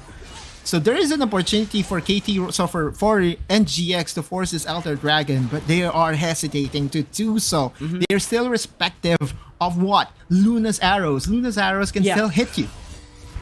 They have the Chain of Corruption. They still have a lot of combinations available for the 3 members that are here in the bot side river. That's why they are giving a lot of respect. Ratel is being engaged, but still not really the best target if you ask me. They have to take Luna down. That is the primary target here of NGX. The battle of attrition continues. Meanwhile, Aaron has decided to go straight here into the mid lane. Different approach this time. No split push shenanigans from both sides. Just waiting patiently. Numel too is just waiting for the perfect angle to use that depth charge once again to the dredge line. They are trying to consistently catch Aaron as well. Yeah, they have no vision. Doyce here as well on that pixel brush. Half HP on the Elder Dragon. Now they spot the Elder. Now calls for the Meteor Enchant draw. Taking some damage. Aaron as well is very low. Has to go back into the base. That may signal full on dive here. KT.RY. Justice in the area. Dodo might actually catch Yoshi. This is very scary for City. He was able to back away, but now they fall on engage into the match, and Justice is down, means that they might actually get taken down as well, but Aaron's here into the mix. No more ultimates available here for KT.RY, means that the backline can easily get breached. Nomel doing a really good job, catches the Ziggs. Zero trying to deal some damage, but it's lacking it right now. Luna as well being chased here by High, means now it's only Zero remaining alive, means as well that the Elder Dragon is for NGX. The overcommitment to kill Just Chi proved to be the difference maker here. NGX is now in prime position to secure this Elder Dragon buff. Unless Zero has something to say. Zero is still here. Could still potentially steal this Elder Dragon and steal this game from NGX. He's gonna try. Fate Seal onto the back line. He managed to get Hyde. 113! No, it's still Aaron that managed to secure it. Fortunately for NGX. But that was still a good try by KT. MVP performance coming from Aaron with the teleport plays. Oh, this tower is going to not die. I'm sorry, I'm just hyping the tower. But anyway, 100 HP still in the bot lane tower. Let's look into that replay. Again, the overcommitment, all the ultimates being used. First, Nomel using the ult against Tide. No way to layer down your CCs. Patel going for the primary target in Demon Guide. I actually want to commend Nomel. Nomel had the presence of mind to go for Demon Guide, because if Demon Guide remained alive in the team fight and did not get killed by Nomel, it could have been just a better team fight overall, because we all know that the Elder Dragon is not like the Baron buff in where if you are dead by the time that it gets secured, you won't be able to enjoy its benefits. NGX again. They turn onto the metal once again, though, trying to salvage the situation. Big drop of sword onto the Kha'Zix is now Aaron. Here comes Aaron with line, double stasis, Fate Seal, missing the target here onto Aaron. Now maybe having a chance to breach the backline, unsuccessful in doing so, but the damage is still there from the burn. 2 kills by Aaron means that they can continue to fight, but KT calls it off. NGX still getting something here in this fight. Yeah, but that's KT.RY winning, right? Like at the end of the day, the Elder Dragon buff has been sworded off. Now it's over. Now no one has the buff, because Aaron was the only. There were only 2 members that had the Elder Dragon buff. That was Draw and that was Aaron. And so their call here is to have Aaron clean things out. And by the way, Just G was not able to react fast enough. Even though that he was able to use his stasis, it wasn't enough. Again, this is again with the Elder Dragon buff, getting to secure 2 kills for Aaron. Still, we're back to square one. Oh man. Yeah, like all those team fights in the Elder Dragon for nothing, because we are back again into a state in where the Elder Dragon will again be contested by both squads. We have been in a 20-minute plus game for 3 consecutive games right now. Aaron, oh my god, almost got taken out there, but fortunately was able to escape in the nick of time. Yeah, he has a flash. NGX banking on the fact that Aaron will be able to carry them to the promised land of game number 7. Meanwhile, KT.RY just wants to end things. Doesn't want to go back-to-back game 7, right? Who would want it, right? Yeah. Only NGX, only the fans of NGX. But if you're KT.RY, you want to finish this now. You want to end this series now. 23 minutes in, close to 24 minutes. We are 1 minute away from towers just evaporating by themselves, and that's also going to be something off note as well, because at 25 minutes, towers will. Can just easily dissolve like paper. The towers will surely. KT.RY not wanting again that game 7. NGX grinning their teeth, investing everything right now, because you have to give your all every single time, because this is match point for KT.RY. They have the goalie, but it's pretty much negligible at the state of the game. KT though, they need to be very careful. Just G is in the area, making for the bomb here onto Luna. Envy by Just G, but did not call to go in. The cooldown of Mega Inferno Bomb is at a very low cooldown now, especially at late game, with all the ability haste, and at level 15, like, you have everything that you have, especially if you're going for the ability haste, rune or mastery. But the Aaron sideshow continues, especially now that he has access to the Guardian Angel. So he may not have the stasis available for himself to really outplay the opponent, but with the Guardian Angel available, it's all on Aaron. Everything. And 25 minutes! There you go! My gosh! The Burning Towers! This game is so close! Every single game ever since Zero was added into the mix. 20+ minute games, and now, oh no, big pick up on the Demon Kite. Of all people, Draw now trying to cancel the recall. They're going for the base race. KT.RY going for the recall. None is being allowed, and now NGX has stole the game. What just happened? What? In the clutchest of moments, NGX has proven that they have superior macro when it comes to backdoor calls. What balls from the team to just go for that backdoor. Crazy play by NGX. And now we have another Game 7 in our midst.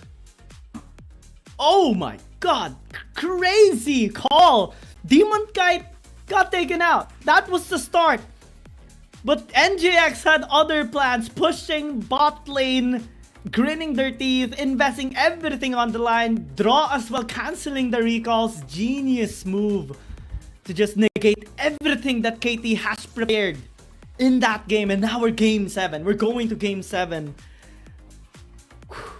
We may have missed the replay of that last team fight, but something is telling me that Demon Kite getting picked there was because he was trying to cancel the recalls. Yeah.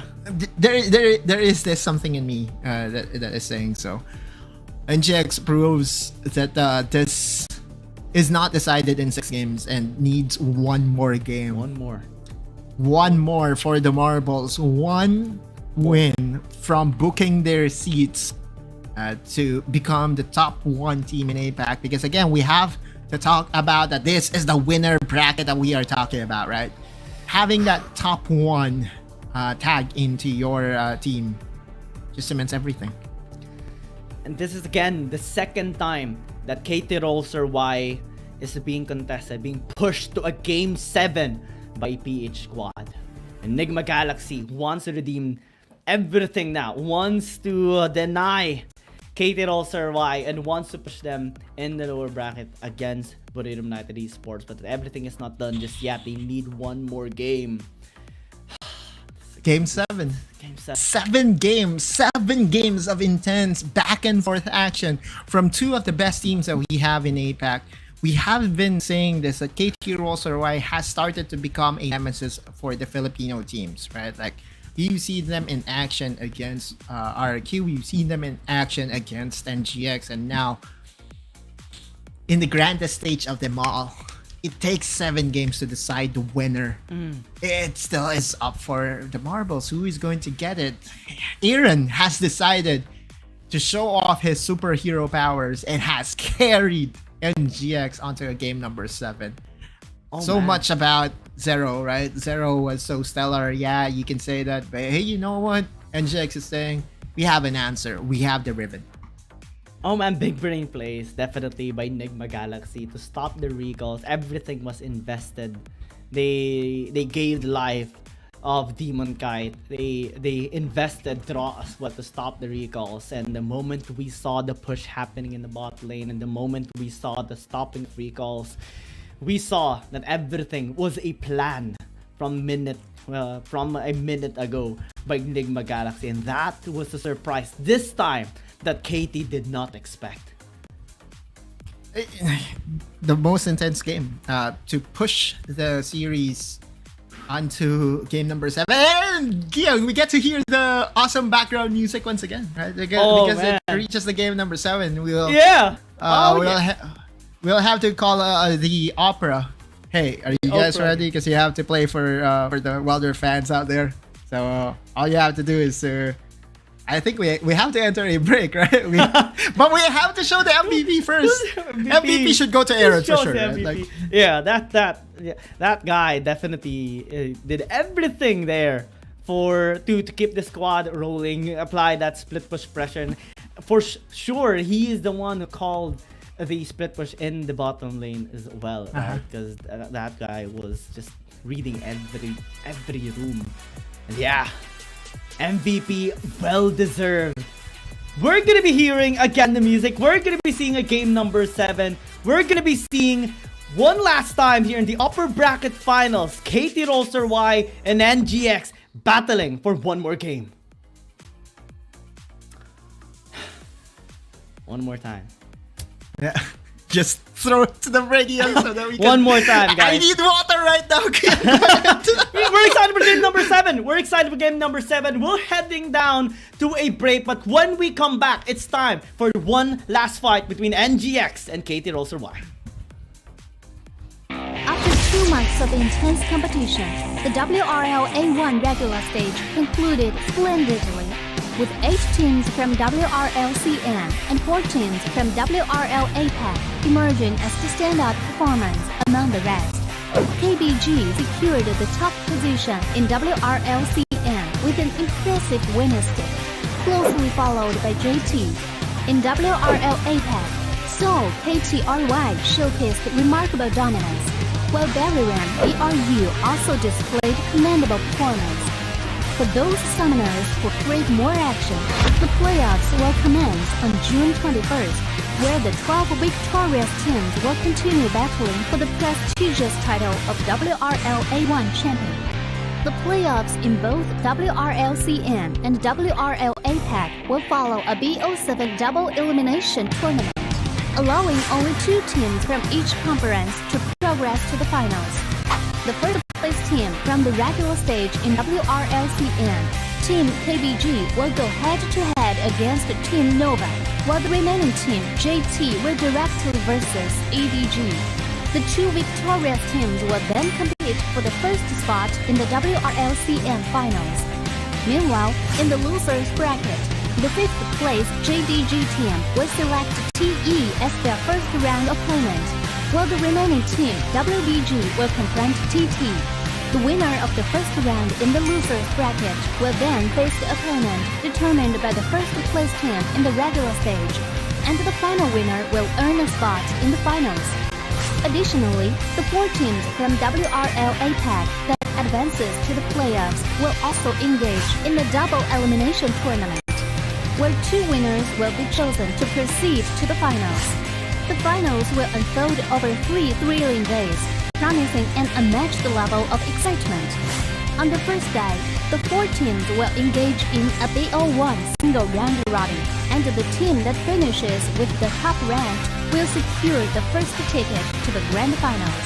The remaining 3 teams will then face off in a single elimination bracket on the second day, vying for the chance to compete against the top-ranked team. Finally, on the third day, the 2 winning teams will enter a gripping BO7 Ultimate Showdown to determine the ultimate WRL A1 champion. With all 12 teams fully prepared, the question remains, who will emerge victorious and claim the coveted championship glory after enduring such intense competition? Get ready for a wild ride. Let's eagerly anticipate the thrilling spectacle together. Dear Summoners, welcome to the Wild Rift League Asia 1! With the new season comes a fresh upgrade to our Spectre UI, designed to provide everyone with a better viewing experience. First thing is about the original UI information at the top bar. We make it into a functioning ring design in the upper left corner. The ring not only includes basic information.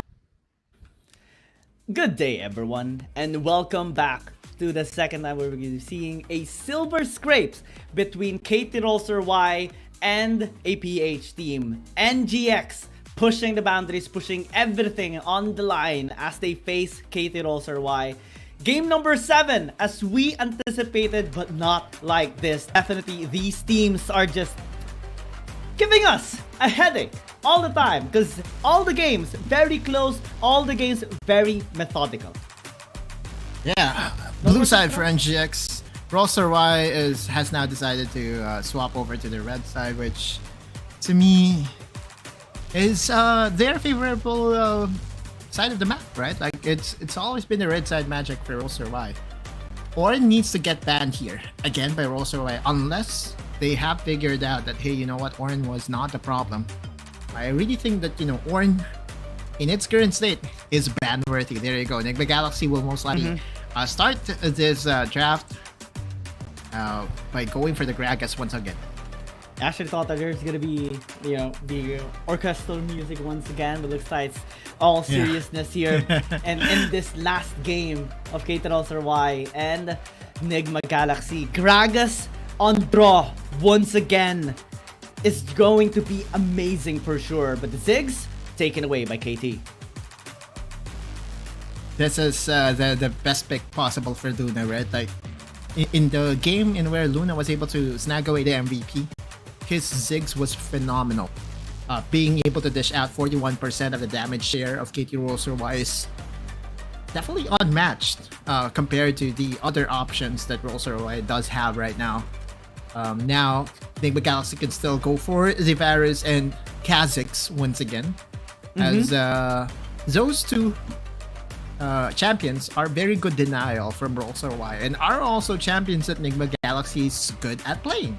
Yeah, and actually I would favor this combination more because you have the double isolation ready and available now for Nigma Galaxy with the cask, with the chain of corruption. If they pick something like a Shinzao, then it's going to be the trio isolation phase. And wow! NGX picks the Yone away from Zero. And if they ban the Akali, if they ban the Zed as well, then that is, again, the best way to deny Zero. Yeah, but the concern is Kha'Zix, right? Like, there you go. Immediately, Rolls-RY locks the Kha'Zix. It is the team deciding that, hey, you know what? We can handle the Kha'Zix dog. There's no need to be scared of it. It is respectable, but it's not something that we would be denying in game number 7. Now, the concern that I do have in this Yone pick is if it ever goes to the mid lane, Rolls-RY can still go for a double marksman composition, and the laning phase would be definitely at the advantage for Rolls-RY, at least in the first few parts of the game, right? But them recognizing that Zero is a problem on this champion is definitely, on the support staff. Coach TG, Coach Vansu, helping out Nigma Galaxy, finding the right amount of support that they need to catapult themselves into a win. They need to respect Zero all the time. But again, given the Connected situation right now, is allowing KT.RY to still adjust, right? There's still a lot of champions that Zero can use in the mid lane perfectly, aside from the Zed, aside from the Akali and the Yone as well. Maybe even something like a Gwen can be used here by Zero if ever he does decide to do so. That's how good he is on those champions. But you have to ban the Fiora now if you're Nigma Galaxy by taking away the Wait, Rolls-RY decided a no ban? Whoa. Wait. How's that possible? Let's just assume that maybe, Yeah. But the Fiora is going to be a problem here for for Nigma Galaxy if it ever gets opened. Because one of the favorable matchup against the Fiora is the Renekton, right? If you don't have the Renekton, what matchup are you going to play into the Fiora? Yeah, Riven is an option, but this is also a takeaway against Hyde, right? They are saying that, hey, you know what, Hyde, enough of your Renekton, you have to play something else. Yeah. So it is a Garen or a Gragas is the question. So you have two options here to either select the Garen for Hyde for easier access to everything, or flex him into the Gragas role, which they are more than willing to do, and they are doing so right now by putting draw on his signature champion, Rakan. Having the Yone, having the Rakan, having the Gragas, Chain of Corruption as well, and you add the picture perfect. Yeah, team fight based composition with the Wukong this time around being locked in. This is no bounds by Nigma Galaxy. This means that they will not hesitate going in. They have the defensive tools as well to protect the backline. KT.RY needs every brink of stats that they need to fully utilize this. But again, time and time again, they do not disappoint. They pick up the set. Is this a set for Ratel? Because this is a Nautilus for Numel for sure, right? And so this is KT.RY's gauntlet. This is their flex. This is their curveball. We are going to face your Gragas in the top lane with the boss, with set for Ratel.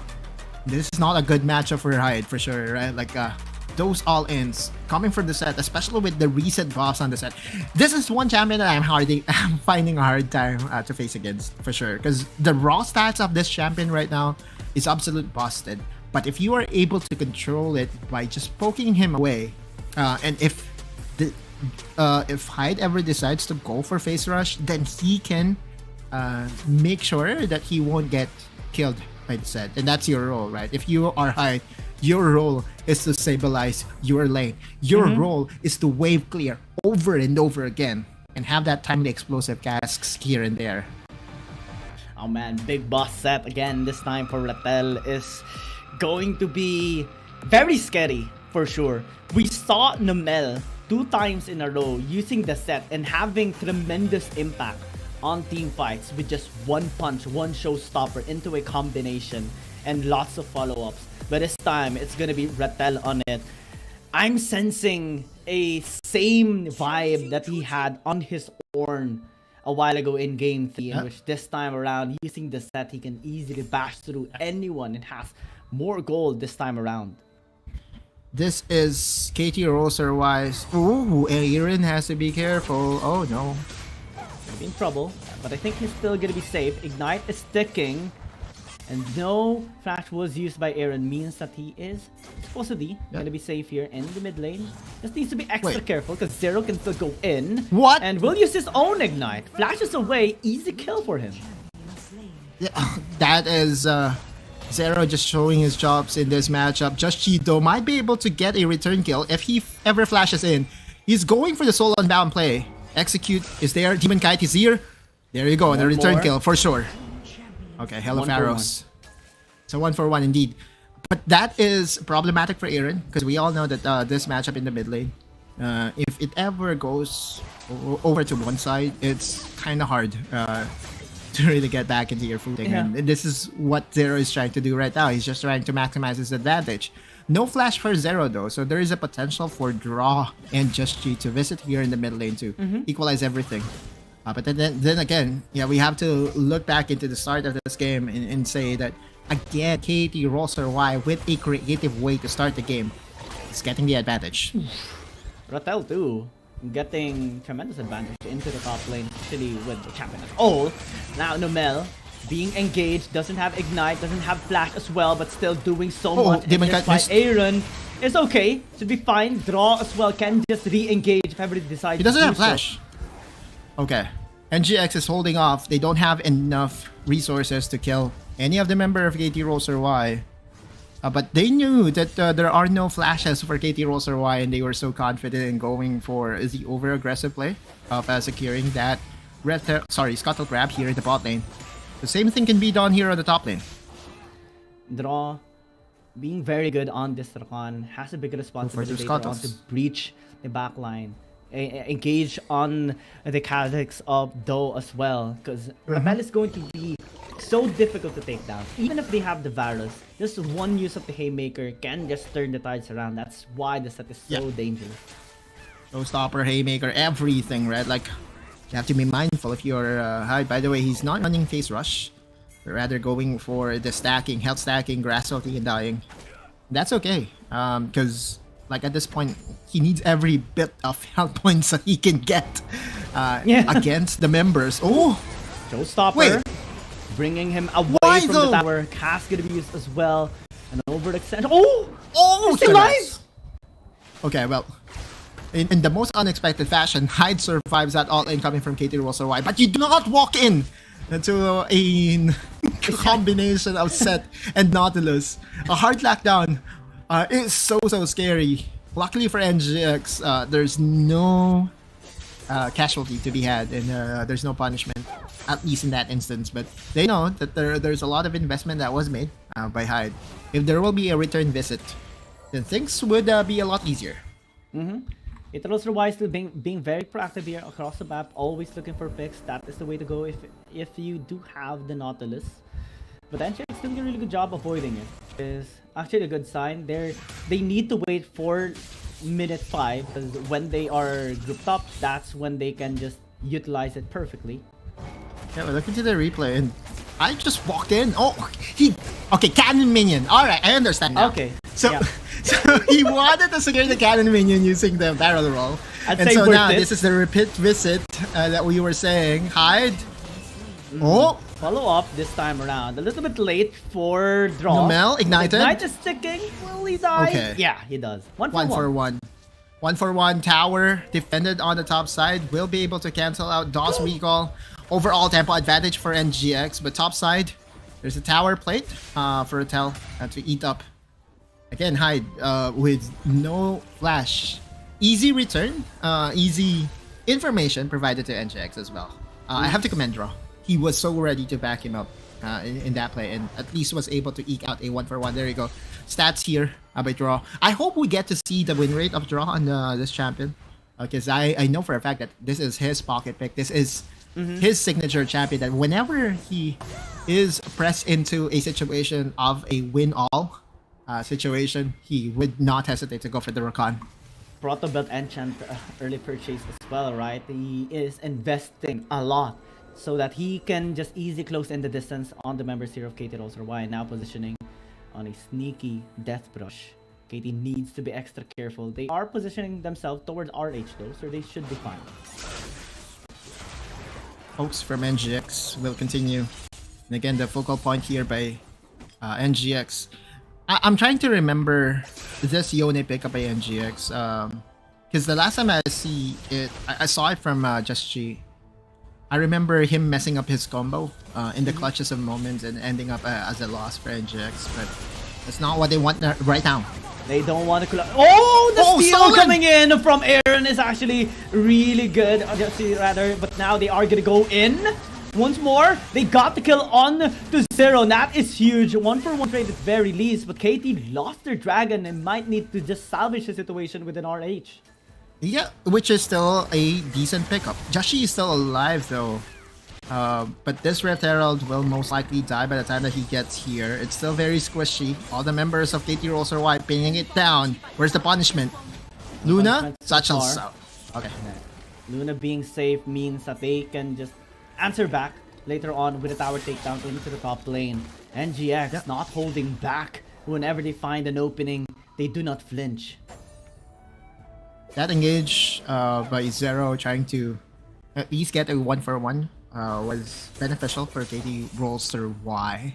One dragon for one Rift Herald, and at least in this current state of the game, you won't be able to really maximize the Rift Herald to its full potential. And we all know the dream for the Rift Herald users is to use it on the mid lane. And also and not use it on the side lane, because the mid lane is the most important tower.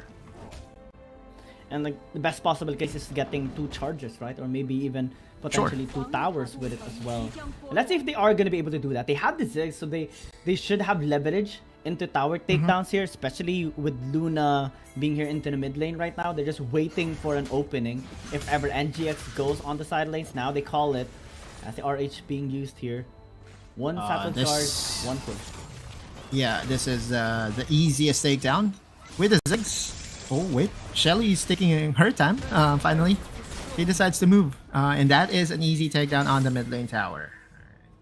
No second charge anymore on the second tower, but now KT in the bottom lane. They want to charge onto Aaron. Good use of the Cyclone. Fate Seal as well, only to Nomel, but they're going to be happy with that. Stasis though to buy some time. Really good clutch play, but the Ignite still ticking, and then he is going to get taken down. Hyde and company here in the mid lane. Oh, actually, it's just Hyde. No company. His company is the opponent, Retel. Retel again. There was a play by Retel in the mid lane that was able to secure a kill, but the push is on still for KT.RY. They're trying to chunk down this tower here in the bot lane. And now finally Retel again flexing his muscles.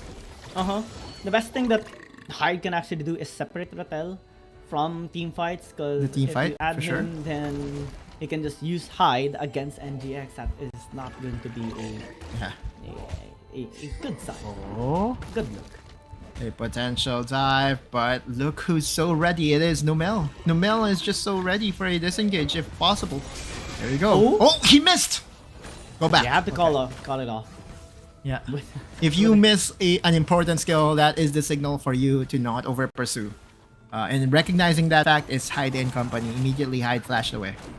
Especially that it's Ratel, right? If you miss anything, then that is going to be him able to punish you in every single way. Can I be honest, Giyang? Can I be honest? I really think that they don't have enough damage to actually kill the set at that time. Yeah. Like, it was a blessing in disguise that explosive cast did not connect. Because Nomel being there, so ready to punish, even though it was a 3v2, it is under a tower. And we have to remember that Ratel is that one player that NGX did try to dive during game number 3, ending up surviving and getting a triple kill. So, if you were to ask me, it's a blessing in disguise for NGX. That could have been history repeating itself, right? I was also nervous about it, because this time it is a set. Much more deadly champion to take damage because he can just bring it back and make you regret even damaging him.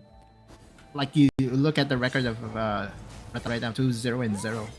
So ahead of everyone right now. And the main lesson for everyone, especially in Wild Rift, or be it League of Legends PC, you don't gank the losing lane. Because if you gank the losing lane, if it ever becomes a disaster, it's just going to be insurmountable. It's so hard to come back from that hole. NGX and company, the Ice Dragon is alive now for the taking. Yeah. If they get this is going to be huge. Luna took so much damage from the pokes of Hyde and Demon Kite. This can be actually the chance here for NGX, given that Luna might hesitate for a bit to poke them out, especially with his HP situation. They have to be mindful of Zero here on the top side. If possible, they have to... Yeah, there you go. They have to find a way to check vision here. Because this is a perfect flanking position from Zero. If there is no ward here, Zero can just enter the team fight and be influential to the backside of things. Meanwhile, KT.RY right here in the mid lane, getting priority and can just push down the mid lane. And NGX, they need to answer the push. They have Aaron actually backed into the base, so they're taking their due time. At least here to settle things in the bot side river.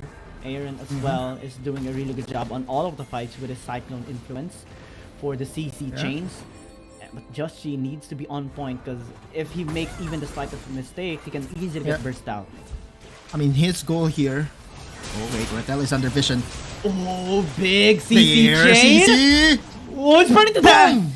No longer is he available, no more big boss set, and that calls NGX to take this dragon.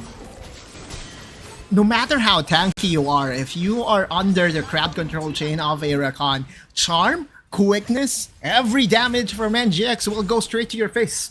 In set, Rattel gets punished 2-1, 2 dragons in favor of NGX, gets another tower here in the bot lane. If NGX do not squabble this lead, heading into the next objective team fight, there is a potential for them to go for the 3rd dragon win condition. This is the perfect time, right? They have gotten the lead, they have 2 dragon stacks, and I actually want to check the items. Let's check out the replay first. Yeah, Rattel did not know that he was under vision, and one of the best ways to really engage is from a mile away, and that's where Yone and Rakan is good at, right? Like, they can engage from unimaginable places, right? Oh, Hyde going in. Yeah, Zero might actually be in trouble. The face seal connecting onto him, was suppressing so much, but Zero still remaining alive. Ignite is sticking, but still the Meteor Enchant was able to take him down. Well, this time it's gonna be the second target. Aaron, though, is taking too much to jump in by Doe. Secure them the kill. 1-for-1 exchange. Rattel has a good flank this time around. No more escape path as Rattel blocks it up. And now the punch to take down Hyde. A 3-for-2.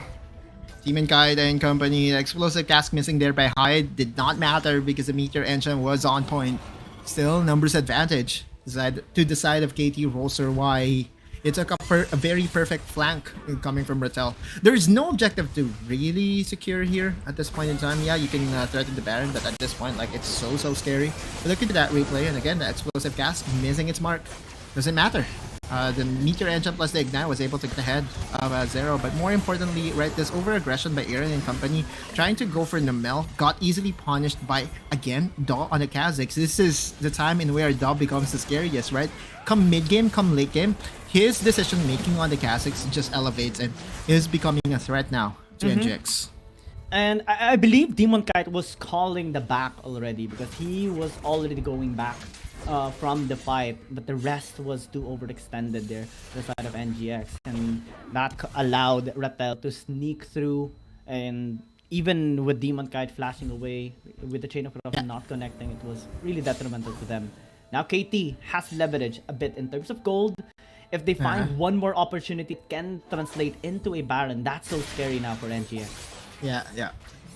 2 dragons to NGX, gold lead to KT.RY. Still anyone's game, for sure.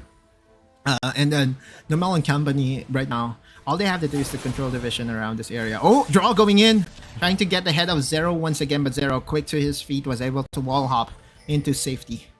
No more quickness here for Draw means that that KT can just easily pierce through the backline this time around. No engage tools whatsoever here for NGX, or at least it's very limited to get that CC chain, so they need to call it off. Any engage should be cancelled this time by NGX. They need to be patient.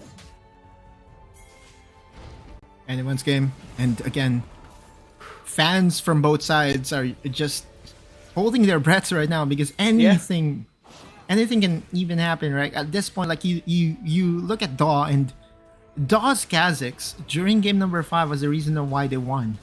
And then you also have this big wild card as to how Just She would be utilizing this Yone.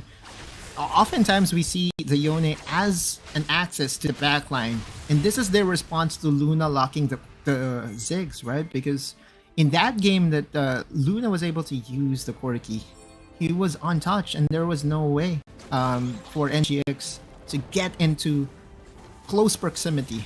But at least with the Yone, there is a potential for Just She to find the head of the Ziggs, which is their win condition. Especially with the help of Draw, right? He is the key to getting the suppression down to KT.RY. Whenever that quickness is on cooldown, they need to step back. But this time, KT.RY is saying that you only have one chance. We're gonna take this dragon if you hesitate even for a little bit. Yeah. We want to deny you from the third dragon. If NGX... Oh no, okay, Aaron was able to get that shared buff. Not really the primary target. You want it on Demon card, but the dragon's being started right now. Draw, trying to chase down Daw, wasn't able to get the charm. Zero as well is threatening for a flank. So now KT has a better angle. Cast was invested already. Aaron is here as well with Cyclone. Fate sealed! Fate sealed again! Daw's Just very perfect! It's an Optimus against a Dragon, but at what cost right now as NGX is chasing the members. They want to get the kill on Zero and Numel. Numel's gonna be allowed to get free. But NGX, they did get to Zero this time around. Once they fight, they were able to deny the third dragon. I think that is very worth it here for KT. Okay. Forcing the Baron here is a situation in where Luna can just freely throw the bombs, and so Aaron is trying to dissuade Luna to even steal this Baron. Aaron is here. He knows that Luna is here. They get the knockoff, but Luna still was able to escape, but that chase down allowed them at least get the Baron, get the kill onto Luna. Zero as well being chased out here by Just She and Hyde. Stasis might not help him anymore. The Chain of Corruption is available, and NGX, they found the opportunity. 2 dragons to 1 dragon of KT.RY, but the more important objective is the Baron. Baron push is online for NGX, now able to get 2 towers here in the mid lane, and NGX slowly and surely is booking their seats over to the finals. They know that they are just a few clashes, a few good decisions away from booking their seats in the final stage and booking their passport over to China. NGX, man oh man, what a journey for them and their squad. One fight away, one objective away from being able to book your ticket to China and be the first APAC team to defeat KT.RY. This is the way to do it. They get the Baron, they get the Elder Dragon, nothing that KT.RY can do. The double trouble is online. Baron buff, Elder Dragon buff.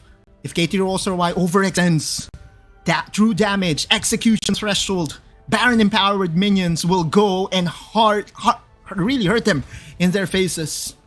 Just a few minutes away, now NGX is just prepping the wave. Never mind the third wave on the top side. All you have to do is to really push down this 2 wave in the mid lane and the bot lane, and just be mindful from engages of Numel and Rattel. Big responsibility this time around for Luna. The rest of the squad of KT.RY, they need to invest everything. They have to be perfect in engage if they want to win, if they want to deny the push from NGX. Tower taken down in the mid lane. That's already a good sign for NGX, but though, might want to flank. Got spotted out by the wave, so he has to fall back. This tower in the bot lane. There still is the Elder Dragon buff, but no Baron empowered minions to really help them out. Just She might just go in and forces them to back away. That's 2 inhibitor towers down. NGX, momentum on their side, only has 1 inhibitor tower standing in their way. They could still go for Zero. Sealed? Zero using the stasis already to buy some time, but might actually still get taken down. Fortunately, was able to flash away. But Luna, fortunately, is still able to flash. Oh, he's but dead. The arrow connected, and he is dead. Now, this time around, Aaron is trying to flee. Aaron is still alive. KT.RY, they lost one, but might be the only one needed for NGX to end this game. No wave clear. There is no wave clear. There is no Ziggs. NGX is going for the end. No AoE damage as well. Zero trying to his very best. The last hurrah, the last dance here by KT.RY. They want to survive, but they're not gonna be allowed. NGX going for one last push. 70 HP. Wow. And that is it. NGX, the first team to defeat KT.RY, the first APAC team to land a defeat against KT, and they have secured their final spot.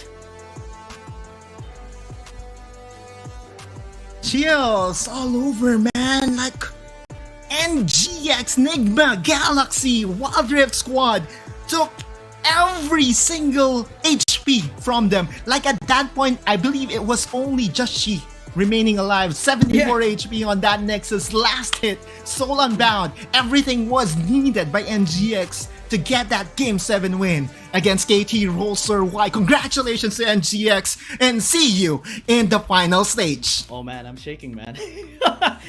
I'm shaking. That's how close the game was. That's how crucial that game was as well. 74 HP, one last hit, even with the Baron and the Elder buff that they have acquired. KT.RY, they did everything that they can to deny this Game 7 win by NGX.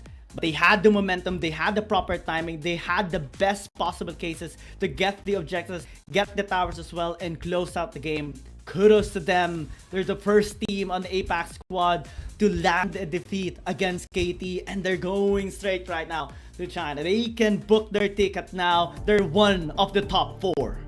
I was talking to Coach TG a while ago, and we were exchanging stories here and there about their visa concerns that might stop them, but that is going to be resolved so soon. Oh man, NGX against all odds. Prior to this playoff starting, they are at the number 4 seed, right? And they were shaky at the middle part of the tournament. But in patch 4.2, in where everything has shaken up to the advantage of those teams that can really utilize marksman to its full potential, NGX gets to be the number 1 team from APAC. Meanwhile, KT.RY would have to face BRU in the losers bracket matchup, and that is also going to be a banger. It will happen tomorrow. But man, goosebumps everywhere. Like even the viewer, I know the viewers were noticing that my voice was shaking, and that just goes to show how intense that matchup was. You have to give it to both teams, NGX, KT.RY, for putting up a classic fight, a classic best of 7, and you could not ask for a better ending to that fight. What a better way to redeem yourself than to take down the number 1 team in the APAC squad and to secure yourself as the number 1 right now, the first team to qualify as well in the playoffs. That is how big of a redemption Nigma Galaxy has. They managed to redeem now Esports as well, that fell down under the hands there of KT.RY. Now KT, they still have 1 chance, but they need to battle against BRU. That is, I mean, evolved BRU. I think nobody would want to battle against them, especially after 4-0ing Naos Esports just earlier. Yeah, no one. I was just trying to remember the journey of the whole thing, right? KT.RY, NGX, and prior to the tournament starting, I was really high. I was so high on NGX, and not just NGX but also on BRU. But as the group stage progressed, we all know how crisp KT.RY was and how improved their playstyle was. We were so ready to really acclaim them as the best team from APAC. But all that for a Game 7 Classic, a loss to NGX, to Nigma Galaxy, and this is like the second or second time, if I'm not mistaken, that the Filipino teams was able to break the hearts of the Korean squad. Because if I remember, I was also casting that game It was between RRQ and KT.RY. When the distance, it was the Chaz with the Shyvana fountain play. I still remember it as if it was yesterday, and it was indeed a series in where it was decided until the final game. And again, that just goes to show as to how big of respect that we have to give to KT.RY. They're just a very good team. This is still a team that had tremendous achievements over the course of the regular season, over the course of the playoffs as well. Was able to take down numerous Chinese teams over the regular season, and they contested even the likes of EDG, J-Team, and KBG.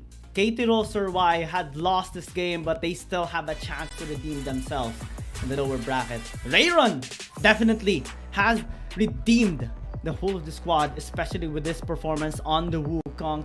Tremendous efforts as well to interrupt any sort of disengage, to breach the backline, allow Josh Sheet to follow up as well. Perfect here for NGX. I was trying to remember if my choice would have been Aaron or if it was a different player. I think I would have to give it to Draw though on the recon. Aaron is very much deserving of the MVP, even just G-Red, but Draw on the recon is always a pleasure to watch. We're confirming something onto our production side if we have an interview that will happen, because every time, right, like an APAC team wins, there will be an interview. Guillaume, correct me if I'm wrong. So today we might be witnessing another interview. But if you are going to select as to who you want to interview, who do you want to interview? I actually want to hear from Draw, honestly, because everyone was waiting. I'm on you on this as well, on the MVP. I mean, Aaron is really good, at Joshi as well. The rest of the squad was on point, but it all boils down to how the setups will be from Draw, and most, if not all the time, his setups were perfect. Yeah, sure. Like that we are skimming through the slides, and as you see here, qualified for the final stage. Wait, hang on. That's the wrong graphic. Hey,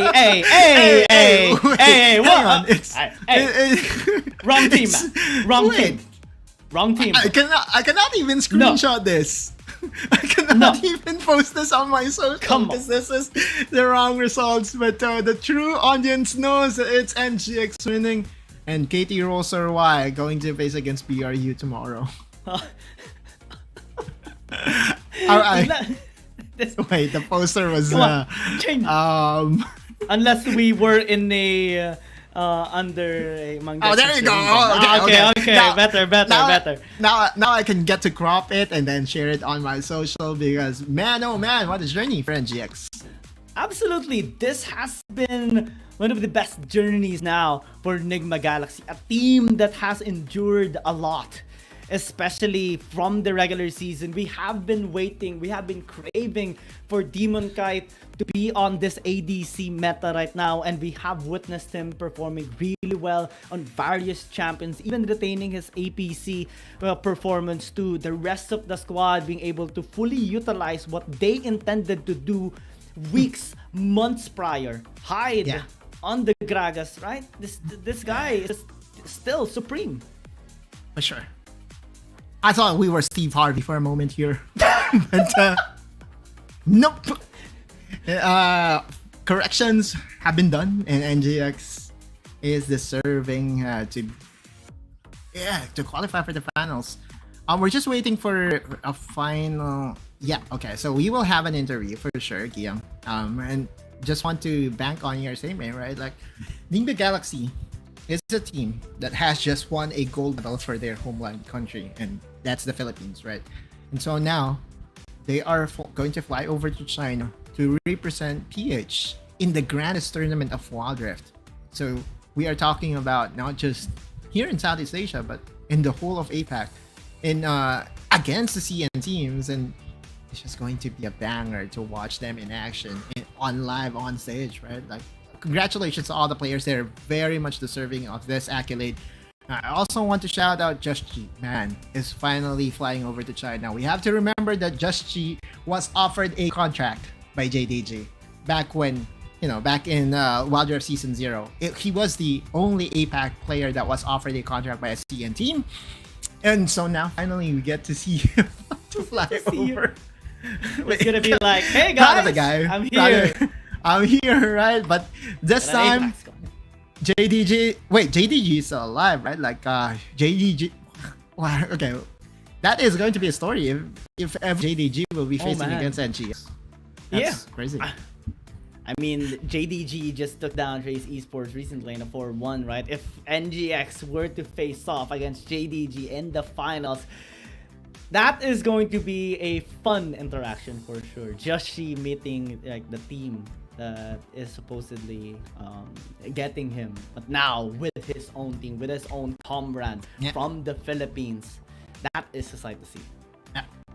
Also Aaron. I almost forgot. Because it was a trifecta, right? Joshi, Aaron, and then Chami was offered by JDG. But the one that really got contracted for a long time was Joshi. But NGX was able to really transform their roster by first securing a rental and a buyout on their superstar jungler. Oh, man. Crazy man. Like crazy. This is a time to celebrate as a Wild Rift fan that, okay, you know what, we are going to witness one of the best teams represent APAC. And now there is only one slot remaining, Giyang. Who is it going to be? Is it going to be Buriram United? Is it going to be KT.RY? Do you want to lay out your predictions as early as now while we're waiting for the interview, or do you want to wait until tomorrow? Actually, even right now, I'm feeling a little bit nervous for KT.RY. BRU and their performance against Naos has been, again, lots of preparations that's backing their already good performance from the regular season. I think they have a really good chance of defeating KT.RY. At least we're gonna be seeing another Game 7 that anything can happen. Yeah. A best of 7 between the number 1 and number 2 team of APAC during the group stage.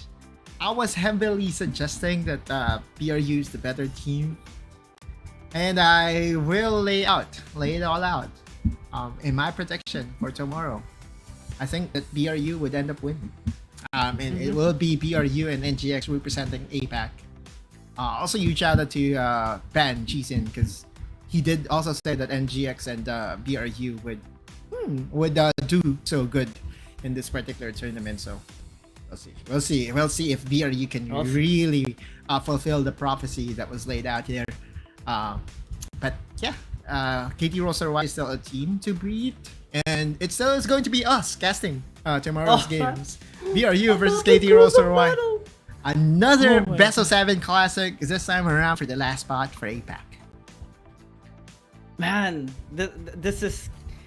I mean, KT.RY surely is prepared to qualify for the finals, but now, after losing against Nagma Galaxy, they need to prepare for tomorrow. This is definitely going to be very exhausting, but hopefully they're going to be able to perform at their highest level of condition, because BRU surely is ready for both situations, either NGX or KT.RY, depending on who will lose, right? Because they had the days to actually prepare. And tomorrow, Orn will definitely be a hot topic for both of us, Guillaume.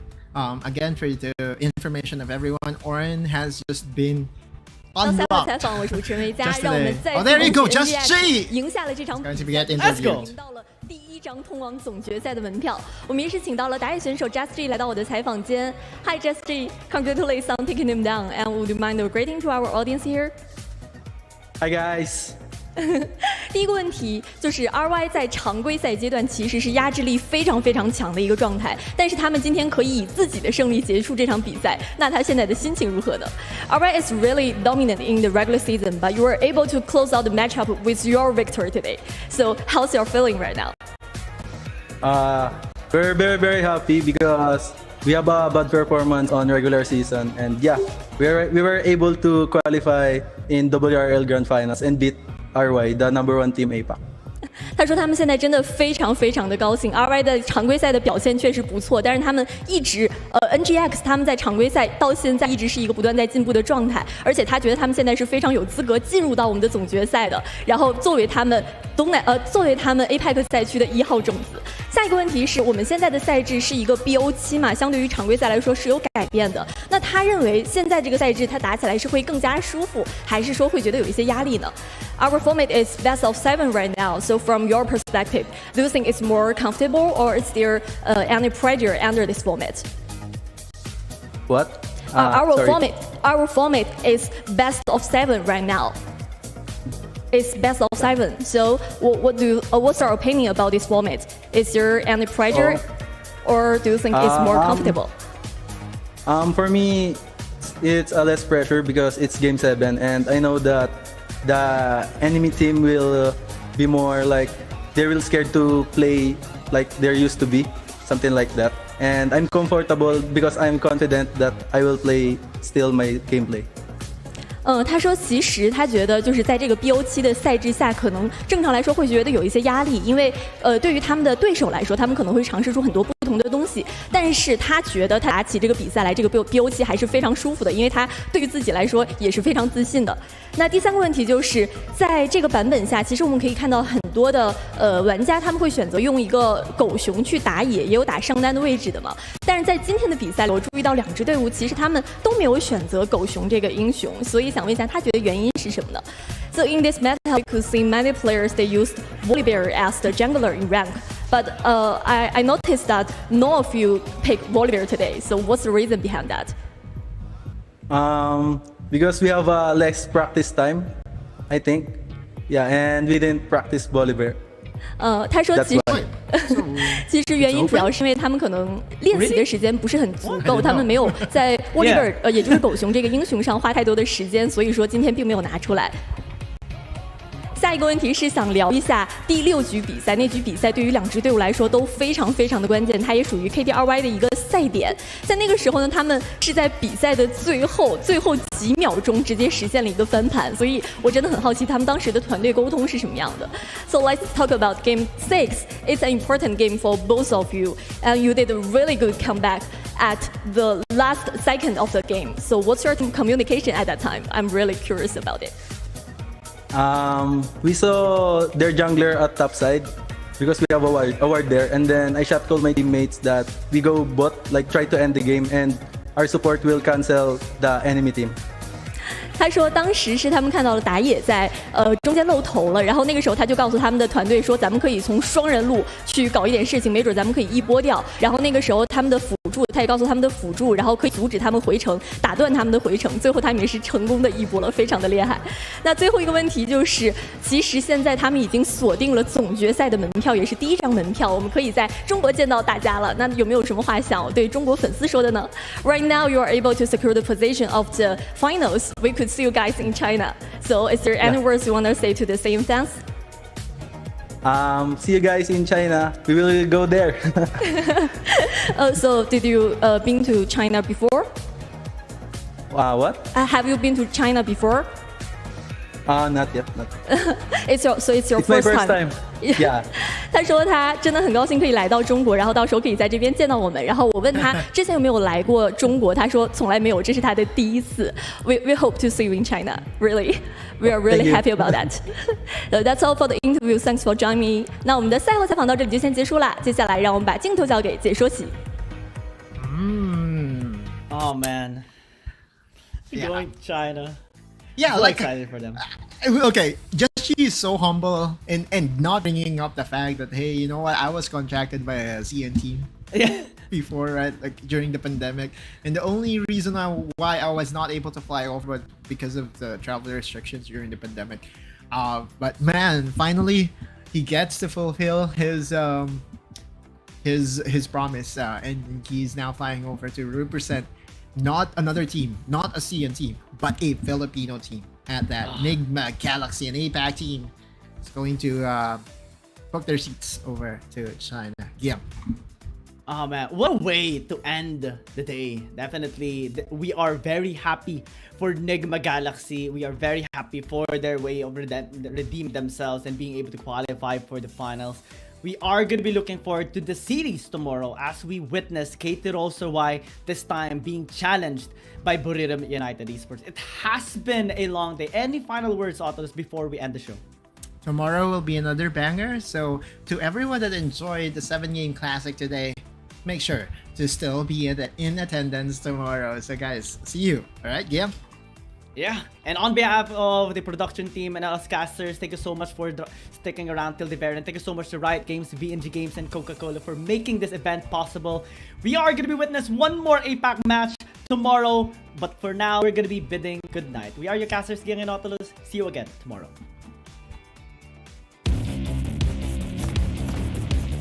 There's something about games. What you're doing there gives you real chills. There is one thing that can't be stopped. Feelings. And if you can feel it, it must be real, right? And that's real magic.